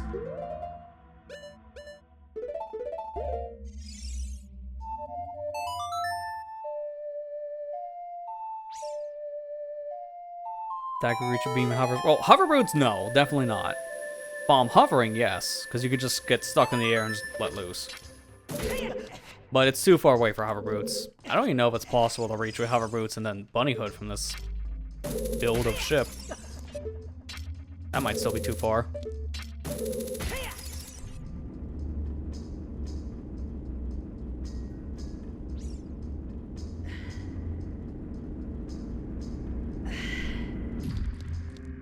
Nice camera. Nice camera. What?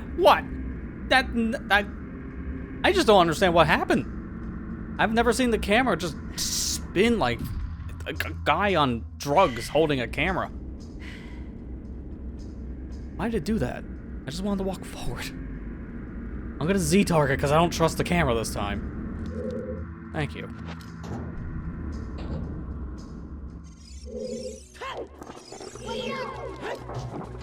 Finally, magic. Okay, it's doing the thing again. Where's that fix? Camera drifting. It's a math error. Yep. So, easy fix. Just turn on a setting. We'll use this and see what happens. I'm getting tired of my camera randomly spinning around just because.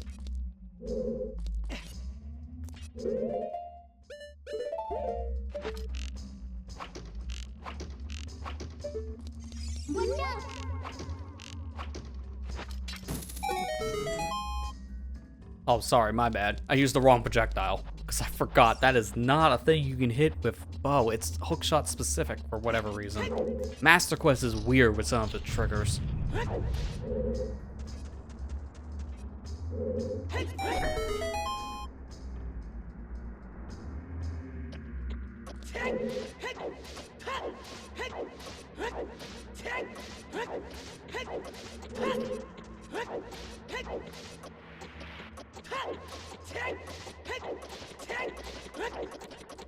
Oh no, I didn't make it in time.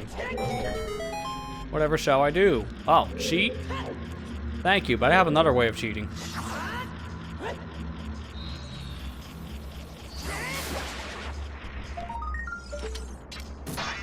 That's how. Fine, we'll do it your way. It's funny, I don't think this timer was adjusted compared to just getting the 200 rupee chest. I think it's the same timer. And you can just get here without using these hookshot targets.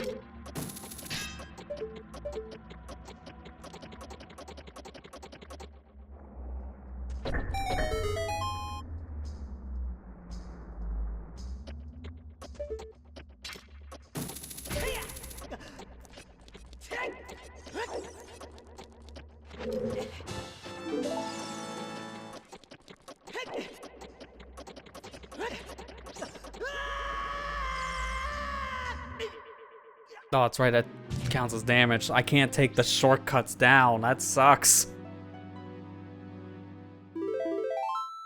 I didn't get the place forwards win yet because I was out of magic. Yeah, sure enough. This is a worthless one. I just saved, so I'll get my magic back. Alright, guess we climb back up.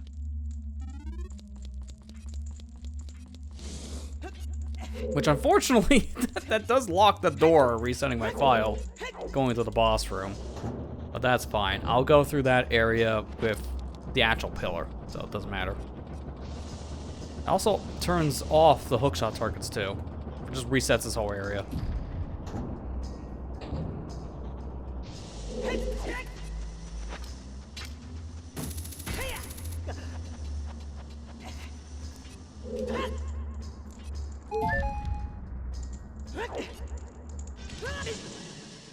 Are you serious? How? Oh, I gotta take off the bunny hood.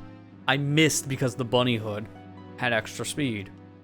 It's not supposed to work in Z targeting, but half the time I'm missing my jumps. That's why you may have been noticing half the time I might have this bunny hood and I don't use it. Because it has messed with some of my jumps. Even just speed in general being off.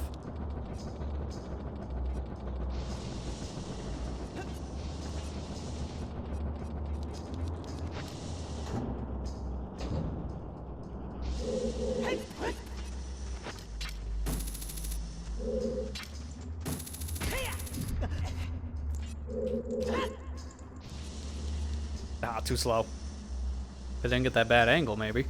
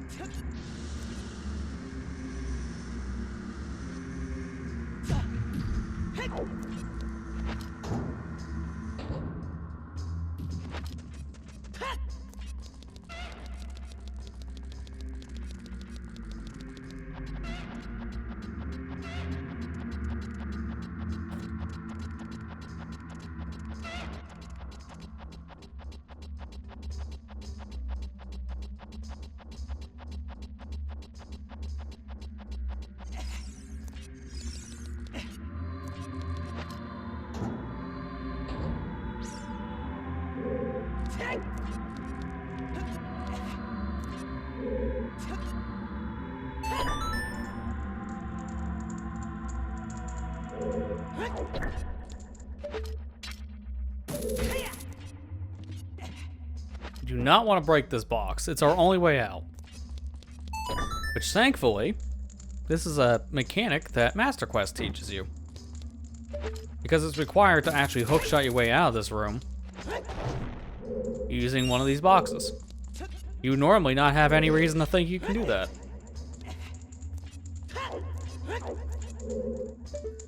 Then we have these torches lit so we can shoot through one. Oh yeah, and these things are jank. I gotta show this before we go any further. This is our first instance of a sideways torch, which in Master Quest are the bane of your existence, because you would think you could just hit this thing straight on and it would work perfectly fine. But that is not the case. If I turn on collision view here,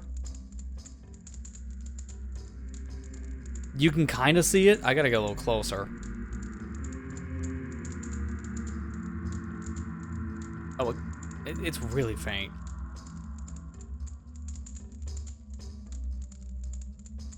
Saw it for a split second. Yeah, you can kind of see it here. So I'm not gonna go any further if that's just gonna disappear. I'll zoom it in OBS so you can see what I'm talking about. It's very, very faint, but you might barely be able to see it, but there is a blue line right next to the fire, and it's flat like this. The torch is sideways. Well, let me say, this is the hitbox and this is the torch, sideways. So it's not like on top of the sideways torch, it's like slightly inside of it. The hitbox is very jank on sideways torches in this game. Because what happens is that you're just flipping the object to the graphic, you're not flipping the actual hitbox. The hitbox is still vertical, which sucks. Because trying to hit these torches is horrible. It's absolutely horrible in Master Quest. So you're probably gonna miss a lot of these, and this is your reason why.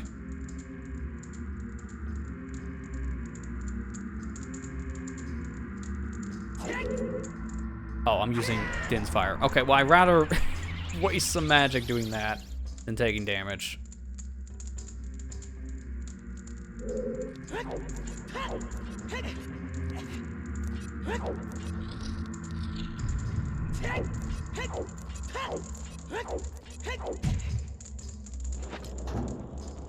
Thanks to collision viewers, that's something I recently learned about Master Quest, is the sideways torch thing.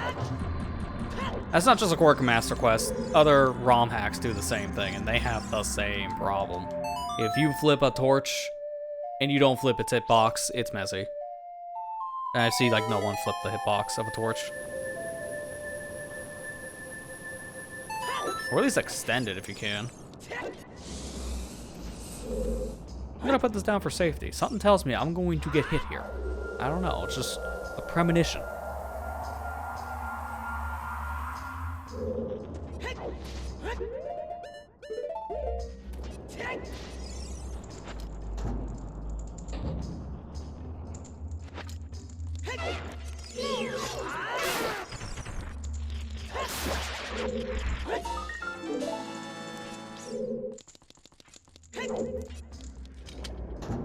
Oh, also, isn't this the room, now thinking about it, that if you had long shot, you can just get a Skulltula early? I think it is. Because this was the room I was thinking of in... Are you serious? I'm not close enough. This was the room in the vanilla version I was thinking of. It had a skull, but it doesn't. I'm gonna try it. I can't get the skull right now because I don't have long shot, but knowledge for the future.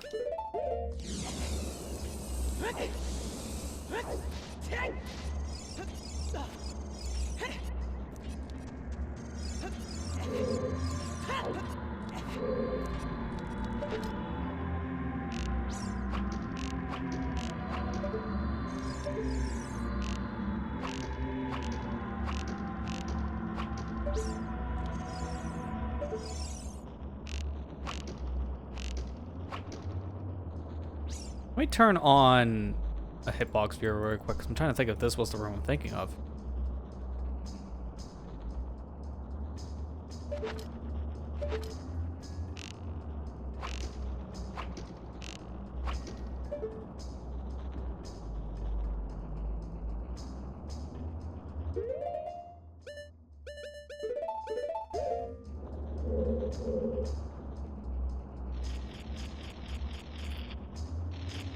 Yeah, it is. I shoot through this, and I get the Skulltula, so I'm right. I just don't know how to do it from down here.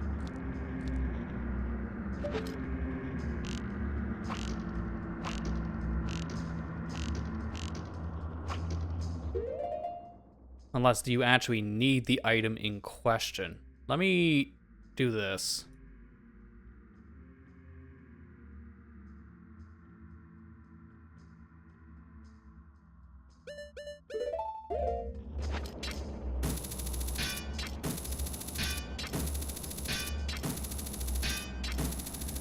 I've seen people do this in randos, that's why I'm just not sure. Yeah, I probably do need more of an angle, you're right, because you can just go through this block, but I don't know where you're supposed to shoot. So this is just something I wanted to know for future playthroughs.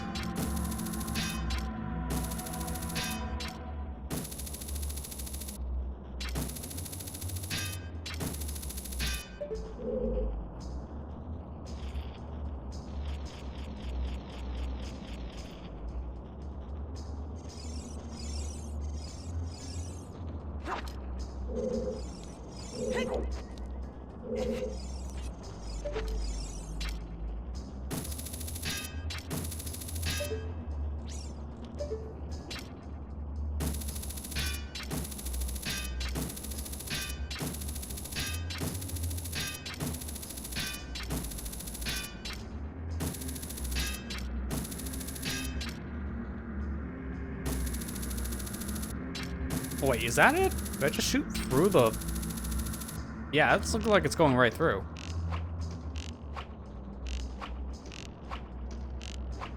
I think that's it, actually, now looking at this closer.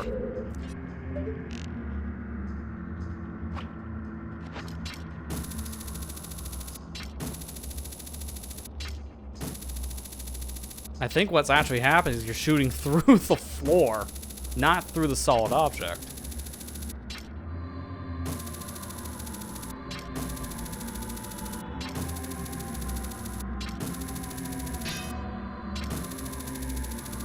Just you have to know where to aim, because it seems like this piece here specifically has no collision. Yeah, it's like right over here. Which is more in line with this platform. Okay.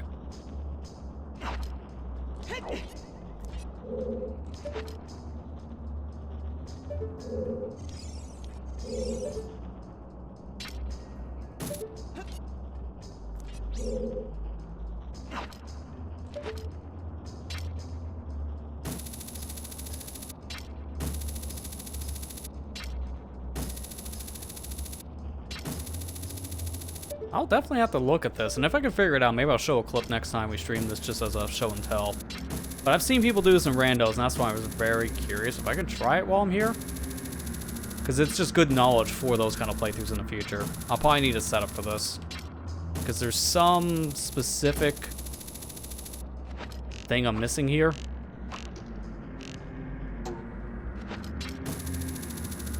So I'm gonna get a move on. There's some specific thing I'm missing here in terms of how you can hit the sculpture from down below like this, because it is possible from what I've seen, but I just cannot for the life of me figure it out. And I don't want to be here forever. I think we got the point.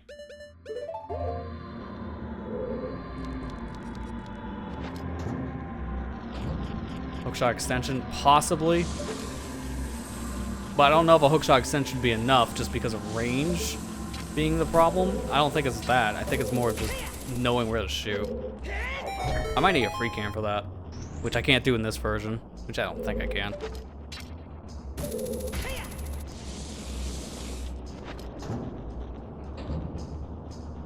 I wonder if anyone has actually put that on StratDB. Hang on, let me see. Fire Temple. I'll just look up Skull and see what I can find. Version. Master Quest, there you go.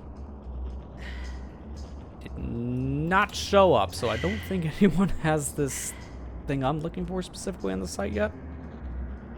Yeah, there are cool strats, but nothing to do with Skulltula.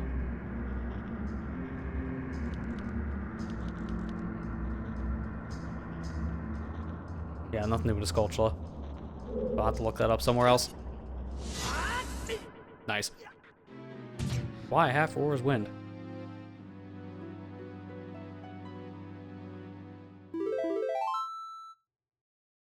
I guess what I'll do is when we get there, logically speaking, I'll try it one more time from down below. See if I can get it. Because I'll just do the same little cheat thing. I still have Longshot equipped technically, so you know what? Before I unequip Longshot, I'll try it again. Because I have Longshot on. Because I just forgot. Good thing I haven't used it yet. No. Reset. I'm not losing my Aura's Wind.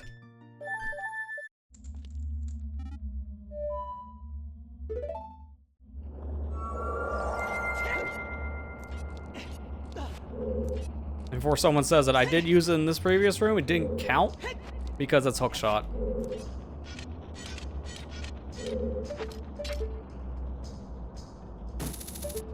Hookshot were to reach in the previous room, it's allowed. So it was hookshot range, I'm not gonna really worry.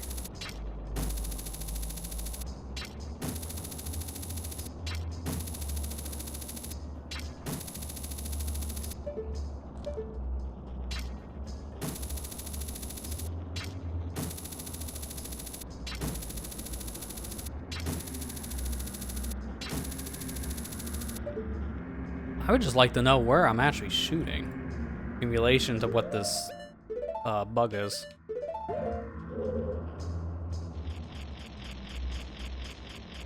So it's like right here, which is right at the edge.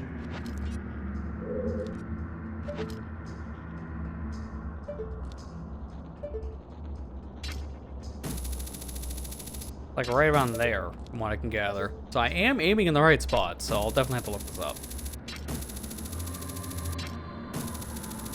But again, I'll have to do that off cast because I'm not seeing anywhere reaching this right now.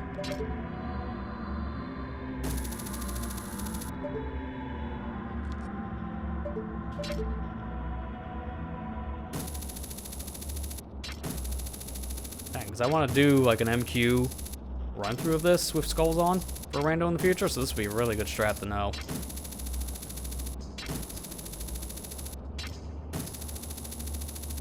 Yeah, okay. I'm gonna turn off this extra stuff now because I'm not gonna do this again.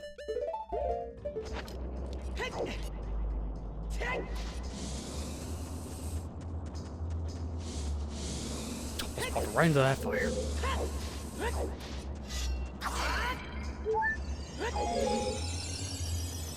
Why do the fairies not heal you for full health when you grab it, but in a bottle they heal for upper 20 hearts? I'm just saying, that's just a weird inconsistency.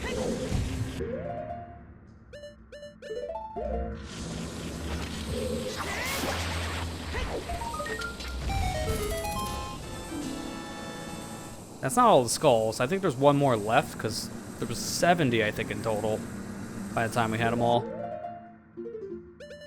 Sure enough.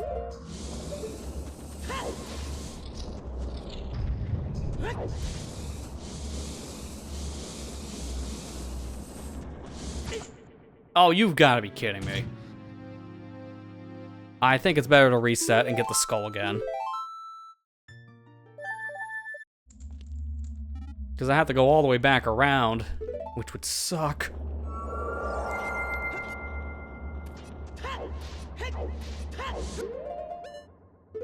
I think I'm dead. No, I'm not. Okay, that was an iframe roll, so I didn't take damage.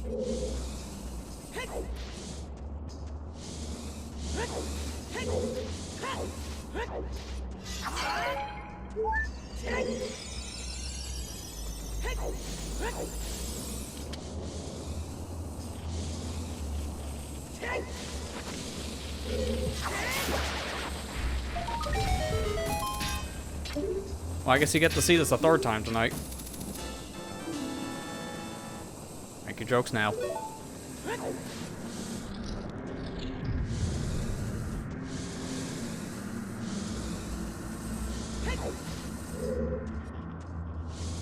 Oh, I forgot, they made this puzzle super easy in this version. You have to go all the way around in the vanilla game, and here, you just walk straight ahead.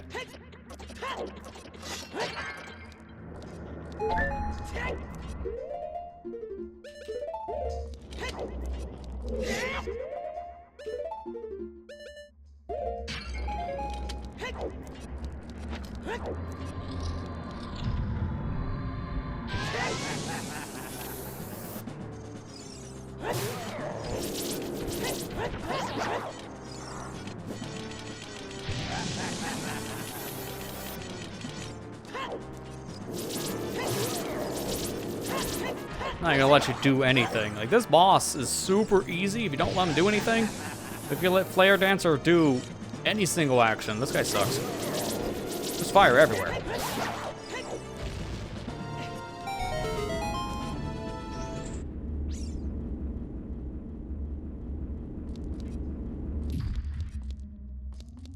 I don't want to be up here yet.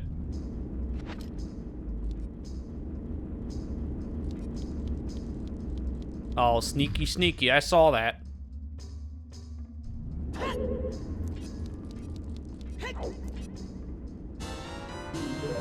I hide it under the elevator so you wouldn't notice it there. That's a very sneaky spot for a key.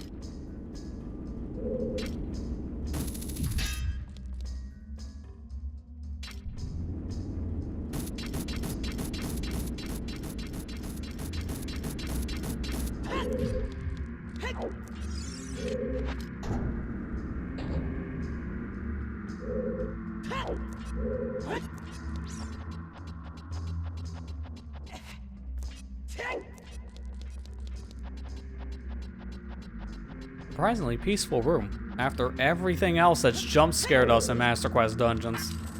Calm and peaceful.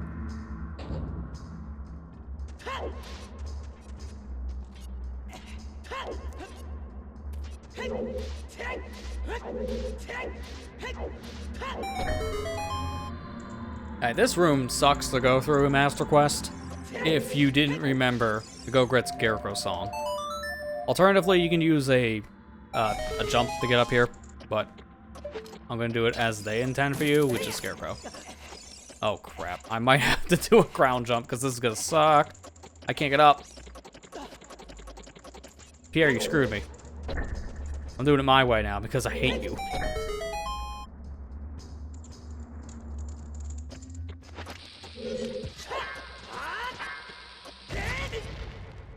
How did I do that twice? That's the exact same thing that happened in Vanilla Fire. Oh, well then now the problem is I actually do have to go all the way back up there because I'm not having... God, I hate this dungeon so much. We have to do stuff like I'm doing. Oh. So, because I died there, I gotta run all the way back around.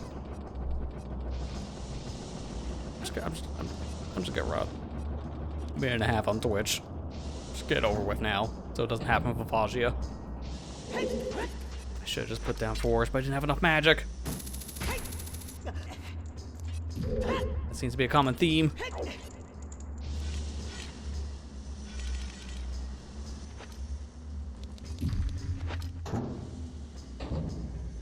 In hindsight, I probably should have grabbed the magic upgrade from the Great Fairy after I got hammered, just because it keeps on becoming a problem.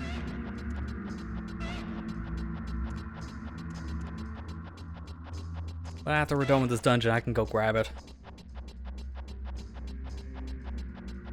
Snake Eater. It would be very fitting right now, yes. How many times I've done the same climb.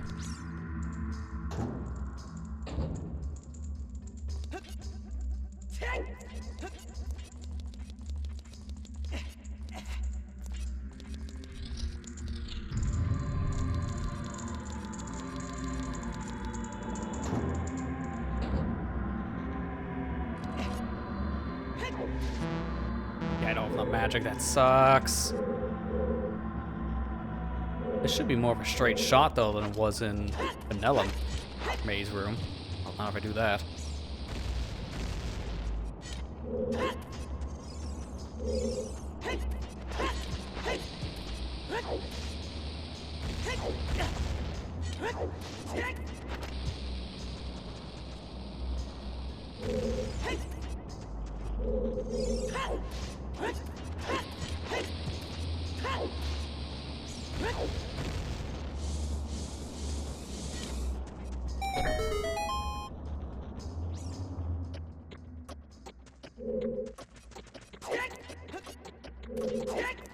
I gotta stop letting go of Z as soon as I get up on that ledge, because the camera will flip every time.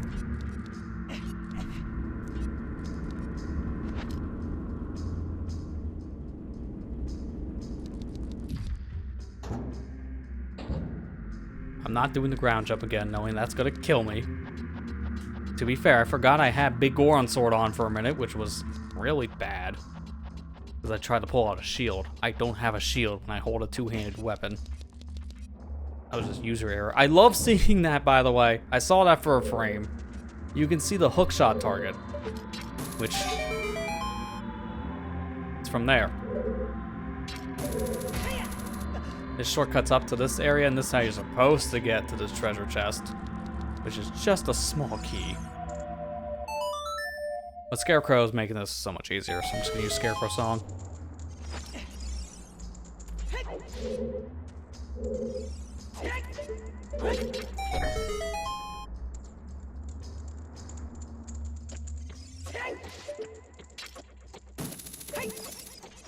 Dude, we're not doing this again.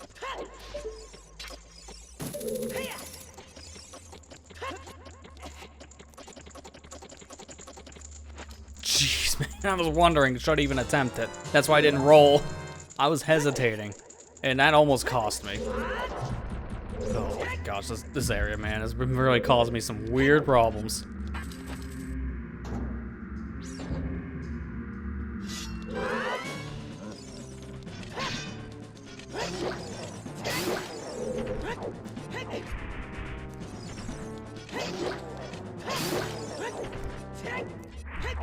Okay, cool, it's just a 2.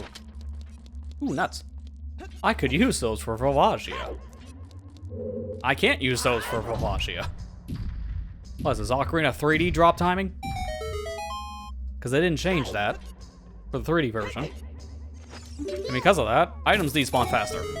Because it's based on the frame rate from a 20 FPS game. Which is now running at 30. Oops. Just oops.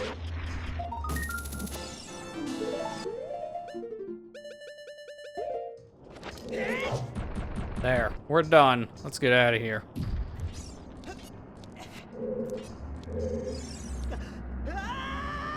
Thankfully, I can fall here, and this shouldn't kill me. They just disable fall damage in that one specific instance. And it's good they do, because that would suck. I only have 10 bomb shoes in this? Oh, I thought I had more. I can work with 10, it's just I really wanted more. I'm gonna save state here really quick because I want to show something. I can't do weird shots right now, so I'm just gonna go down here.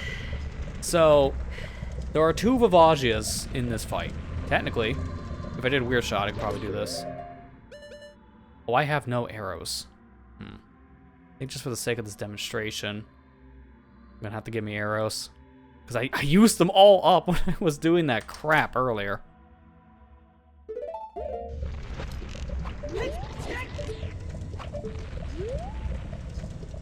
Oh, I can't even fire here. I need a weird shot to hit the...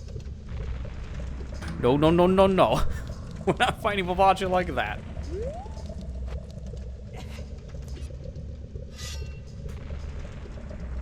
No, I'm doing this the old-fashioned way.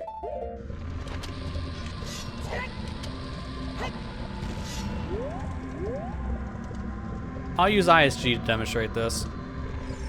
Oh. Okay, we are gonna watch the cutscene at least. But we're gonna watch it in style. Hello! Oh, you can hit the Vivagia in this cutscene! That's amazing! Get back here, dragon! I will cut you! Where am I? I don't know where I'm at this point. I'm somewhere. I don't think it likes me doing out of bounds stuff with this kind of situation here. I don't blame the game for not liking what I'm doing.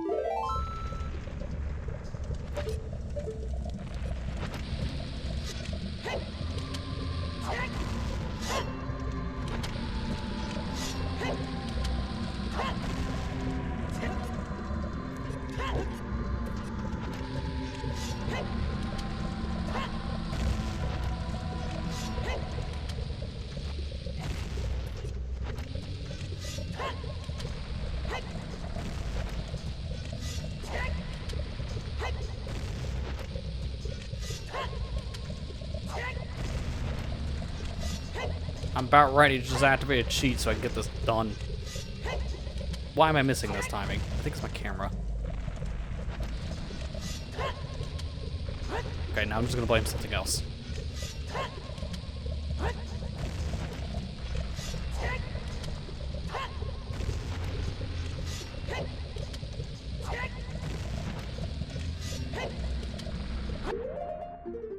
I'm blaming the sword.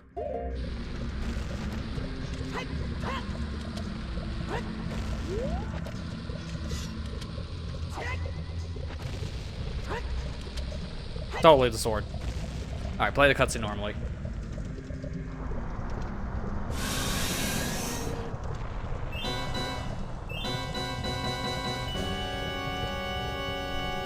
Look, man, I'm getting all my Johns out. It's like I've been streaming for 5 hours or something. Fatigue is hitting hard.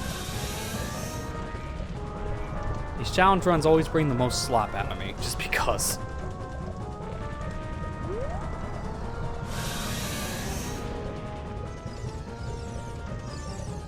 Did I not actually... No, the Vivagia's not down here. Oh, there it is, there it is. Well, I can't hit it. Okay. I could just do this. Alright, well, with this fun image in mind, you know what? If I get this centered better...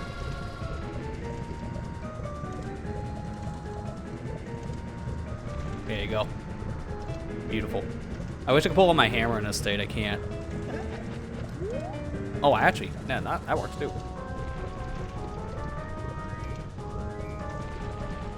That's not hammer.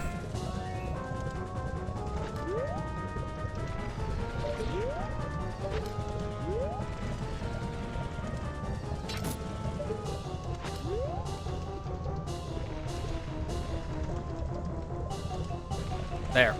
Family reunion shot. Alright, now let me actually do this. I have a clip. I'll just pull up the clip of this instead. Gotta give me a second here to find it. I can't do weird shots to save my life right now in this version. I'm still trying to learn how to manage. So I'll just show a clip of this in the original game.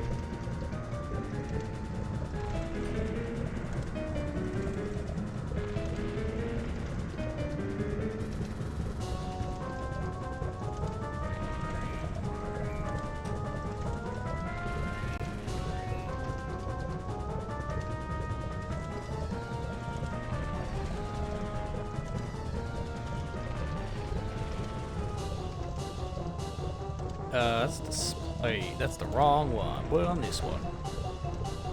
There you go. I'll leave the music playing. I think that's just gonna be more fitting for this. So, you can use a glitch called a weird shot, which allows you to mess up Link's angle and push him through walls, through floors, such like that. And by doing a weird shot, you can actually shoot Vivagia before the fight starts out of bounds. Because this version of Vivagia shares the same health as the other version of Vivagia that we play Whack-A-Mole with, as I mentioned when we were here for the first fight.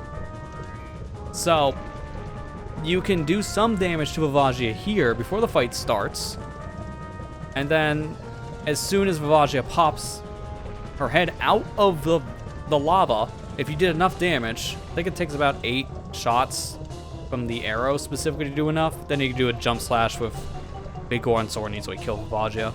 I think also 8 shots should work with Master. I can't remember the damage values here. But you can kill Vivagia really, really fast. And there's another strat I'm going to be going for in the actual fight. The Nut Bomb strat. So you basically want to hit this specific hole, because this is where Vivagia enters the fight to start. And if I can drop a bomb or a bomb shoe specifically here, I can drop it, can use a Deku Nut to explode it immediately, and if I hit the center of the hole, it does damage to Vivagia. So that's what I'm actually going to be doing.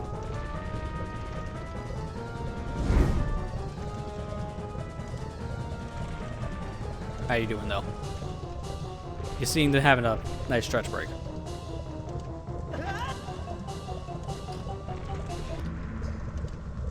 Stretch break over.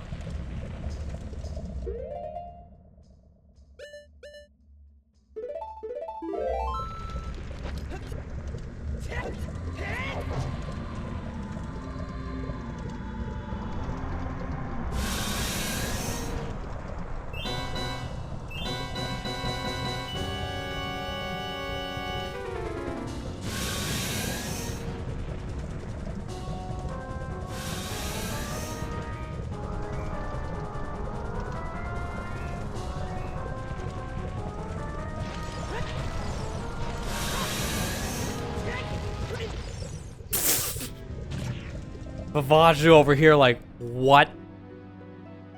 I didn't need to do anything. Well, that was easy. Idiot. No, reset. I want to get those bombs back.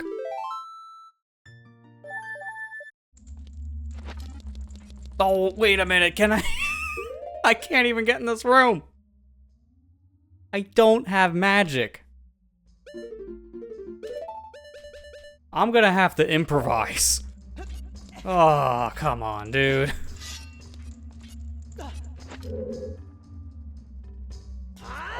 I don't even know if I can get in here. Oh my god, this is so stupid, dude, because I don't have magic. I need a little bit more magic used ins.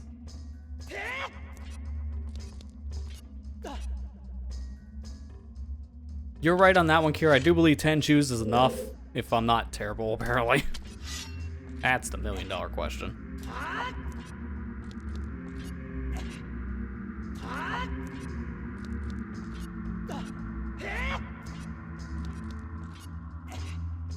Why are they gonna lock this door after you reload a save? This is so stupid.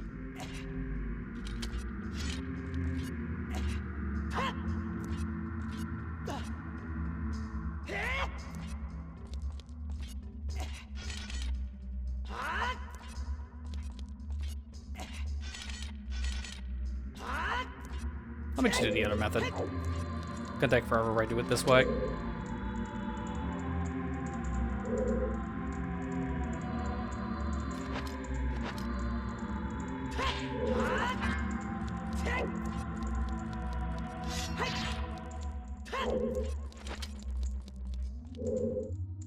I'm gonna find out. Because I might be able to use my stick to light the higher torches.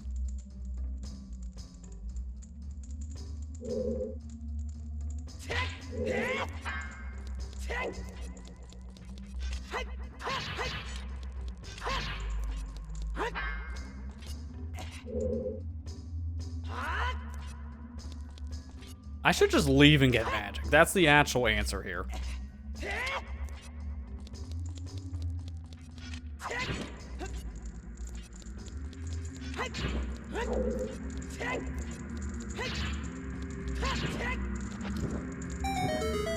There you go. I figured that one's probably too high to crouch stab, but thankfully, it's not too high for me to just grab it normally. I'm grabbing magic in case this happens again.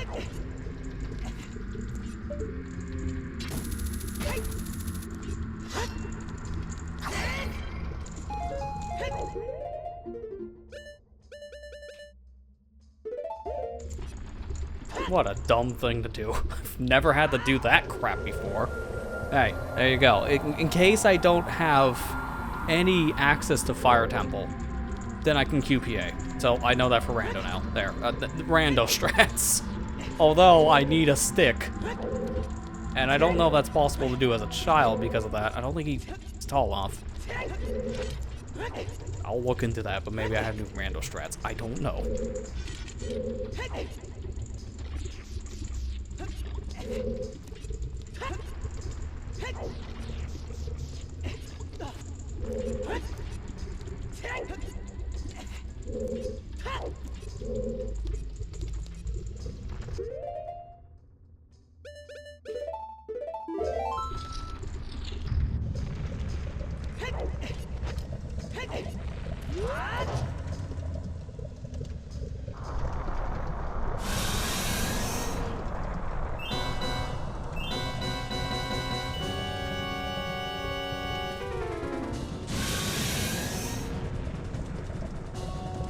Equip after ISG, yeah, possibly. That possibly could work. I'll probably look into that my own self for Rando's sake, because that actually sounds pretty doable. I also need the other sword. This will do way more damage. So I'm gonna be using this.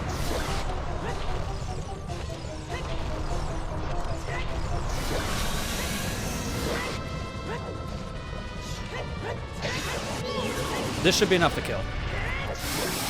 Yeah, there you go. I calculated it correctly, because it's like... I think it's close to 10 bomb chews, or exactly 10 if you're using Master Sword, but because I'm doing more damage with the bigger one, it's like 6 chews.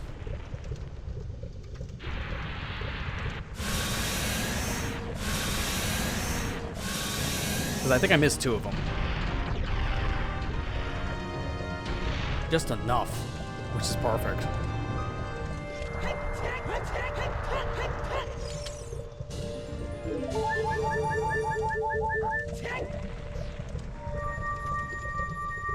And that's it for Fire Temple.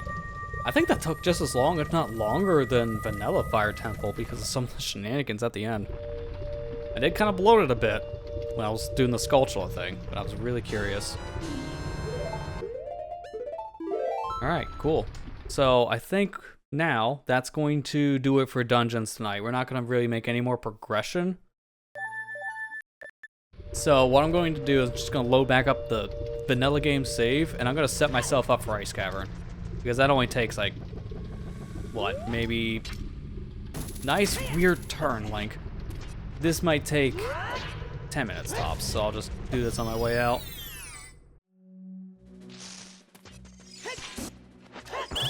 I don't know why I was doing this the hard way. With hammer, I can instantly knock these guys out. I think he said Decker Nuts? Arrows. I actually do need arrows. I'll take those. Bombs. Never have enough bombs. Even though I had a lot of bombs. I'll still take more.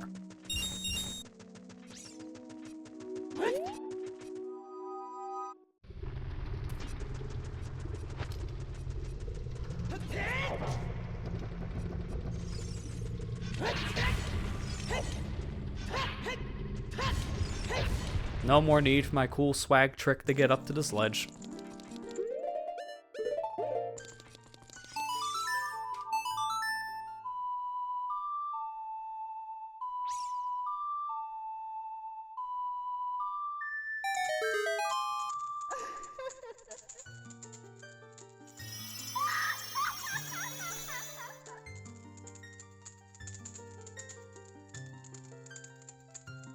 So as soon as I got Hammer, I could have actually left Fire Temple in either version of the dungeon and came into this Fairy Fountain, because this one is probably the best one in my opinion, minus just the usefulness of spells like Dins and Furores.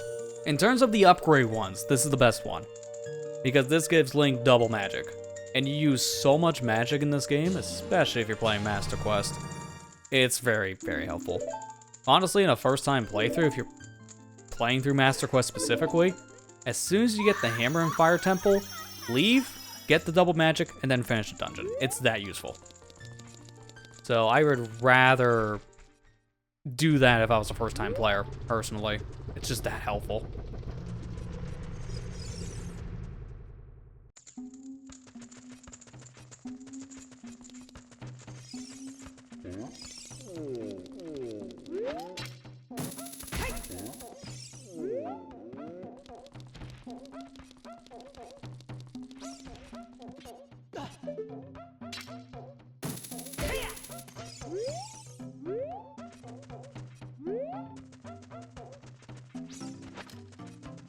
You're gonna bug me.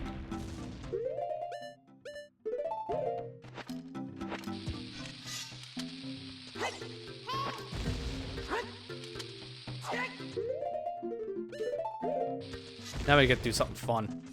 After all that torture. Rock room with hammer infinite sword glitch. It's so cool. 200 bucks. Worth. There's something so cathartic about running through this area and destroying every single rock by just swinging nothing.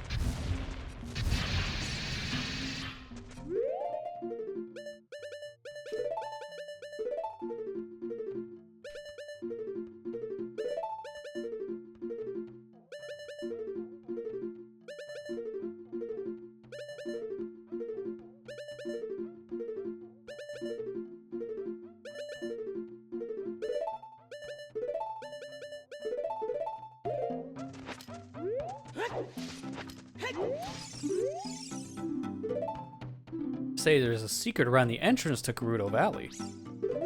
You gotta be a little more specific about what secret. There's a couple. There's 2 grottos in that area, and then there's an invisible tent as child. So you gotta be more specific. Although I don't think many people would know about the invisible tent, so they'll probably talk about one of the hidden holes. Or maybe like a piece of heart or a skull or something. Who knows?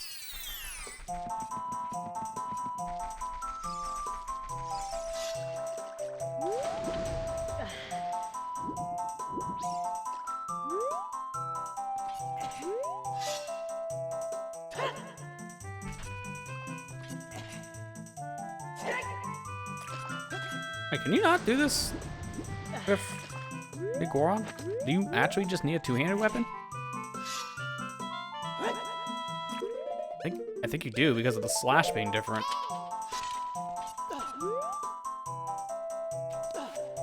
Yeah, it has to be this sword. Wow, that's weird.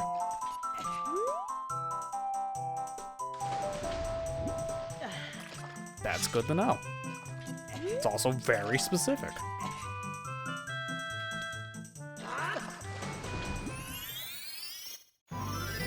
Song of Storms is probably the one that Mask of Truth hint's probably for, yeah. It's a very interesting hint because it's like, wait, you gotta be more specific. There's a lot of secrets there. Princess Zelda's nanny is actually one of the Sheikah, who many thought had died out. Sure. I do believe they're trying to talk about Impa on that one. I wouldn't have called Impa, though, her nanny, so to say. I would have called her her bodyguard.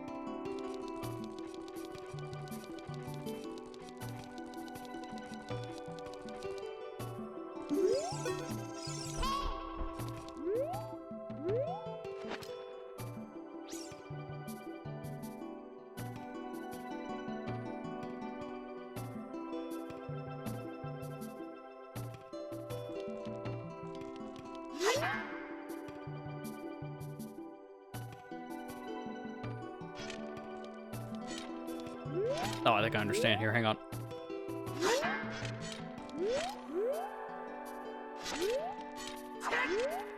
That's not vertical.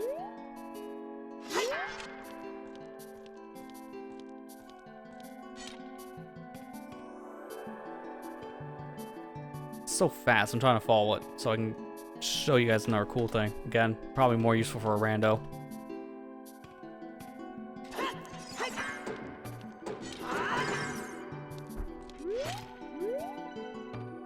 This is not the setup I know of, though. This one kind of sucks.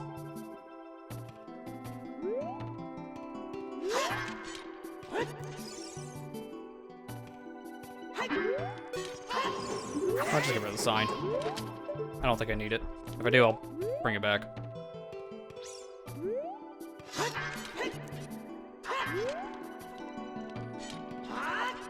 Yeah, there you go. You can clip through the ice and get into the shop. That is not the setup I know of. There's a way easier one, but that's the first one that showed up. That's how you could buy Zora Tunic if you had the Giant's Wallet.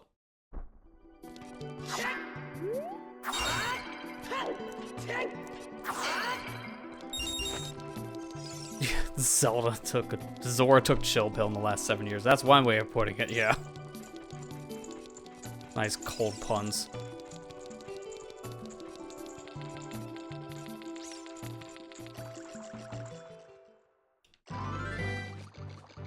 Alright, we finally made it to Zora's Fountain. What's unfortunate that there's a Skulltula way up on that ledge and we can't get it.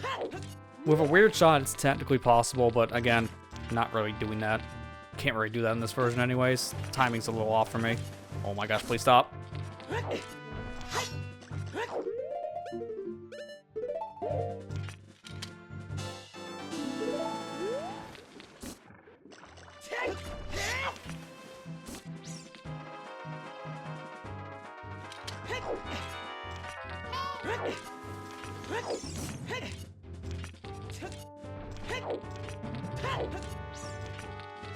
Alright, made it.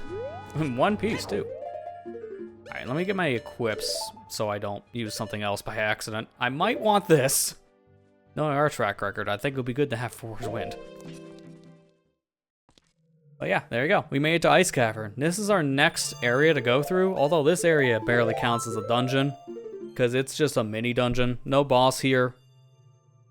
Barely any Skulltulas. There's actually a heart piece here. It's the only dungeon, quote unquote, that has a heart piece in the whole game. So this is our next dungeon. It is different in Master Quest as well, but we'll be saving this one for next time around. So what is our final death count? I got 122. I know this file doesn't say 122. So let's fix that really quick. Yeah, 112. I think you're off by 10, buddy. There. So that's set for next time. So we'll be running through this dungeon and also the most infamous dungeon in this game next time as well, Water Temple. So with that said, that is it for tonight. Only other thing I want to really shout out here is that today, actually, was the finale of the Vile run of Maverick Hunter X. So, definitely check that one out if you haven't seen it already. There's going to be one more video for the Maverick Hunter X stuff to fully wrap up that series. Just talk about all the extra stuff that wasn't shown off in the main playthrough for both characters, and that'll be next week. And then, with that whole playthrough will finally be done after 8 long years. So, check it out if you haven't seen it already. And also, let me see if I can pull this up here. I'm gonna hit it twice. Hopefully it doesn't freak things out. So, LPR League also, we finished up something over there as well. We were playing through Mario Party 2 specifically for the past couple years, I would say, because we started this in 2022, I think? It's been a while, I can't exactly remember. But we went back, finished up the boards, and the final part of that recording came out today. So, or not today, yesterday, excuse me. So check that one out as well if you haven't seen that. We'll be doing the multiplayer stuff for the weekend for the time being, as we're working on more projects coming hopefully soon. So that's your little heads up about League as well. You're going to mainly get the multiplayer stuff for the Saturday-Sunday slot. But with that said, that's going to do it for the night stream. Thank you guys for watching. Hope you enjoyed. I'll see you back here next week for probably the most infamous part of Ocarina of Time. Take care and have a good night, everybody.